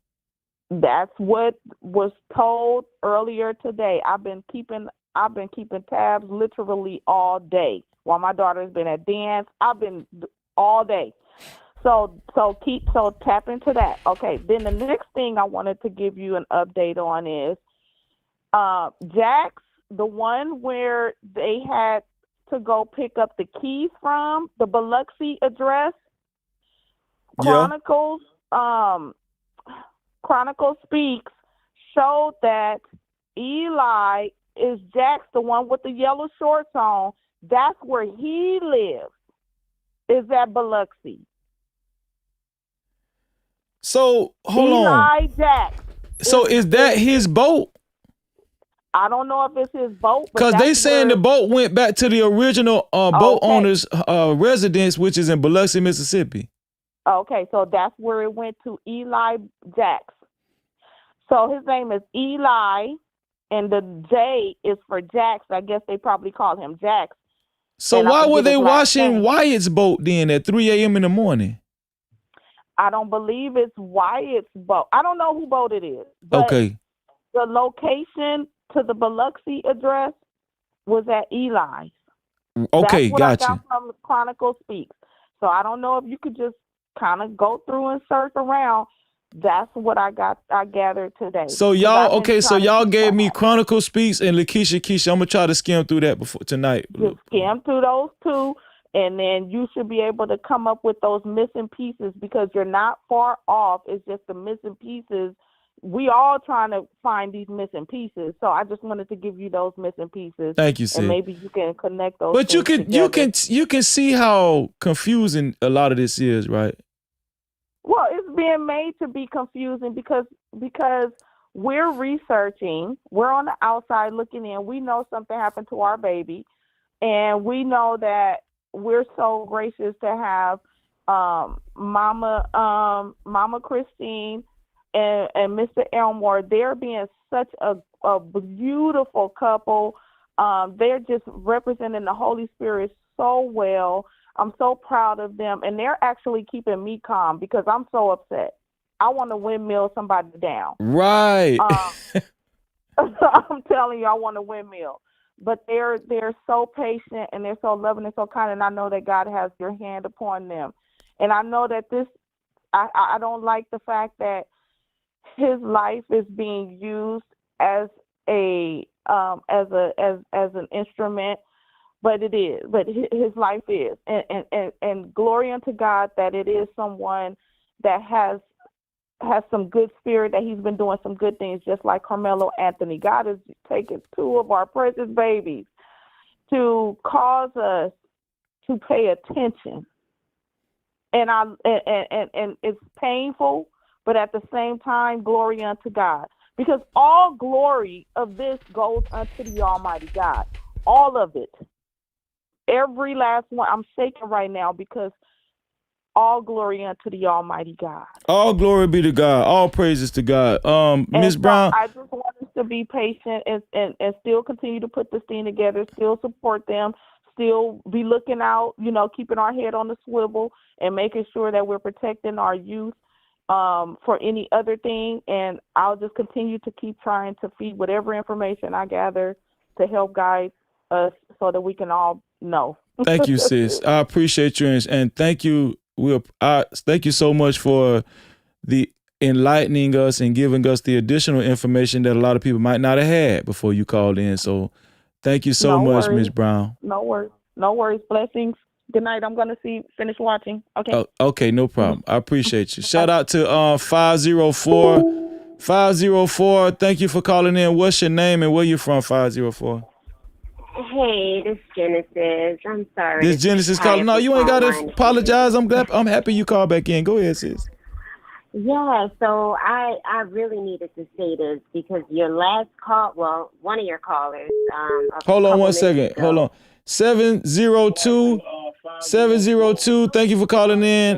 Be a little patient. I'm coming right to you. Go ahead, Genesis. Yeah, so your caller mentioned the Cajun Navy, and that is when I started posting about this case, when I listened to a couple of interviews that the Cajun Navy did.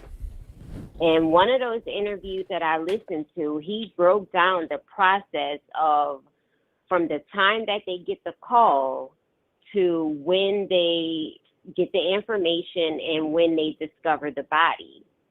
And as the way this guy said it, he said it in such a way that if you're not keen enough on like pick up what somebody's implying, if you're not good with like inference, you would have missed it.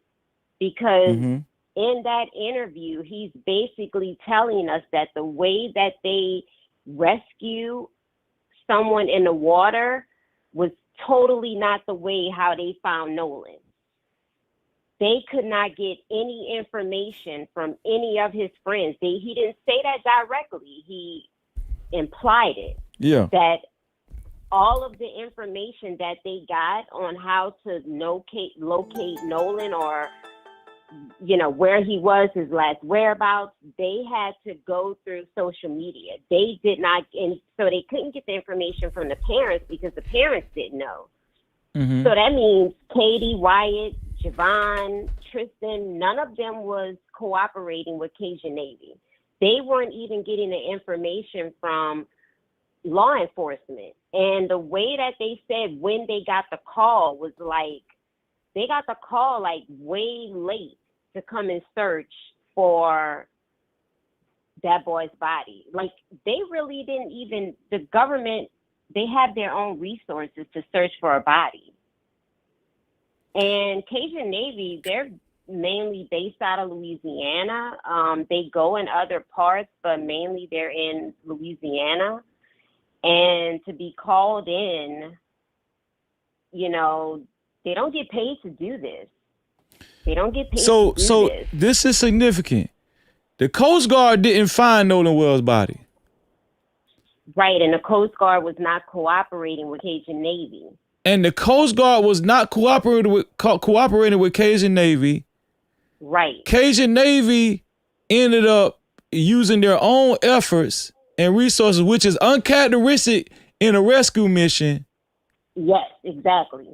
And they told Nolan's mom, just like that caller just said, that they're like, we stay on, like, basically your son was murdered.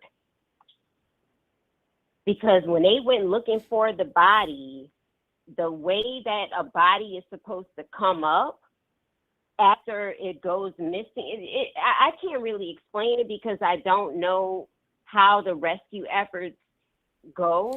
Well, they saying the park ranger found him. I don't recall the Cajun Navy saying it like that. Okay. Yeah. And basically it's like so many hours and hours and hours had went by to where they weren't even called in by law enforcement. It was like a civilian or something like called them in. They weren't even looking for Nolan. I have that video of the white guy in the Cajun Navy about he was describing the rescue, and I think I'm gonna play that tonight too. Yeah. Yeah. Oh, the other thing too is you were mentioning about the two ladies when they were talking about the condition of Nolan's body. I don't know that to be true because I'm just not believing anything anybody is saying. Yeah. But I will say out here in New Orleans, the people that they have to go and pick up the bodies or the trustees, So it's very easily that they could have gotten firsthand knowledge by someone who's a trustee, because my cousin was a trustee and he went and picked up bodies that. So you saying it's very realistic for a trustee to know you and call Genesis and say, Genesis, you wouldn't believe what I just seen. Listen, I just seen Nolan Wells' body. Yeah, because my cousin did it to me before. He Really? was telling me how they pick up, like, if a body is really, really heavy.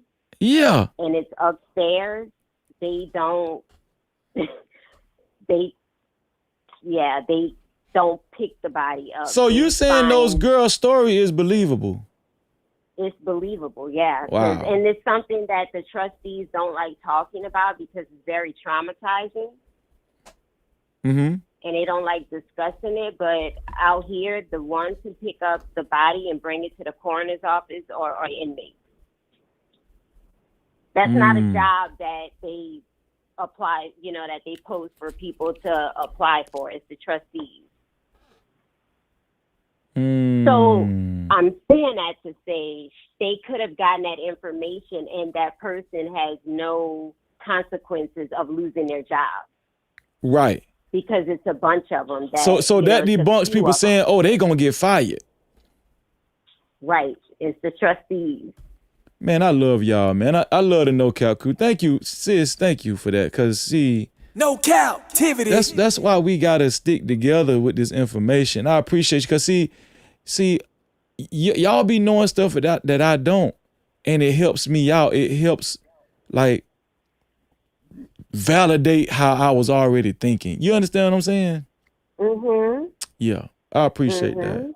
Well, Genesis, all right, good night, guys. Thank you for calling in, Genesis. Don't be a stranger, okay? Okay. All right. Bye-bye. All right. 702, thank you for being patient. What's your name and where you from, 702? And it helps me out. It helps. Hello?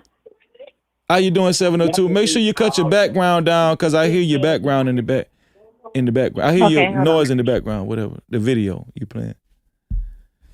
What's your name and where you from, 702? I'm turning my background down. Okay. I'm from Vegas. You a Vegas girl? Yes. What stays in Vegas? Wait, what happens in Vegas stays in Vegas? Sure do. What's your name? Zay. Zay?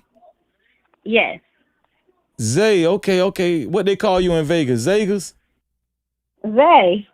Vay. Like, okay. Vay. With a V. Z-A-Y. Z-A-Y. Get it together. Z-A-Y. I'm going to call you Zagas. That's what I'm going to call you. Okay. That's fine. So, what you got for us this evening, Zagas?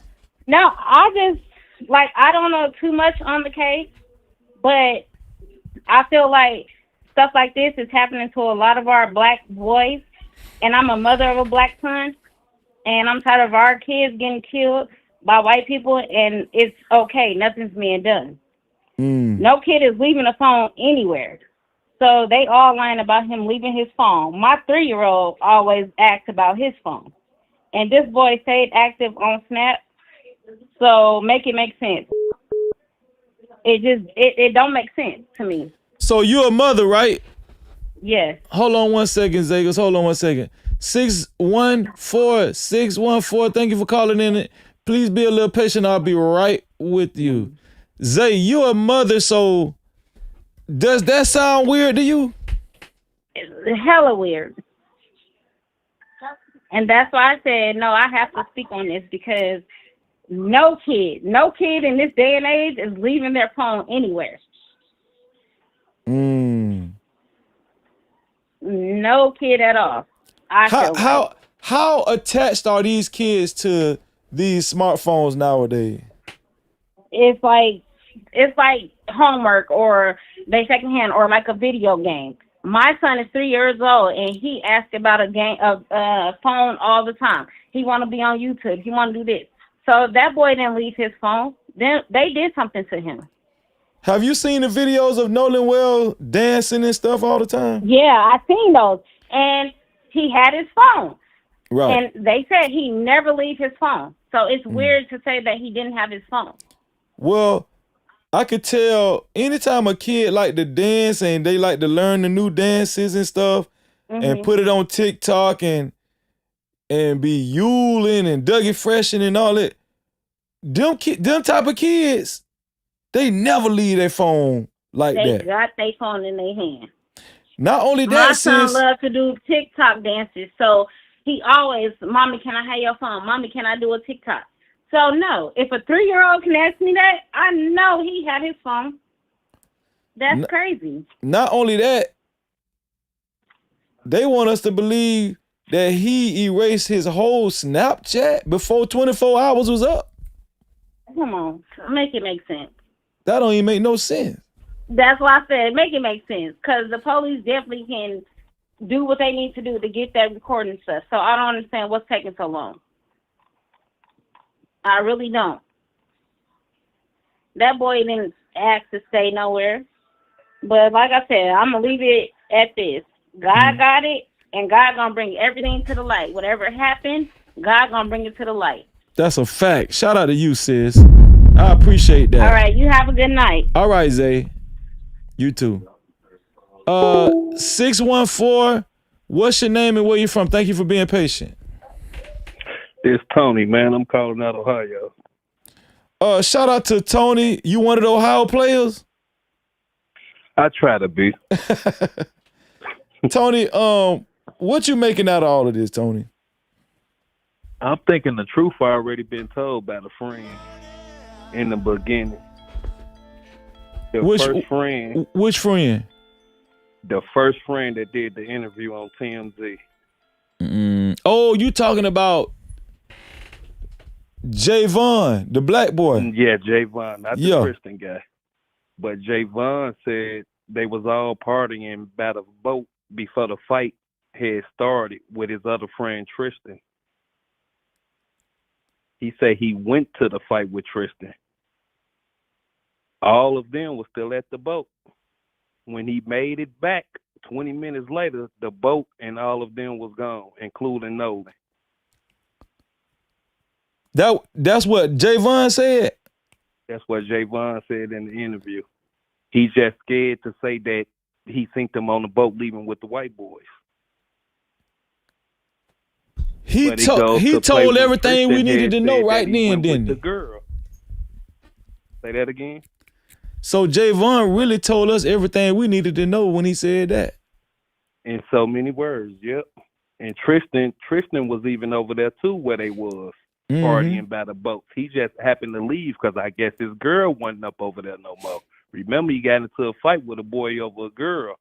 But the timeline makes sense because he's saying that he was talking to a girl. He said he was going to stay with a girl. So that makes sense with the timeline, with the time frame between that 3 and 4:30. Absolutely. But the young man definitely said they was all there partying at the boats. And when he got back, the boats and Nolan was gone. He just didn't know which boat Nolan got on. So, apparently, from the information I got, it was like 3 boats really together. Correct. Right. So, but magically, when he came back, all the people and the boats was gone. That was right. And they there. gone. When I arrived back, I came back 20 minutes later. Everybody was gone. So that debunked him staying there on the island. They want us to believe he stayed on the island. Yeah, which we know that ain't true because that ain't no true. Young man leaving no phone back. It's America 250. And another thing that struck me was odd too. When the daddy said he made it to the house for the keys, the boy acted like he was asleep or something. Who would sleep on the 4th of July and fireworks don't let off till 9, 10 o'clock in these small towns? And then you just showed the picture of y'all in the swimming pool. Yeah, we know the picture ain't coordinated with the day, but the picture said 1 a.m. So that means y'all parties all night. So happened on the 4th of July. That's why that picture still is important. Yes, that picture is very important. Yeah. Absolutely. It's very important. And the mother was there to clean it up. they panicked, told the mother what went on, and she thought she was a judge, the smartest one in the room. Yeah. This is what we gonna tried do. to clean it up. That's what she told them. Do what we gonna do. Yep, it was a extreme emergency with the boat taking water on Horn Alley. But once they leave Horn Alley, it ain't no emergency no more. The boat is still moving around in the water. Right. That judge don't want her son to go to prison. I mean, her stepson go to prison. No, she don't want that to go to prison, which no mother do. I don't blame the kids for lowering up, but you would think by now they would have did an interview with the lawyer, explaining their side. Right. If you innocent. Yeah, if you innocent. If you innocent. I think they tried to throw the girl up under the bus thinking she was going to ride along with it. Man, that girl, but shit, didn't they say that girl was cooperating? Yeah, they say that girl say no. He said he was getting back in the boat with his friends. That's what I was saying earlier. Yeah. So she basically got it off of her early. She's saying she basically told all of us, don't put Nolan with me because he did not stay with me. He told me he was getting back on the boat with them boys. Yeah, and we talking about some powerful people in the small town. We talking about a judge, and we talking about a sheriff that worked for the judge. We talking about a judge. We talking about a sheriff. Another one of the boys, their parent is a lawyer. See what I'm saying? Another one of the boys, their parent is a police officer. Correct. Correct. Yeah. It's definitely foul play. The truth shall come out. And all of that is connected to law enforcement, to the law. See what I'm saying? It's all connected to law enforcement. And you don't think that they have a big line of communication to the coroner? Yes, already. I believe you feel what I'm saying? It's a small town, so everybody down there is a buddy system. It's hard to break a buddy system. You don't think they know the medical examiner, the chief medical examiner? You don't think that the sheriff has a direct line to the chief medical examiner? What her name is? Stacy Turner? Yeah. See what I'm saying? Yeah, got a direct phone call. I wouldn't be surprised if they drinking beers on weekends together. That's a fact. It wouldn't surprise me at all. But I definitely think the mother tried to clean it up once the boys told her the truth. I think so too. Another question everybody got to ask themselves is they called the search team at 11-something that night to look for the man's body. If you knew he was left on the island with somebody that you know, why would you call the search team at 11-something that night talking about your friend missing? Why would they wait that long? Not even why would they wait that long? Why would the idea cross your mind to call a rescue team for your friend that you claim stayed behind with a girl? You're saying that he stayed behind with a girl. Why would you call a rescue team? Why would you think he in any type of trouble? Right, that's a fact. That's a fact. Hold on 1 second, bro. 337, give me 1 second. I'm gonna get right to you. Thank you for being patient. But bro, I'm gonna take this next phone call, man. I appreciate you, bro. Yes, sir, bro. Thank you. Let's see. 337. I'm gonna make you my last phone call, 337. Thank you for calling in, 337. Hold on, 337 hung up. Call back in, 337. I'm gonna allow you to call back in. I'm gonna give you some time.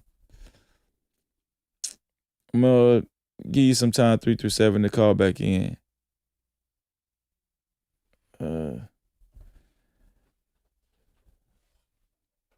Yeah, that I think. Okay, there's 337. There you go. 337. Thank you for calling in. What's your name and where you from, 337? Yes, I'm Ann, and I'm from Mississippi. Ann, you are from Mississippi. Thank you for calling in. What part of Mississippi? I'm from Jackson. From Jackson, Mississippi. Hold on, Ann, 1 second. 973. I'm coming right to you. Be a little patient. I'm coming right to you. Thank you for calling in. Ann 973. Y'all the last You guys are going to be the last two callers. And you from Mississippi.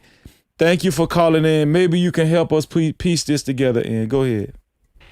Well, I first want to thank you so much for keeping the spotlight on this Nolan case, because I'm just very much appreciative of that. So first, let me thank you for doing that. Wow, thank you. Second, no problem. Second, Mississippi, how can I explain? I was born and raised there, generations deep there. You know, my roots are there. Mm-hmm. It's a buddy system, just like the last gentleman was saying. Mm-hmm. It's a very buddy system. And Mississippi is not that big.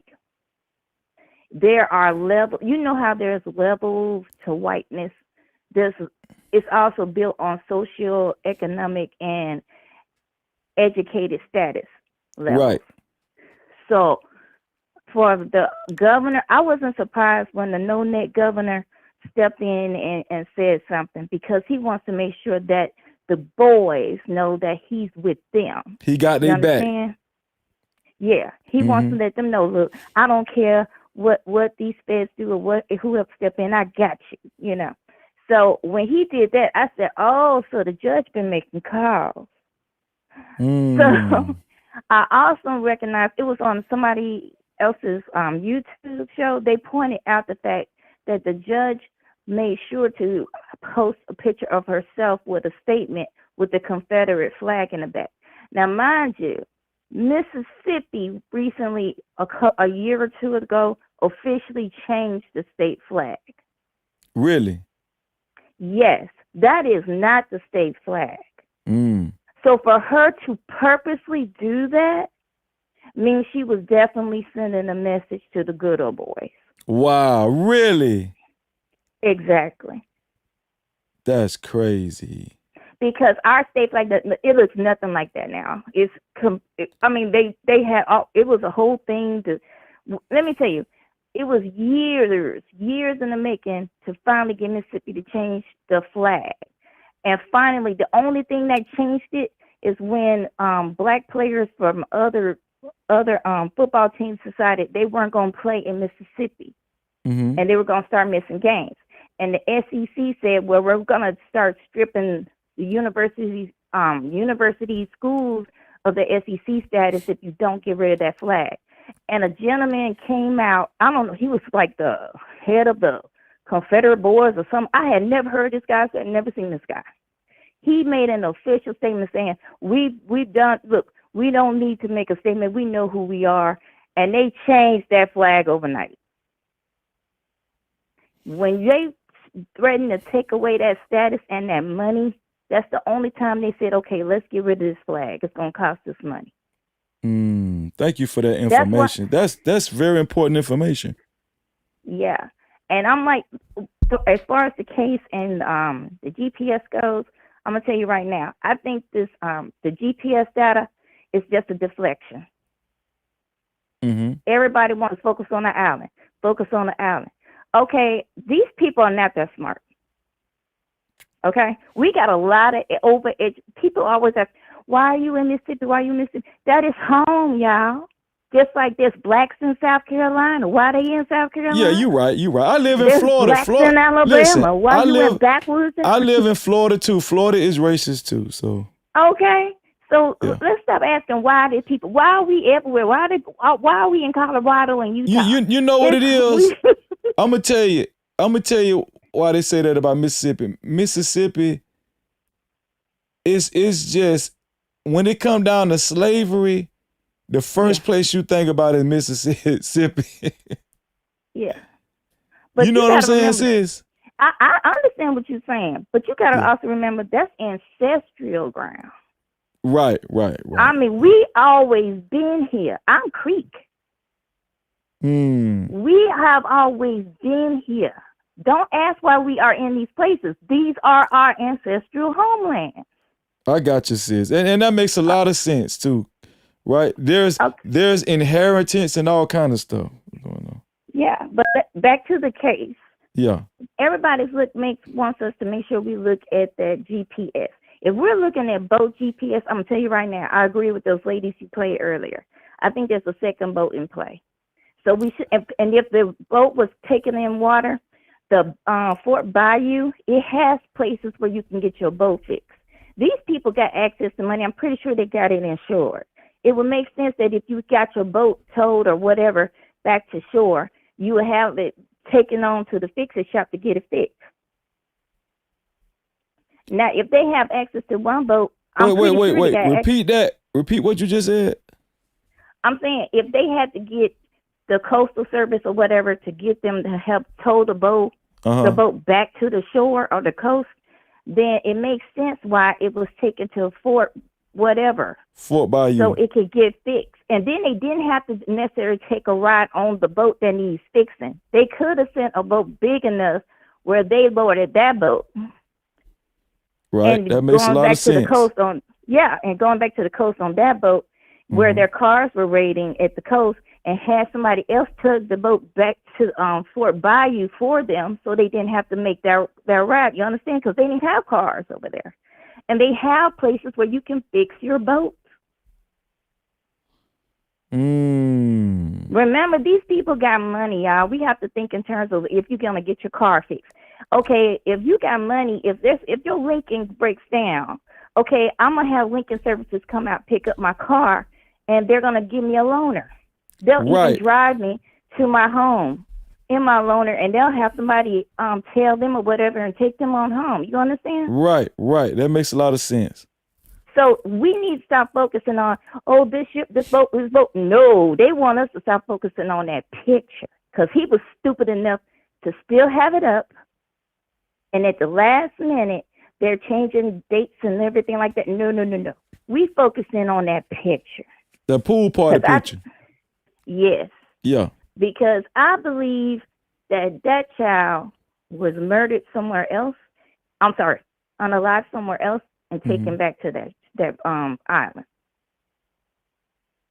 I do not believe that we should be focused on the whereabouts of all this, whatever this boat did, because they got access to another boat. They want us to stay focused on the island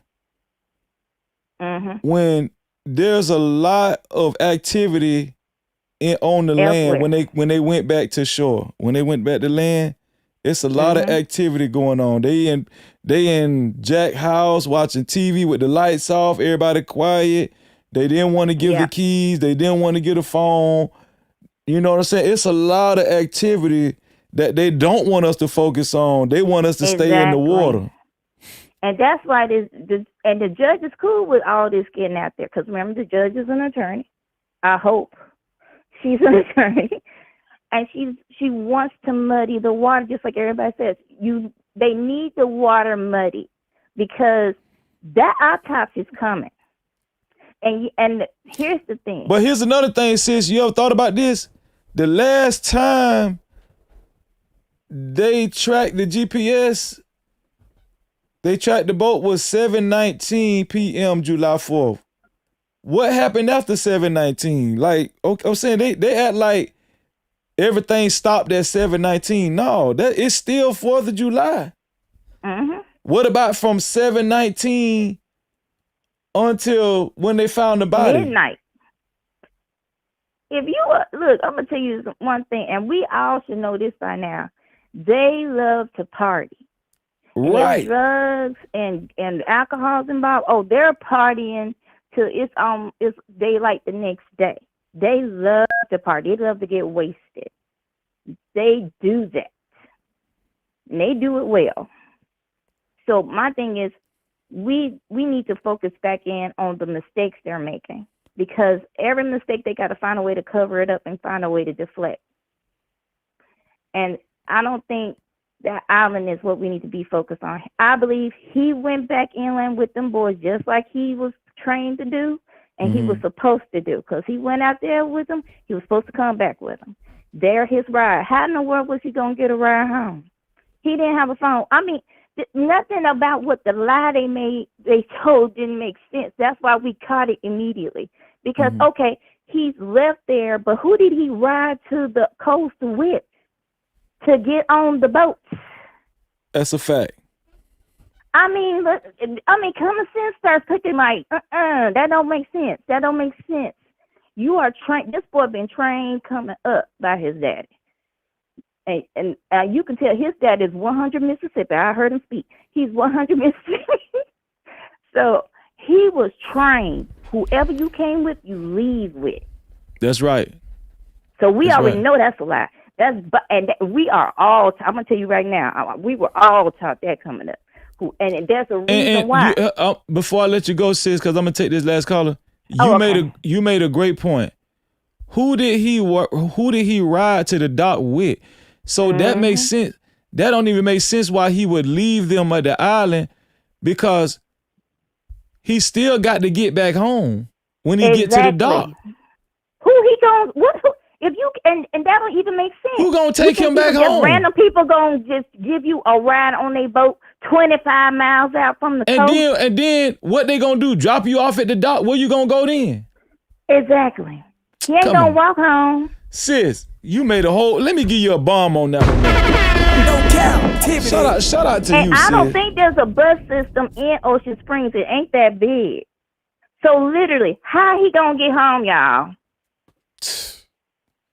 I'm just shaking my head. Stop focusing on them boats. Stop focusing on the island. That's what they wanted us to believe, sis, that he just went with some random girl. And he wouldn't have done that because he don't know her. He don't know how he gonna get home. This girl from Lost Point. For one, he ain't have no car keys. Okay. He ain't have no phone. He didn't take his truck. Hello, you know they didn't take his truck. Man, them people told a dumbass lie. That's what they did. Let's stay focused. You see what I'm saying? And I'm telling you, there's a reason why we always stick together and we always come back home.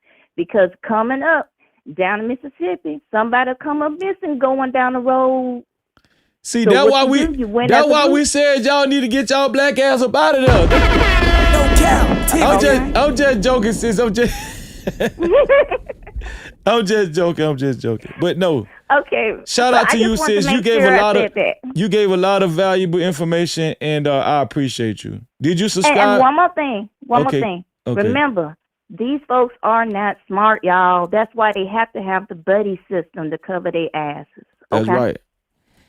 That's right. That's right. Did you subscribe and hit that notification bell?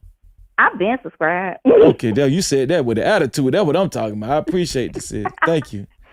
Thank you. Y'all have a good night. Okay, you too. Okay, 973, you my last caller. Let's make it count. What's your name and where you from? My name is E Nice. I'm from New Jersey. What's your name again? E Nice. E Nice. Okay. What, you was a DJ or a rapper or something? Yeah, a little both. Okay. Shout out to you, E Nice. Thank you for calling in. Can you help us make sense out of this, E Nice? Not really, but one thing I would say, no captivity, love, like, subscribe, because you're doing a great job, man. Man, thank you, man. No captivity. All these callers was great. I woke up thinking, because I was listening to it, I'm like, damn, they hitting a lot of good points. Oh, yeah. And like the last girl said, if I'm on an island, my friends leave, and I'm taking another boat back home, how am I getting to the house where how am I getting to the boat where my phone is at? Because I can't call nobody. And how am I getting to the house where my car is at?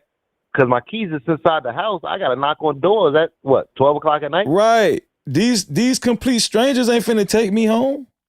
And yeah, and that's 7 miles, 12, I forgot it was, 12 miles away or something? Something like that. Or 30 hour away? Nah, we don't do that. Oh, you talking about from Horn Island to the shore? That's like an hour and a half.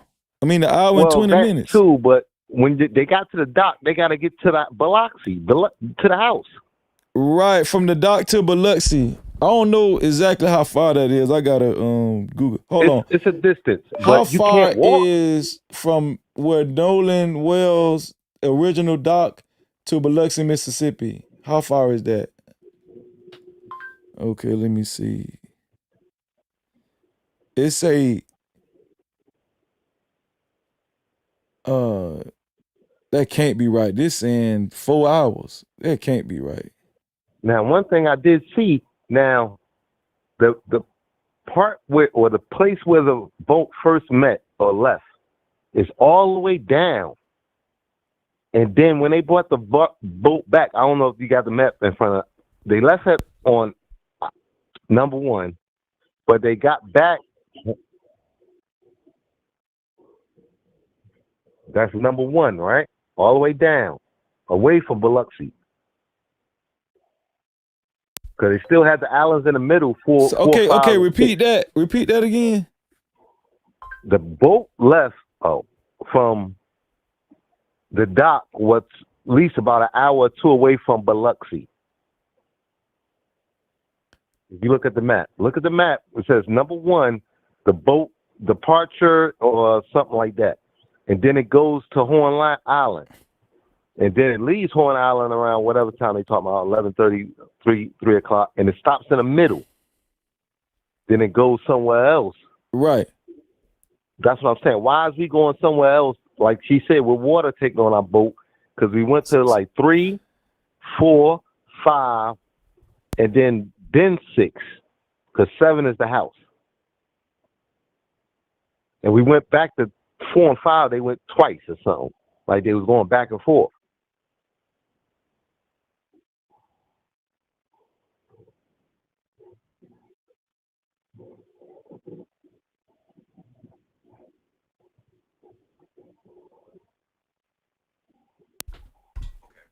Based on the latest reports, they left from a private dock in the Ocean Springs, Mississippi area, then returned there after leaving Horn Island. If you're looking for the exact address of that dock, officials haven't publicly named it, just the general area. So they left from Ocean Springs dock. Ocean Springs. So how far is? Hold on, let me see. How far is Ocean Springs from Biloxi, Mississippi? 2 to 3 miles. Hang on, checking now. They're about 5 miles apart, so roughly a 10 to 15 minute drive, depending on traffic. So that's a 10 to 15 minute drive from Biloxi. So they want us to believe that somebody else that he don't know was gonna take him an hour and a half from Horn Island to the dock and then drive him home. Now, in one part of the conversation, they, I don't know, they made a mistake or they just said it. Well, we all going to the same place. How do they know to get Katie McCormick? Why do you know her last name? Why do you know her phone number? Who knew her last name? The boys did? The girl, he said, oh, he went with Katie McCormick. How you know her last name? I don't even know my neighbor's last name. Right. Especially not their phone number. But they said Nolan didn't know the girl. That's what I'm saying. So how do you know Kelly McCormick? Kelly or whatever. You know the last name. Then you say, oh, let's call Kelly. How you know her phone number? If he don't know the girl, then you know the girl, and it's a lot of things just off. Okay, who called the girl last name first? The one girl. And then like I said, ain't no pictures of no girls in these pictures. And who was driving the boat when he's underage? Who's like this? They said the mother was there. They said, we need more. Hold on. Let me go to ChatGPT. Who mentioned Katie, the girl that Nolan Wells was talking to? Who mentioned her first in this investigation? Okay, just a minute. It looks like the first mention of Katie came from Nolan Wells' friends when they first spoke to his mother after he was reported missing. They told his mom he had wanted to stay behind with a girl named Katie, and they also initially claimed that she was missing too. Later, that version didn't quite line up. Katie supposedly said that Nolan told her he was heading back to his friend's boat, while his friends claimed he had decided to stay with Katie.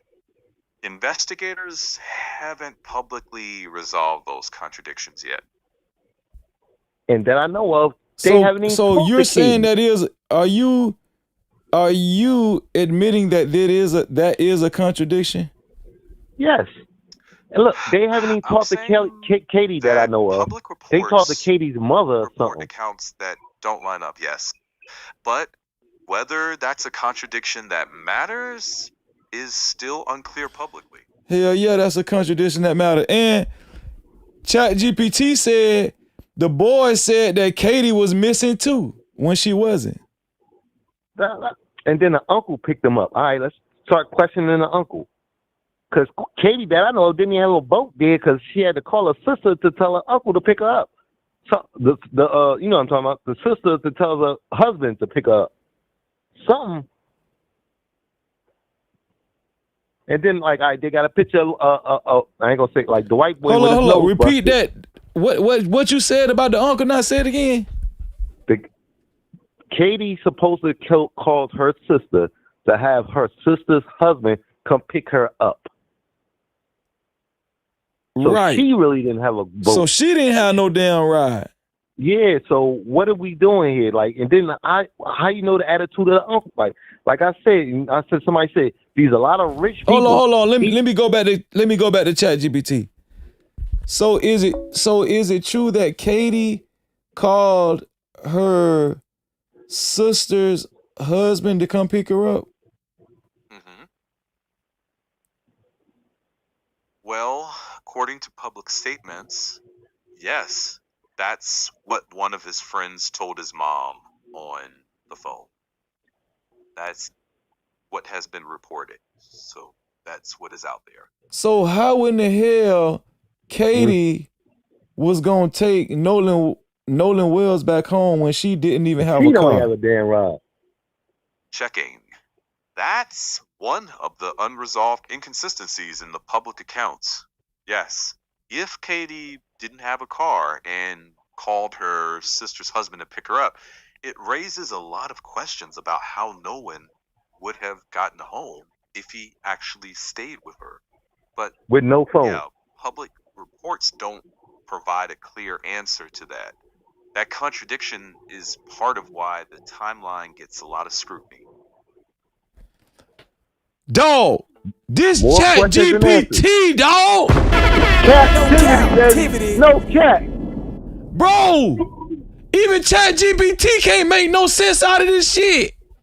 Listen, man, I'm glad I'm the last call on this one because I want you to think about this because, like I said, his father said something. His father said, I don't have friends with boats. That speaks a lot to me because, like I said, Mississippi is Mississippi, bruh. And you get to a person who think they got money and they got clout and you start doing something at their house or their establishment, they start saying it's mine. You hear me? Yeah. So it's a lot of, I don't know, man. We don't know until the stuff come out, but you know, you see it, we see it, but we just don't know. Bro, this is it's Why creepy, did they make bro. so many trips? It's creepy though. Yeah, the boat is taking on water, but you go back to 4, then you went to 5, then you went back to 4, then you went to something like that. Like that's too many trips taking on water, homeboy. That's a fact. Time to go home. We should have went straight from Horns Island to Biloxi. What was all these other trips?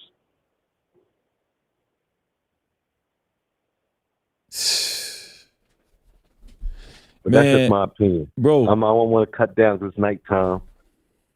Bro, you just messed me up even more with that right there. Thank you. I'm glad I do because we need. I want answers because I swear to God, if I was a dad, I don't want to talk to the dad. Like I don't like. Listen, man. Somebody be talking to me right now for real. I don't care. I don't care. That's a fact, man. Hey, man, E nice. You was nice with it tonight, man. I appreciate that, man. Thank you, sir. Cap-tivity. Once again, love, like, subscribe. Show this man some respect. Let's get it, man. Hey, you subscribed, didn't you? Huh? You made sure you subscribe, hit that notification bell, didn't you? Of course. Okay. All right. All right. I appreciate you, E-Nice. Thank you, man. Yes, sir. Be good. You too, bro. Man, that was a great call. All y'all, man, all the calls been, boy, y'all paying attention and y'all helping me out. I love it when the No Cap crew helps me out. We got some more super caps. No Cap crew is reporting in from the chat. Shout out to Gina Dallas Diva for her $5 super cap. She said the caller is right. I emailed you Keisha's video, Freezy. Okay, we're gonna check it out a little bit. And shout out to Keisha. And also shout out to JD, $5 said, it's too many unanswered questions and time that's unaccounted for. So we obviously know something not right. All the BS they trying to feed us won't fly. No cap. That's a fact. That is a flat fact. Shout out to the No Cap crew reporting in from the chat. I appreciate y'all. Shout out to Mike Nice for the $10. Mike Nice, thank you, bro. Use a debit card, tap it, make it happen. Cash app on deck, yeah, we keep it active. Super chat live when the combo gets deep. PayPal slide through, show love to the speed. Every way it works, no friction, no trap. Thank you for supporting, no Cap-tivity, no cap. Building this vision brick by brick, we ride. You ride with the mission, you already slide. Shout out to Mike Nice, man. Thank you for the $10 support. Let me see. And I appreciate the jewels too, man. All the jewels, over 100 jewels, man. My system picks it up. My database picks it up. I appreciate y'all. Let's see. Read the jewels. Where the jewels at? Shout out to B Bill Senior for the 100 jewels. Also shout out to Scarlett Morgani again for her 200 jewels. Thank you, Scarlett. Shout out to Scarlett again, man. 1,500 jewels. Thank you, Scarlett, for the 1,500 jewels. Scarlett sent another 750 jewels. Shout out to Scarlett, man. 750 jewels. Appreciate that, sis. 750 jewels from Scarlett. Let me see. Just Anticipate, $2. Shout out to Just Anticipate. She said, did they call for help when they made it on land? No, they did not immediately call for help. No, you talking about for the boat. So according to one of the callers, they called for help while they were still on the island. Let me ask ChatGPT again. Shout out to ChatGPT. Boy, they messed up when they made ChatGPT. So when the boys' boat started filling up with water or sinking, when did they make that phone call to report their sinking boat? When they was still by the island, or when they had already reached, when they was headed back to the dock? Based on the latest reporting, the distress call was made around 4:30 p.m. on July 4th after the group left Horn Island and their bilge pump failed. The caller said they were sinking and asked for a tow, while also confirming everyone on board was okay. Public reports don't clearly say whether Nolan was expected to be on that boat at that moment. So they made the call, the distress call, after they departed from Horn Island? Checking. Yes, based on public reporting, the distress call was made after they left Horn Island. Yeah, their bilge pump failed while heading back, and that's when they radioed for assistance. And you're saying that was around 4:30? Mm-hmm. Checking. Yeah, around 4:30 p.m. That's the best available timeline. But according to reports, the report saying that they left at 4:31 p.m. The reports generally say around 4:30 p.m., but it's not consistent across the public record. So more like shortly after they left Horn Island.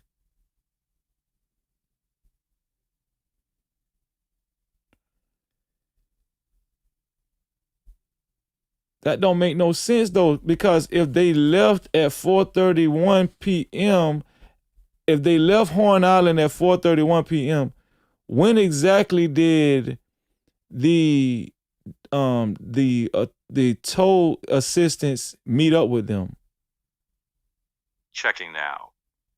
Based on the publicly available timeline, the exact minute the tow boat met them hasn't been publicly released.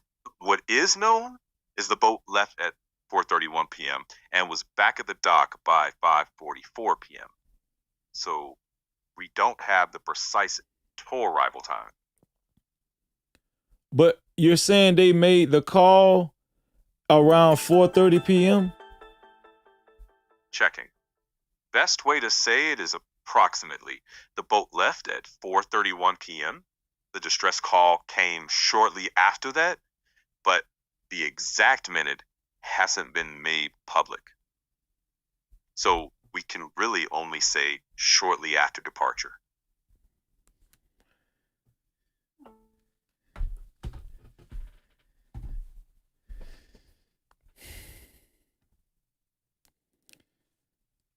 Thank you, Just Anticipate. Just Anticipate said, did they call for help when they made it on land? No, they called for help as soon as right when they left at 4:31, shortly after. That's what ChatGPT said. Hello, Barbara. This Shirley for the $2 said, how Katie call, where she get phone service from? That's a great question. Hello, Barbara. This Shirley. It's a great question.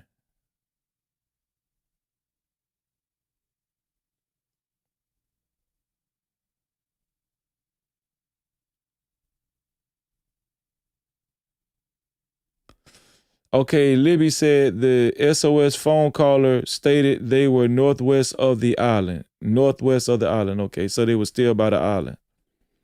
Shout out to y'all for helping me out, man. I be needing y'all help.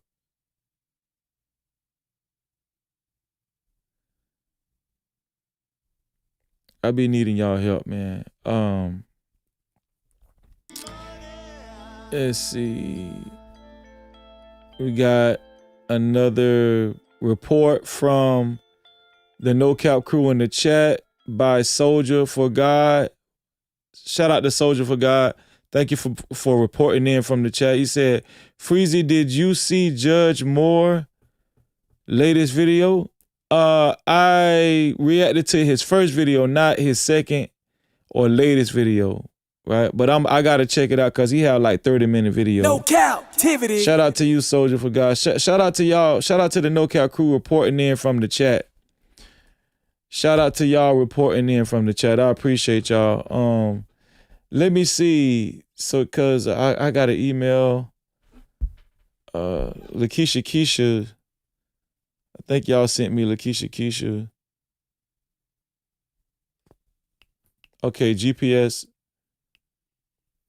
This is the 2 videos from Lakeisha Keisha I sent. The super chat. Love your content. Shout out to you, Gina. Appreciate you, Gina.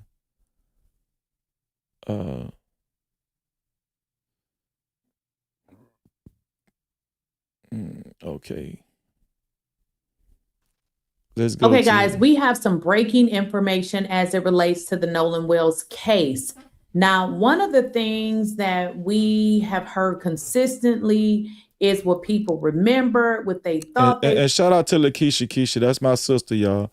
Make sure y'all subscribe to my sister Lakeisha Keisha. Remember what they failed to mention. But if you guys know anything about GPS, it is a tracker and it is something that your memory don't need to remember, because the GPS is all the data that is needed. Now, as we get into the GPS information, I want you guys to think outside the box for a moment. We have always stated that was Nolan Wells' body strategically placed back on that island? Because it just doesn't add up, okay? Now, I want you guys to think outside the box. This GPS record of information states that that boat left and came back in the vicinity of that island multiple times. That is something that nobody Not one person has stated, okay? It is very important because nobody has mentioned that. Now, in all the stories that we have heard similar, different, and a bunch of jumble and mixing up of information. But one thing we do not agree with is that nobody is going to say, yeah, I'm going to stay back and catch a ride with whoever. And keep in mind, whoever he was catching a ride with has never been identified. That's who a are fact. These people, okay? We don't know who these folks are. Right. Who decides to leave themselves stranded on an island with no forms of communication? It just does not make sense. But what has been released now is the actual GPS tracking information of the boat in question. Yeah. Okay, I'm listening. Go on. Yes, I'm typing it all down. Okay, guys, let's get into it. Before I get into this breakdown, I'm going to put this on the screen because you will hear it in the video. At 9:56 a.m., the boat leaves the original dock departure. And this would be them getting on the boat from their original destination, okay? A little bit over an hour or so, hour and, 15, 14 minutes or something like that. No, 14 minutes, about 20 minutes, an hour, 20 minutes. They arrived at Horn Island at 11:14. Now, they did say around 4:30 they departed, and see, they would have this. I wonder where Lakeisha get this timeline from. Where did 4:35 come in at? Returns to original. Boat leaves Horn Island. Boat returns to original dock.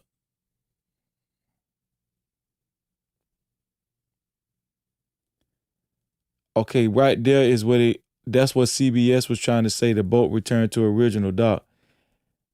That's what the caller was saying. How in the hell the boat got from Horn Island at 4:31 to the boat's original dock at 4:35? That don't even make no sense. That's what the caller was talking about. Information from the information as it relates to, their departure. 4:31, they did depart. I want you guys to understand that. No Cap Crew reporting in from the chat. Vicky Dub for the $2. Vicky Dub said, Queen Sheba darling video. Shout out to you, sis. Queen Sheba darling video. Thank you, sis. The GPS information is something that is on the boat that is tracking the boat's destination.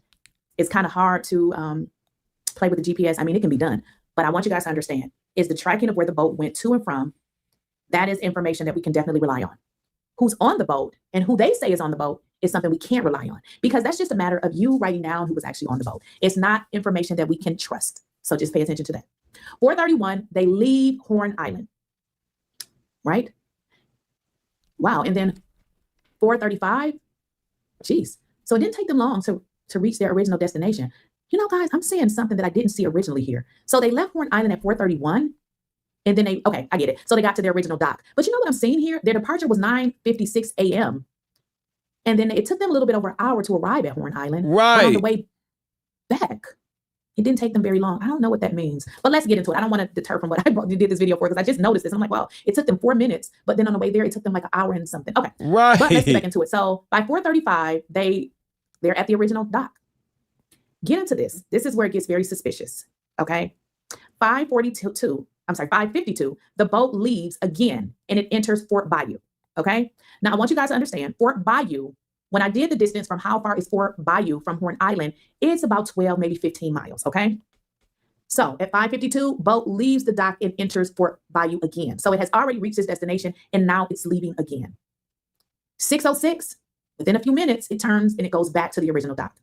Keep in mind with a boat, it generally goes to the dock, and then from the dock, it can be, put on the back of a car, and then you can take it to your place of residence because then it will be on land. But the dock is obviously you're on water, and that's the boat is docked there. Now at 7:19, the boat goes out again to Fort Bayou. Let's get into the video. After returning to the original dock, the boat didn't simply. The GPS data gets genuinely interesting, and where it introduces a detail that hasn't appeared in any account we've covered so far. After returning to the original dock, the boat didn't simply stay there for the night. According to the data, it left again, traveling into Fort Bayou at 5:52 that evening. The GPS data gets genuinely interesting, and where it introduces a detail that hasn't appeared in any account we've covered so far. After returning to the original dock, the boat didn't simply stay there for the night. According to the data, it left again, traveling into Fort Bayou at 5:52 that evening. It returned to the dock at 6:06. Then, later that same evening, at 7:19, the boat went to the Fort Bayou boat launch. From there, it appears to have been towed overland, presumably by a vehicle, to the residence of the boat's owners in Biloxi. Sit with that sequence for a second. Sit with that sequence for a second. Why would this boat go out? Was that like 3 different times? Where is the explanation? Guys, this is what we're talking about. No explanation in any statement whatsoever. Do y'all understand? We have also learned that there was at least one adult on board. Who is this adult? What is going on? This is simply what we have been saying the whole time. This stuff don't add up. 1 + 1 will always be 2. That's whether right. It rain, snow, I said that earlier. Sleet, whatever. It's 1 + 1 is gonna always equal 2. I said This 2 + 2 doesn't gonna add up. always be 4. We, as good old folks, okay? Yep. We said that we think that possibly his body was placed back on land. But there's no explanation as to why this boat went back to the dock. It didn't go back to the dock and then get towed to land because, again, if your boat is in water, it's a boat. It can't float on land. You put it in water, it's docked. If you want to remove it from the dock, you have to put it onto a vehicle, okay? Remember, they said the boat was being cleaned at 3-something in the morning, allegedly. This don't add up. There's missing pieces here. We don't know that Nolan was not on that boat. Because keep in mind, guys, the GPS is the critical information that we know is true because it can be tracked. A person that is in the possession or they have already committed a crime, why would they tell you that Nolan was on the boat? Why would they say that? Because if the story was, we're going to say he never got on the boat, I'm not sure why they would reveal that information. Right. The boat arrives back at its home dock around 4:30 in the afternoon. Then, roughly 90 minutes later, it goes back out for a... Shout out to the No Cap crew reporting from the chat again. JD, $2 said, CBS didn't mention 4:35 time. What's that from? I said I was trying to figure out too. No Cap-tivity. Shout out to you, JD. I was trying to figure that one out too. That's what I was saying earlier on the phone call. 14-minute round trip into Fort Bayou. Then, about an hour after that, it makes a third movement to a boat launch. Hold up, 14 minutes. Around 4:30 in the afternoon. Then, roughly 90 minutes later, it goes back out for a 14-minute round trip into Fort Bayou. Then, about an hour after that, it makes a third movement to a boat launch before finally being trailered home for the night. Nobody, in any interview, any press conference, any witness account we've reviewed so far, has mentioned this second trip. Not Judge Cole's statement. Not Elmore's account of retrieving the keys, not Javon Williams, not Trace Eston Shepard.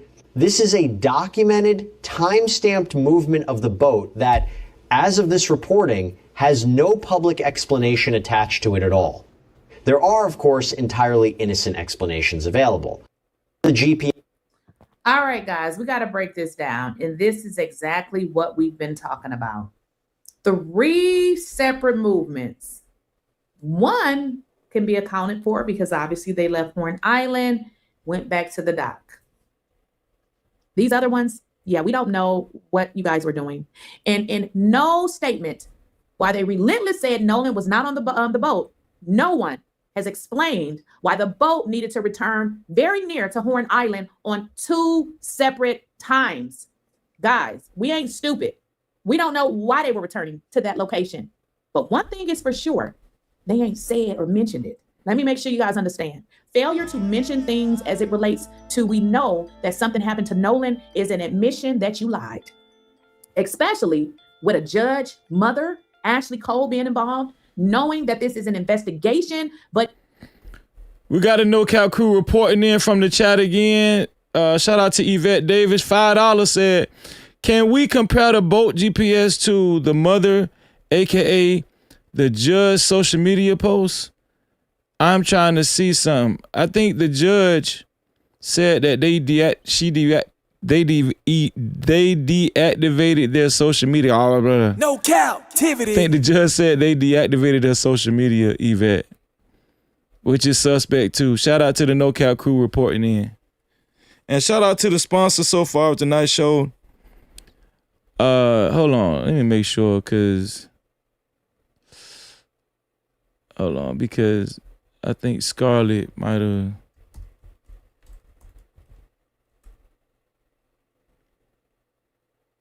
Okay, that's Scarlett. That's 20. That's 107. Shout out to you, Scarlett. I think Scarlett's still at 112. Shout out to Scarlett. You left out details. This is a big deal here. This is a big deal. You return to the original dock at 4:35. Okay? 4:35, 5:52. What is that? 90 minutes later, you leave again. Why?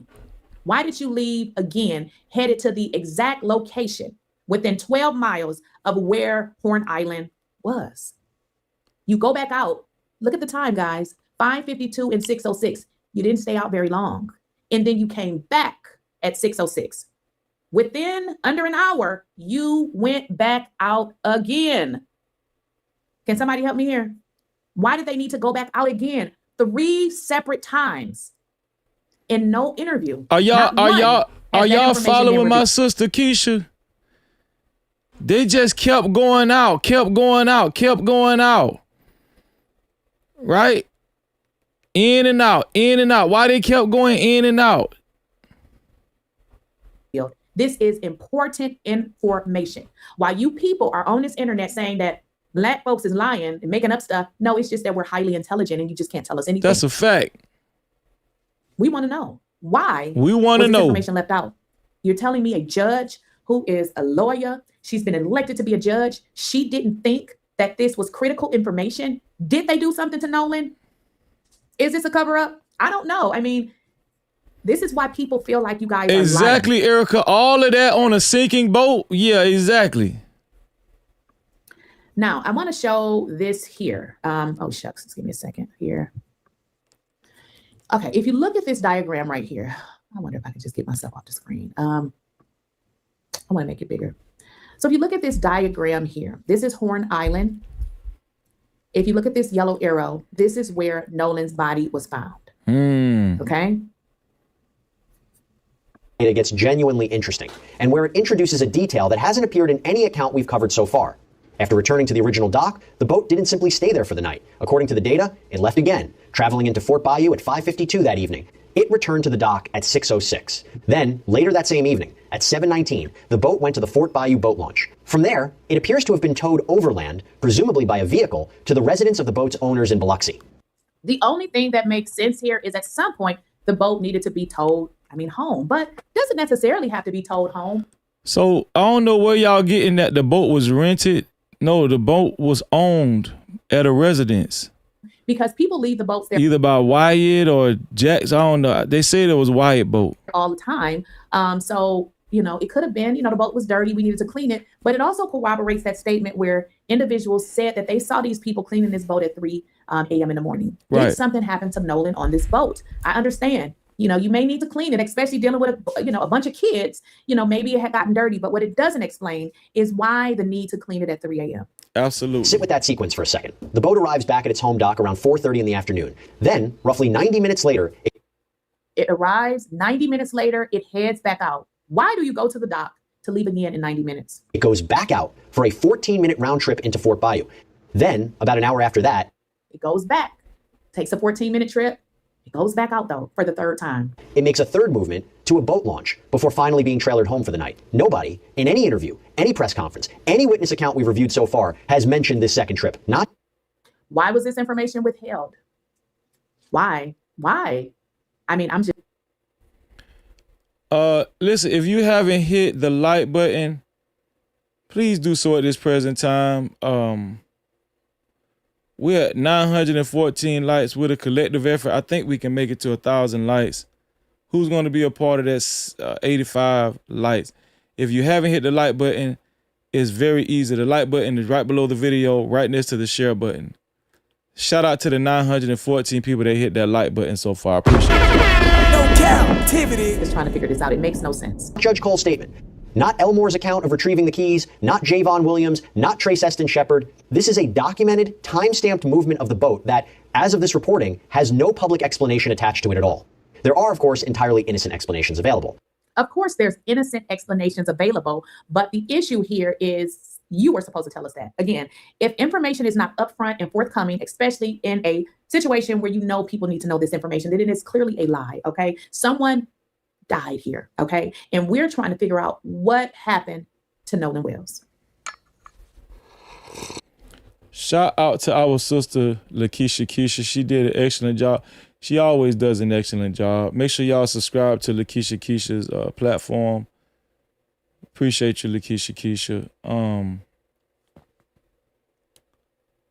Now, somebody said Chronicle Speaks. Let me try to look up Chronicle Speaks right quick. Hold on. Let's see what y'all are talking about. What is Chronicle For a week, Speaks many people talking believe about? that the boat belonged to Warren, the stepson. The case of Nolan Wells has taken more twists and turns than anyone could have ever imagined. At times, it feels like there has been so much conflicting information that it has become increasingly difficult to separate facts. Thank you, Luna, for putting Lakeisha Keisha's link in the chat. Thank you, Luna. Appreciate you. From fiction. Whether intentional or not, the amount of misinformation surrounding this case has made it much harder for the public to follow what actually happened. Some of the biggest questions that have surrounded this case is who owned the boat, who drove this boat, and who was okay with these underage kids drinking alcohol. These are the 5 men who are alleged to have been with Nolan on that island. These are their names, these are their faces, and we should know them and see who they are. So Eli. So it's saying 5 men, but I thought they was trying to say it was only 3. See, it's so much misinformation. At one time, they were saying it was only 3 boys with Nolan.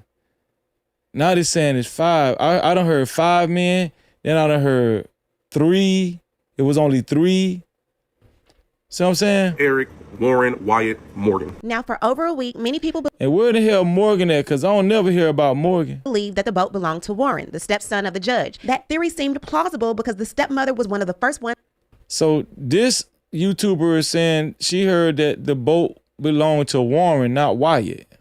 So Eli, Eric, Warren, Wyatt, Morgan. Now, for over a week, many people believe that the boat belonged to Warren, the stepson of the judge. That theory seemed plausible because the stepmother was one of the first ones to come forward and give information about the case, and she reportedly has a dock at her home. And as you recall, Warren's birth mother said Warren does not even have a boat. Later on, she says, again, when Wyatt asked for him to get on, he said he wanted to stay, and Wyatt's boat started to fill with water. Now, I looked into Wyatt and Wyatt's boat. And Wyatt's boat started to fill with water. It asked for him to get on. He said he wanted to stay, and Wyatt's boat started to fill with water. Now, I looked into Wyatt, and it does appear that he has a boat, and I still strongly believe that this is Wyatt's boat. However, the boat did not start at his home. It started at another one of these boys' homes. It broke down allegedly on Horn Island, returned back to one of these boys' homes before ultimately ending up at Wyatt's house. News outlets reported that the boat Told y'all that was Wyatt's boat. owner, the boat's owner's mother, and one of the people who was on the boat that day had all been cooperative with the investigation. The news reported GPS coordinates of the boat that was driven that day, carrying the 3 boys and Nolan. See the boat then go and actually dock at a different location, then drive overland to the home of the owners of the boat. So they took out the street number of the address, but they left the street name here. And there would be no need to black out the address unless this is someone's home. The boat starts here at 9:56 a.m. So all I did was search for the voter records of the people that lived on El Camino Real Road. Went through the complete search, got to page 7, and saw the 2 names here listed, Patalo. These are the 5 men who are alleged to have been with Nolan on that island. So I looked up the mother. The mother's address, of course, came up as his address, the father-in-law, the other relatives, and then all of a sudden, guess who comes up? Eli J. Patalo. Then drive overland to the home of the owners of the boat. Now, while Warren's mother was correct, it wasn't Warren's boat. It was indeed Wyatt's, and we'll find out how later. However, there were just too many things happening at Eli's house with this boat. The boat started on El Camino Real Road, broke down, an hour later was back on El Camino Real Road, and let's not forget. So you're trying to say the boat, hold on, the boat went to Jack's house?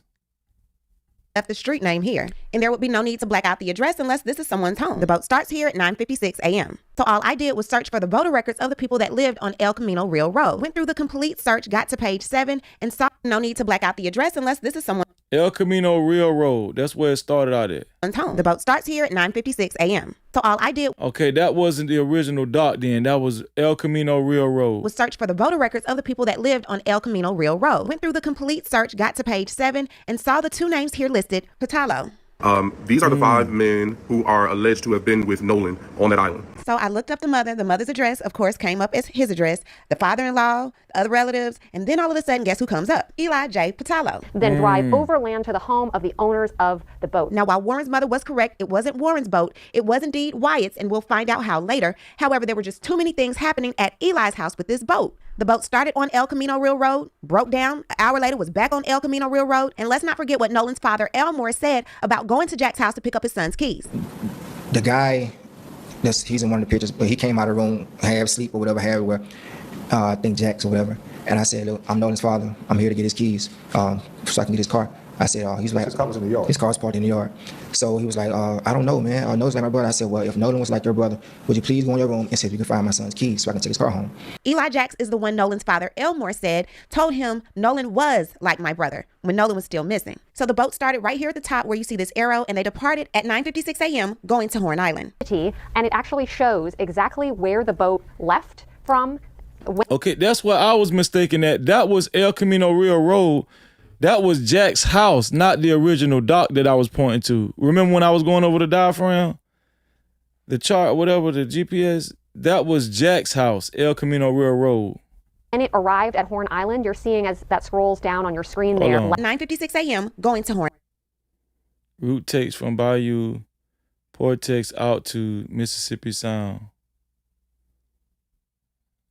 Island. And it actually shows exactly where the boat left from when So Nolan's father, Elmore, told him Nolan was like my brother when Nolan was still missing. So the boat started right here at the top where you see this arrow, and they departed at 9:56 a.m. Okay, I was right. No, I was right. That was the original spot, the dock. Okay, no, I was right. Going to Horn Island. That was the original dock. And it actually shows exactly where the boat left from when it arrived at Horn Island. You're seeing as that scrolls down on your screen there, you're seeing that July 4th, that tracking movement, the vessel reaching Horn Island around 11:14 a.m. There you go. Now at 4:31 p.m. they said that the boat began to have problems. So they leave the western tip of Horn Island immediately. A mom of one of the friends last week said the group left without Nolan when their boat began malfunctioning. We're sinking. Can y'all please come? NBC News has obtained audio as part of a records request that details the group calling for towing assistance. And is everybody on board in good health otherwise? Yeah, everybody's on board. Now, as we've been reporting, Nolan Wells was not on that boat, although his keys and phone were. Now, how she has been able to verify that is beyond me. At this point, it's just hearsay. We don't know where Nolan was. Now, according to the GPS, the vessel left the western tip of Horn Island at 4:31 p.m. and had to be towed approximately 2.75 miles before normal operation resumed. The vessel then went back to El Camino Railroad at 5:44 p.m. The hour prior, the boat was getting ready to sink, let them tell it. We're sinking. Can y'all please come? Yet you're able to make a pit stop at Jack's house, allegedly, at 5:44. After 5:44, the boat then leaves again, and it travels to Fort Bayou around 5:52 before returning to the dock. Hold on. This shit. At 5:44 p.m. The hour prior, the boat was getting ready to sink, let them tell it. We're sinking. Can y'all please come? Yet you're able to make a pit stop before Western. On me, at this point, it's just hearsay. We don't know where Nolan was. Now, according to the GPS, the vessel left the western tip of Horn Island at 4:31 p.m. and had to be towed approximately 2.75 miles before normal operation resumed. The vessel then went back to El Camino Railroad at 5:44 p.m.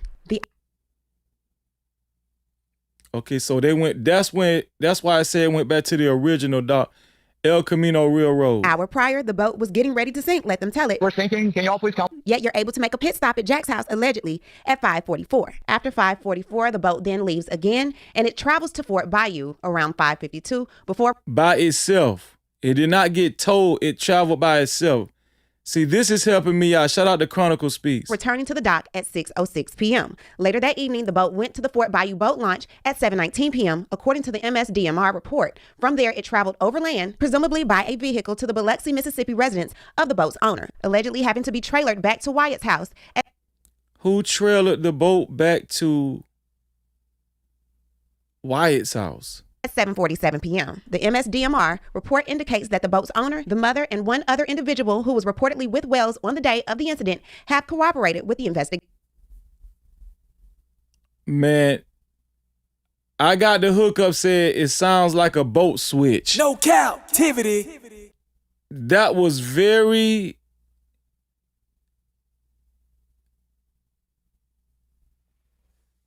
That is very, what's the word I'm looking for?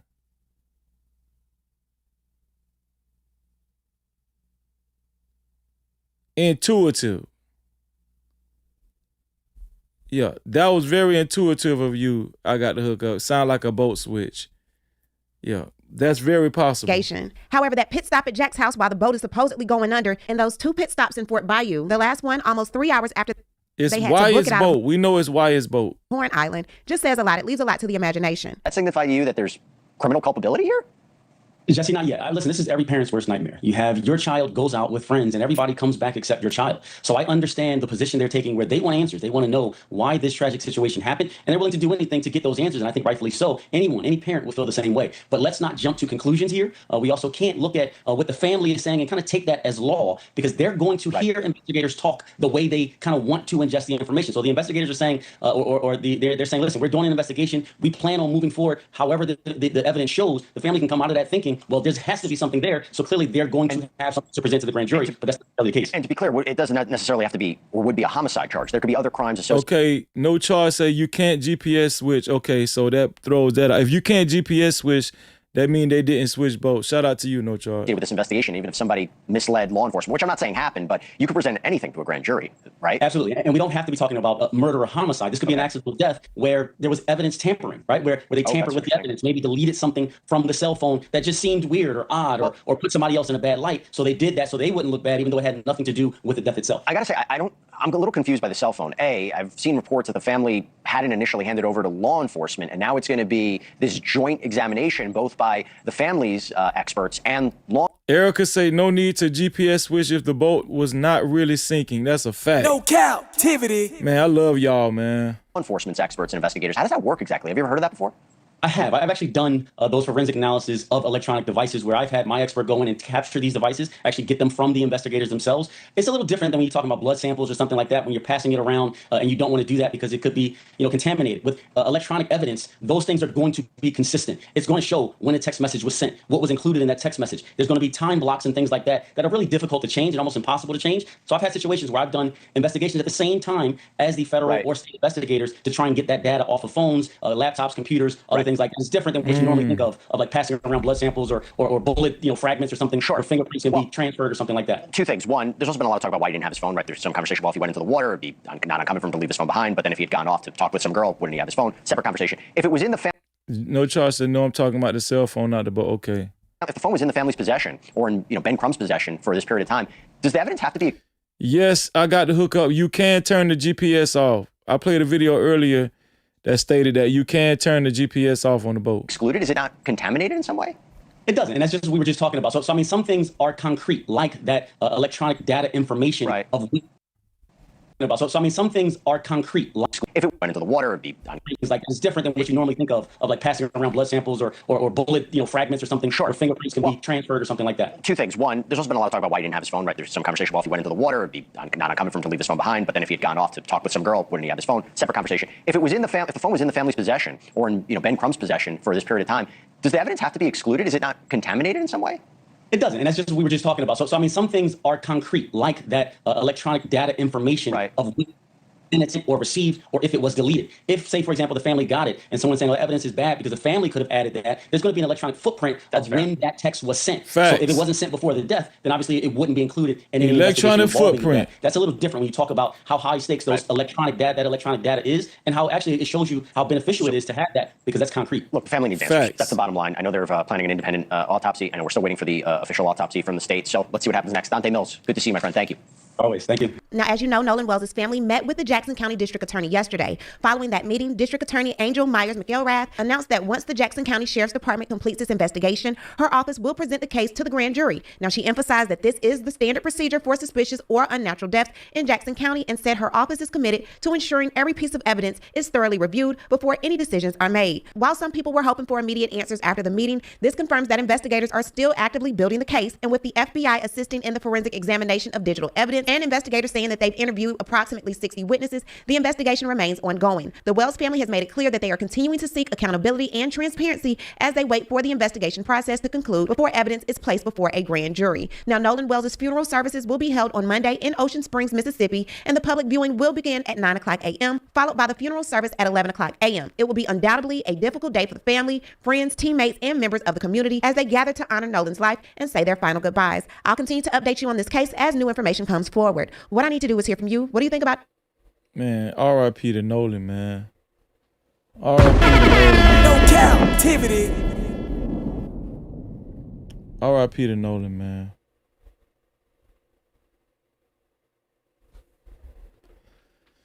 It's a lot of information. I'm going to tell y'all something. It's a lot of information in this investigation. And it's so many names and locations. It's even with the boat. Like while the boat was on water, it's just a lot. And it's a lot of unanswered questions. It's a lot of questions that I have. Right? I thought the boat was taking up water, but how was the boat able to make these movements and go to the original dock and then go to Fort Bayou?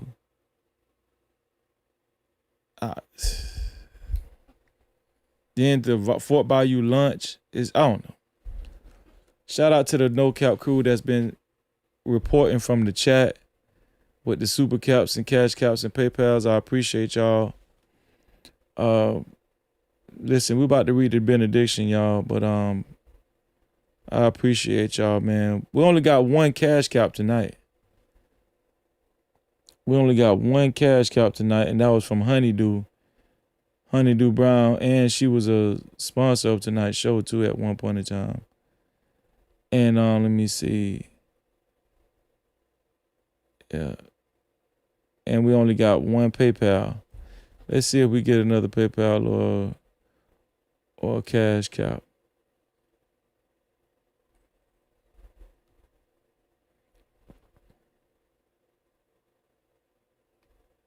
But we're about to read the benediction, y'all. Let's prepare for this benediction. Here we go, man. Appreciate y'all, man. Let's get it. Yeah. You can't try me, no captivity. Freezing. I know it's hard to understand me. Respect me, to speak reality. I'm focused though, please don't ask where my mind be. It's about the community. Swing like slide. Was it appreciating the way that I like give you 50 shades of me? Hell no, I'm not a saint, but God bless me. No captivity. Freezy, believe me, out in these YouTube streets. No captivity. Freezy, believe me, out in these YouTube streets. I'm tripping that stick, keep my mind in tow. I'm cleaning my step, cause my tight is tight, so tight I can't ride. Never the one smoking in, that's right, riding newly. That's good, life is a movie. Who else can speak up on that? Ooh, ooh. They know you should like, comment, subscribe, it's all be. You can't try me, no captivity. Freezing, I know it's hard to understand me. Respect me, to speak reality. I'm focused though, please don't ask where my mind be. It's about the community. No captivity. Freezy, believe me, out in these YouTube streets. No captivity. Freezy, believe me, out in these YouTube streets.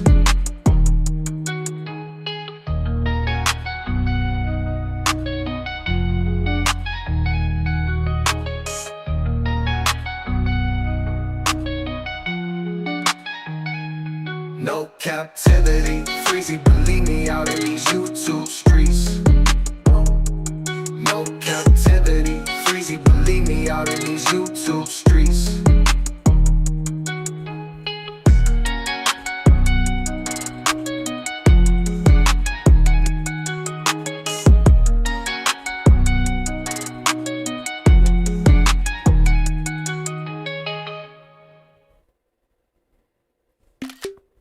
All right. Here's the benediction, y'all. Here is the benediction. Let's see.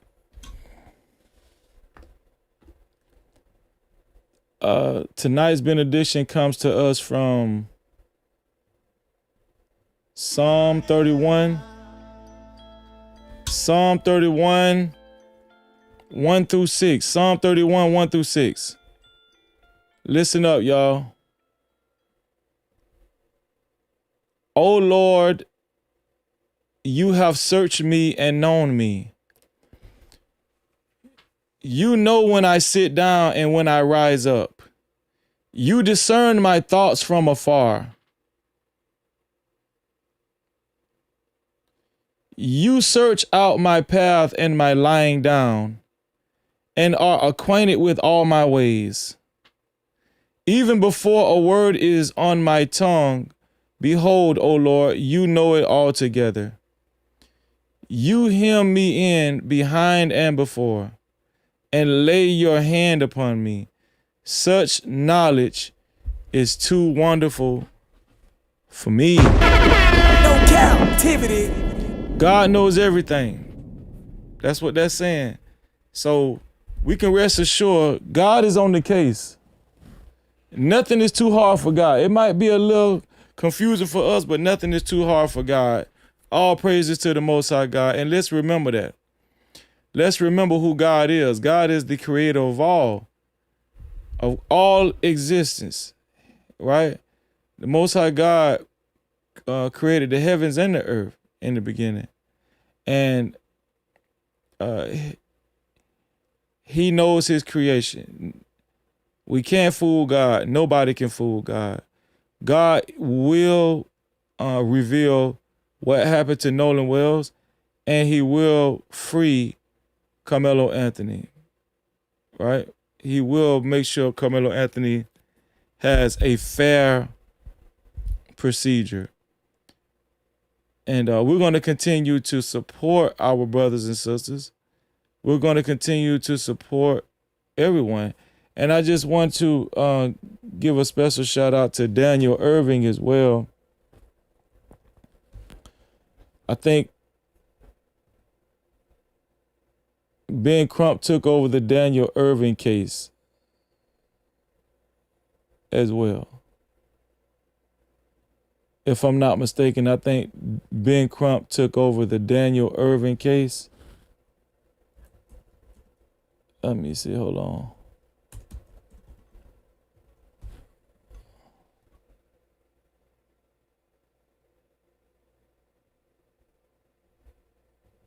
Justice for Daniel.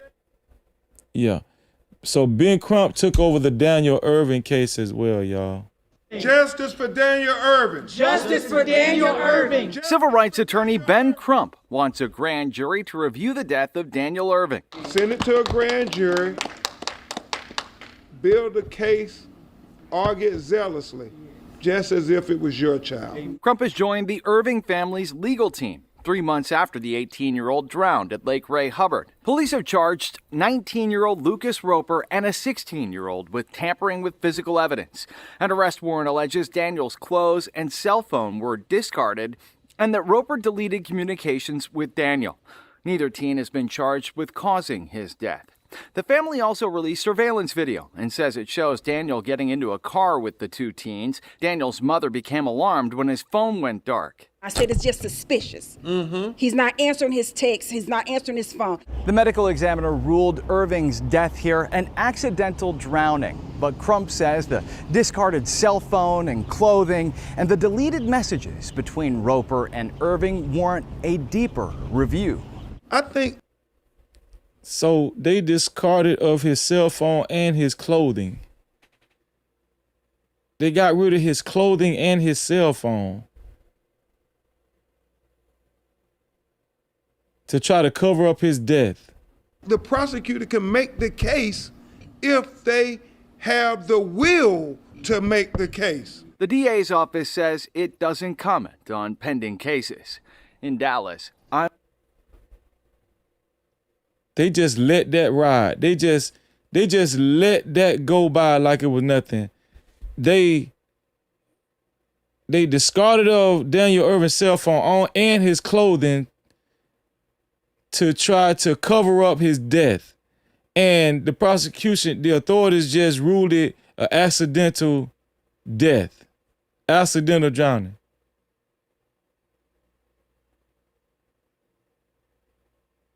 That's crazy, man. No Cap-tivity. Daniel Irvin, man. This is how they treat us, man. This is how they treat us. No, I did not play Queen Sheba's video. I'm probably gonna have to wait because I'm tired. It's already almost 3:30 my time in Florida. But shout out to Queen Sheba. Listen, I appreciate y'all. Listen, every Saturday, 3:30 p.m. Eastern time, in our Discord, we have No Cap Bible Study, 3:30 p.m. Eastern time. Every Sunday, 3:30 p.m. Eastern time, we have No Cap Mental Health Workshop. Every Monday and Wednesday at 6:30 p.m. Eastern time, we have ladies only chat, voice chat. Every Friday, singles ready to mingle in the Discord chat, the singles ready to mingle chat. Every on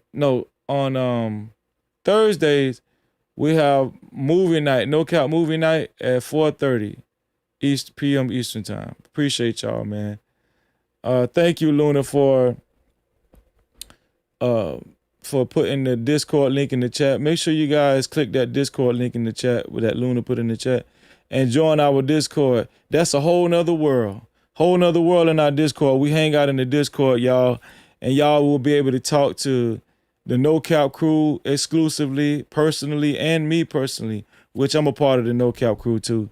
So also shout out to all of the new members, right? Let's see. Shout out to all of the new members. I appreciate y'all. Let's see.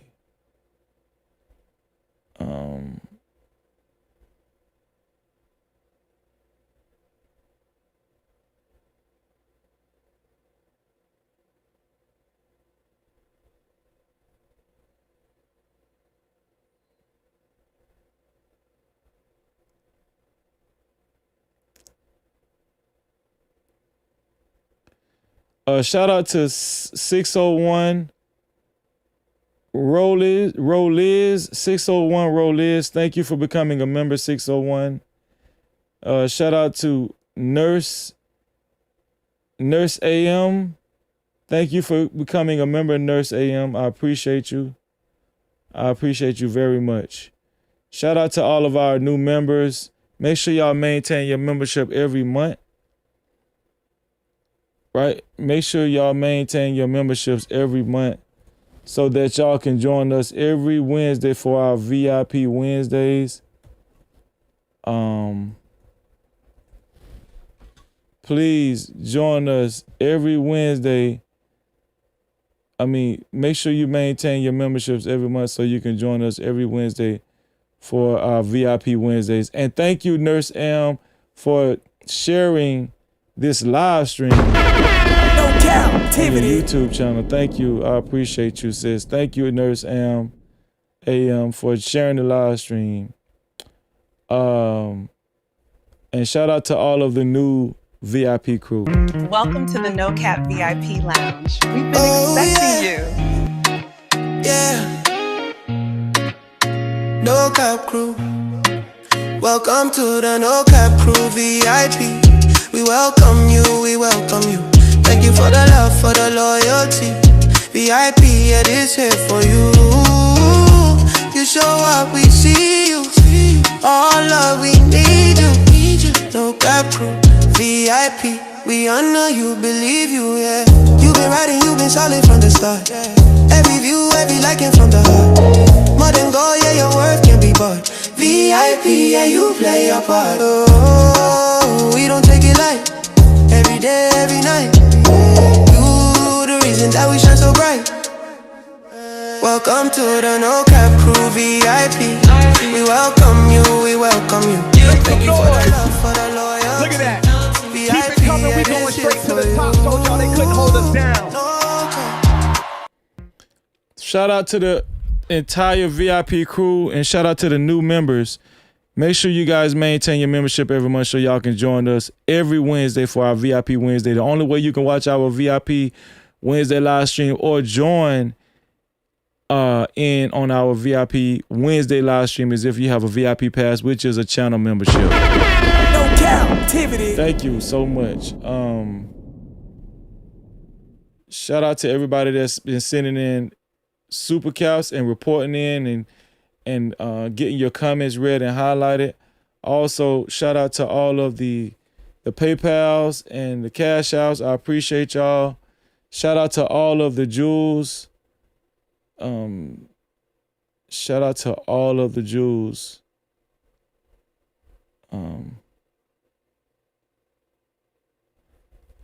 And let's see.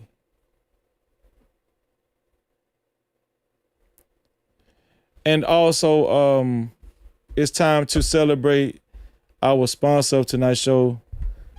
I'm going to add Scarlett to the sponsorship because Scarlett, she sent in a lot of jewels. So I'm going to add Scarlett to the sponsorship as well, right along with Moses Props. She was already there. Shout out to Scarlett Morgani. I'm going to just put Scarlett at $120 too. Shout out to Scarlett, man. Shout out to you, Scarlett. We're about to celebrate Moses Props and Scarlett Morgani, our official sponsors of tonight's show. They finished off the show tonight. Thank you, thank you, thank you. I appreciate y'all. I love you. So let's celebrate our sponsors, man. To have been a sponsor or co-sponsor, it had to be $120 or more. Thank you to Moses Props and Scarlett Morgani. Let me get let's get some fireworks. We got to do the fireworks. Can't forget about the fireworks. Anytime somebody finishes off the show as a sponsor, official sponsor of tonight's show, we celebrate y'all with fireworks and our sponsorship videos.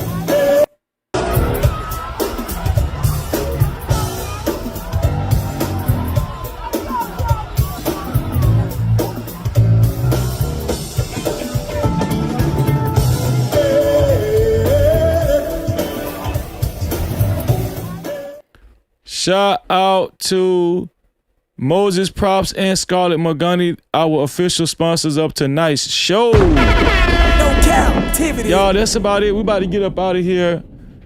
Listen, I love y'all and I appreciate y'all. Shout out to all of the new subscribers.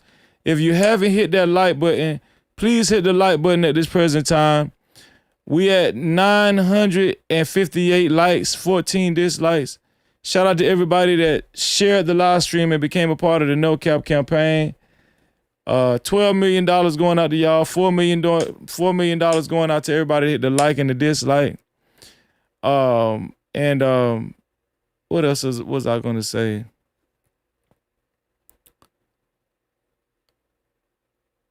Oh, and if you subscribe, make sure you hit that notification bell. Shout out to all of the new subscribers. We're approaching 23,000 subscribers. I really appreciate y'all. All of this information that we been getting about Nolan Wells, all of the information that we're still gathering about Carmelo Anthony. I'm telling you right now, you got to be a soldier to stay in the game on this. But, you know, I never was planning on leaving the game. We're going to make sure we stay on top of all of this stuff. I appreciate y'all. I appreciate y'all help on a lot of this stuff. And shout out to all of the callers too. Shout out to all the callers. Shout out to all of the VIP crew in the chat. Everybody in green, I appreciate y'all. Shout out to all of the No Cap crew. Thank y'all for hitting that notification bell after you subscribe. And most definitely shout out to all of the working mods. All of the working mods. Luna, Malika, I seen y'all definitely going strong in the chat tonight. Shout out to all of the other working mods as well. I appreciate y'all. And y'all know what I always say. Shout out to Red Scholar. Did Red Scholar show up tonight? Let me see. Now Red Scholar. Shout out to Red Scholar. I hope everything is okay with her. All right. And Elite Ballet Zoe. Red Bull showed up. Shout out to Red Bull, my Arc Red Bull. Shout out to Big Bad Bull. Shout out to all of the working mods, man. I appreciate y'all. I really do appreciate y'all, man. I couldn't do this show without all of y'all. All of the crews. No Cap crew, VIP crew, all the mod crew. Thank y'all, man. And we're about to get up out of here, and y'all know what I always say. To free yourself, you must heal yourself. And until the next time, we are out of here. Love y'all, man. Let's get it.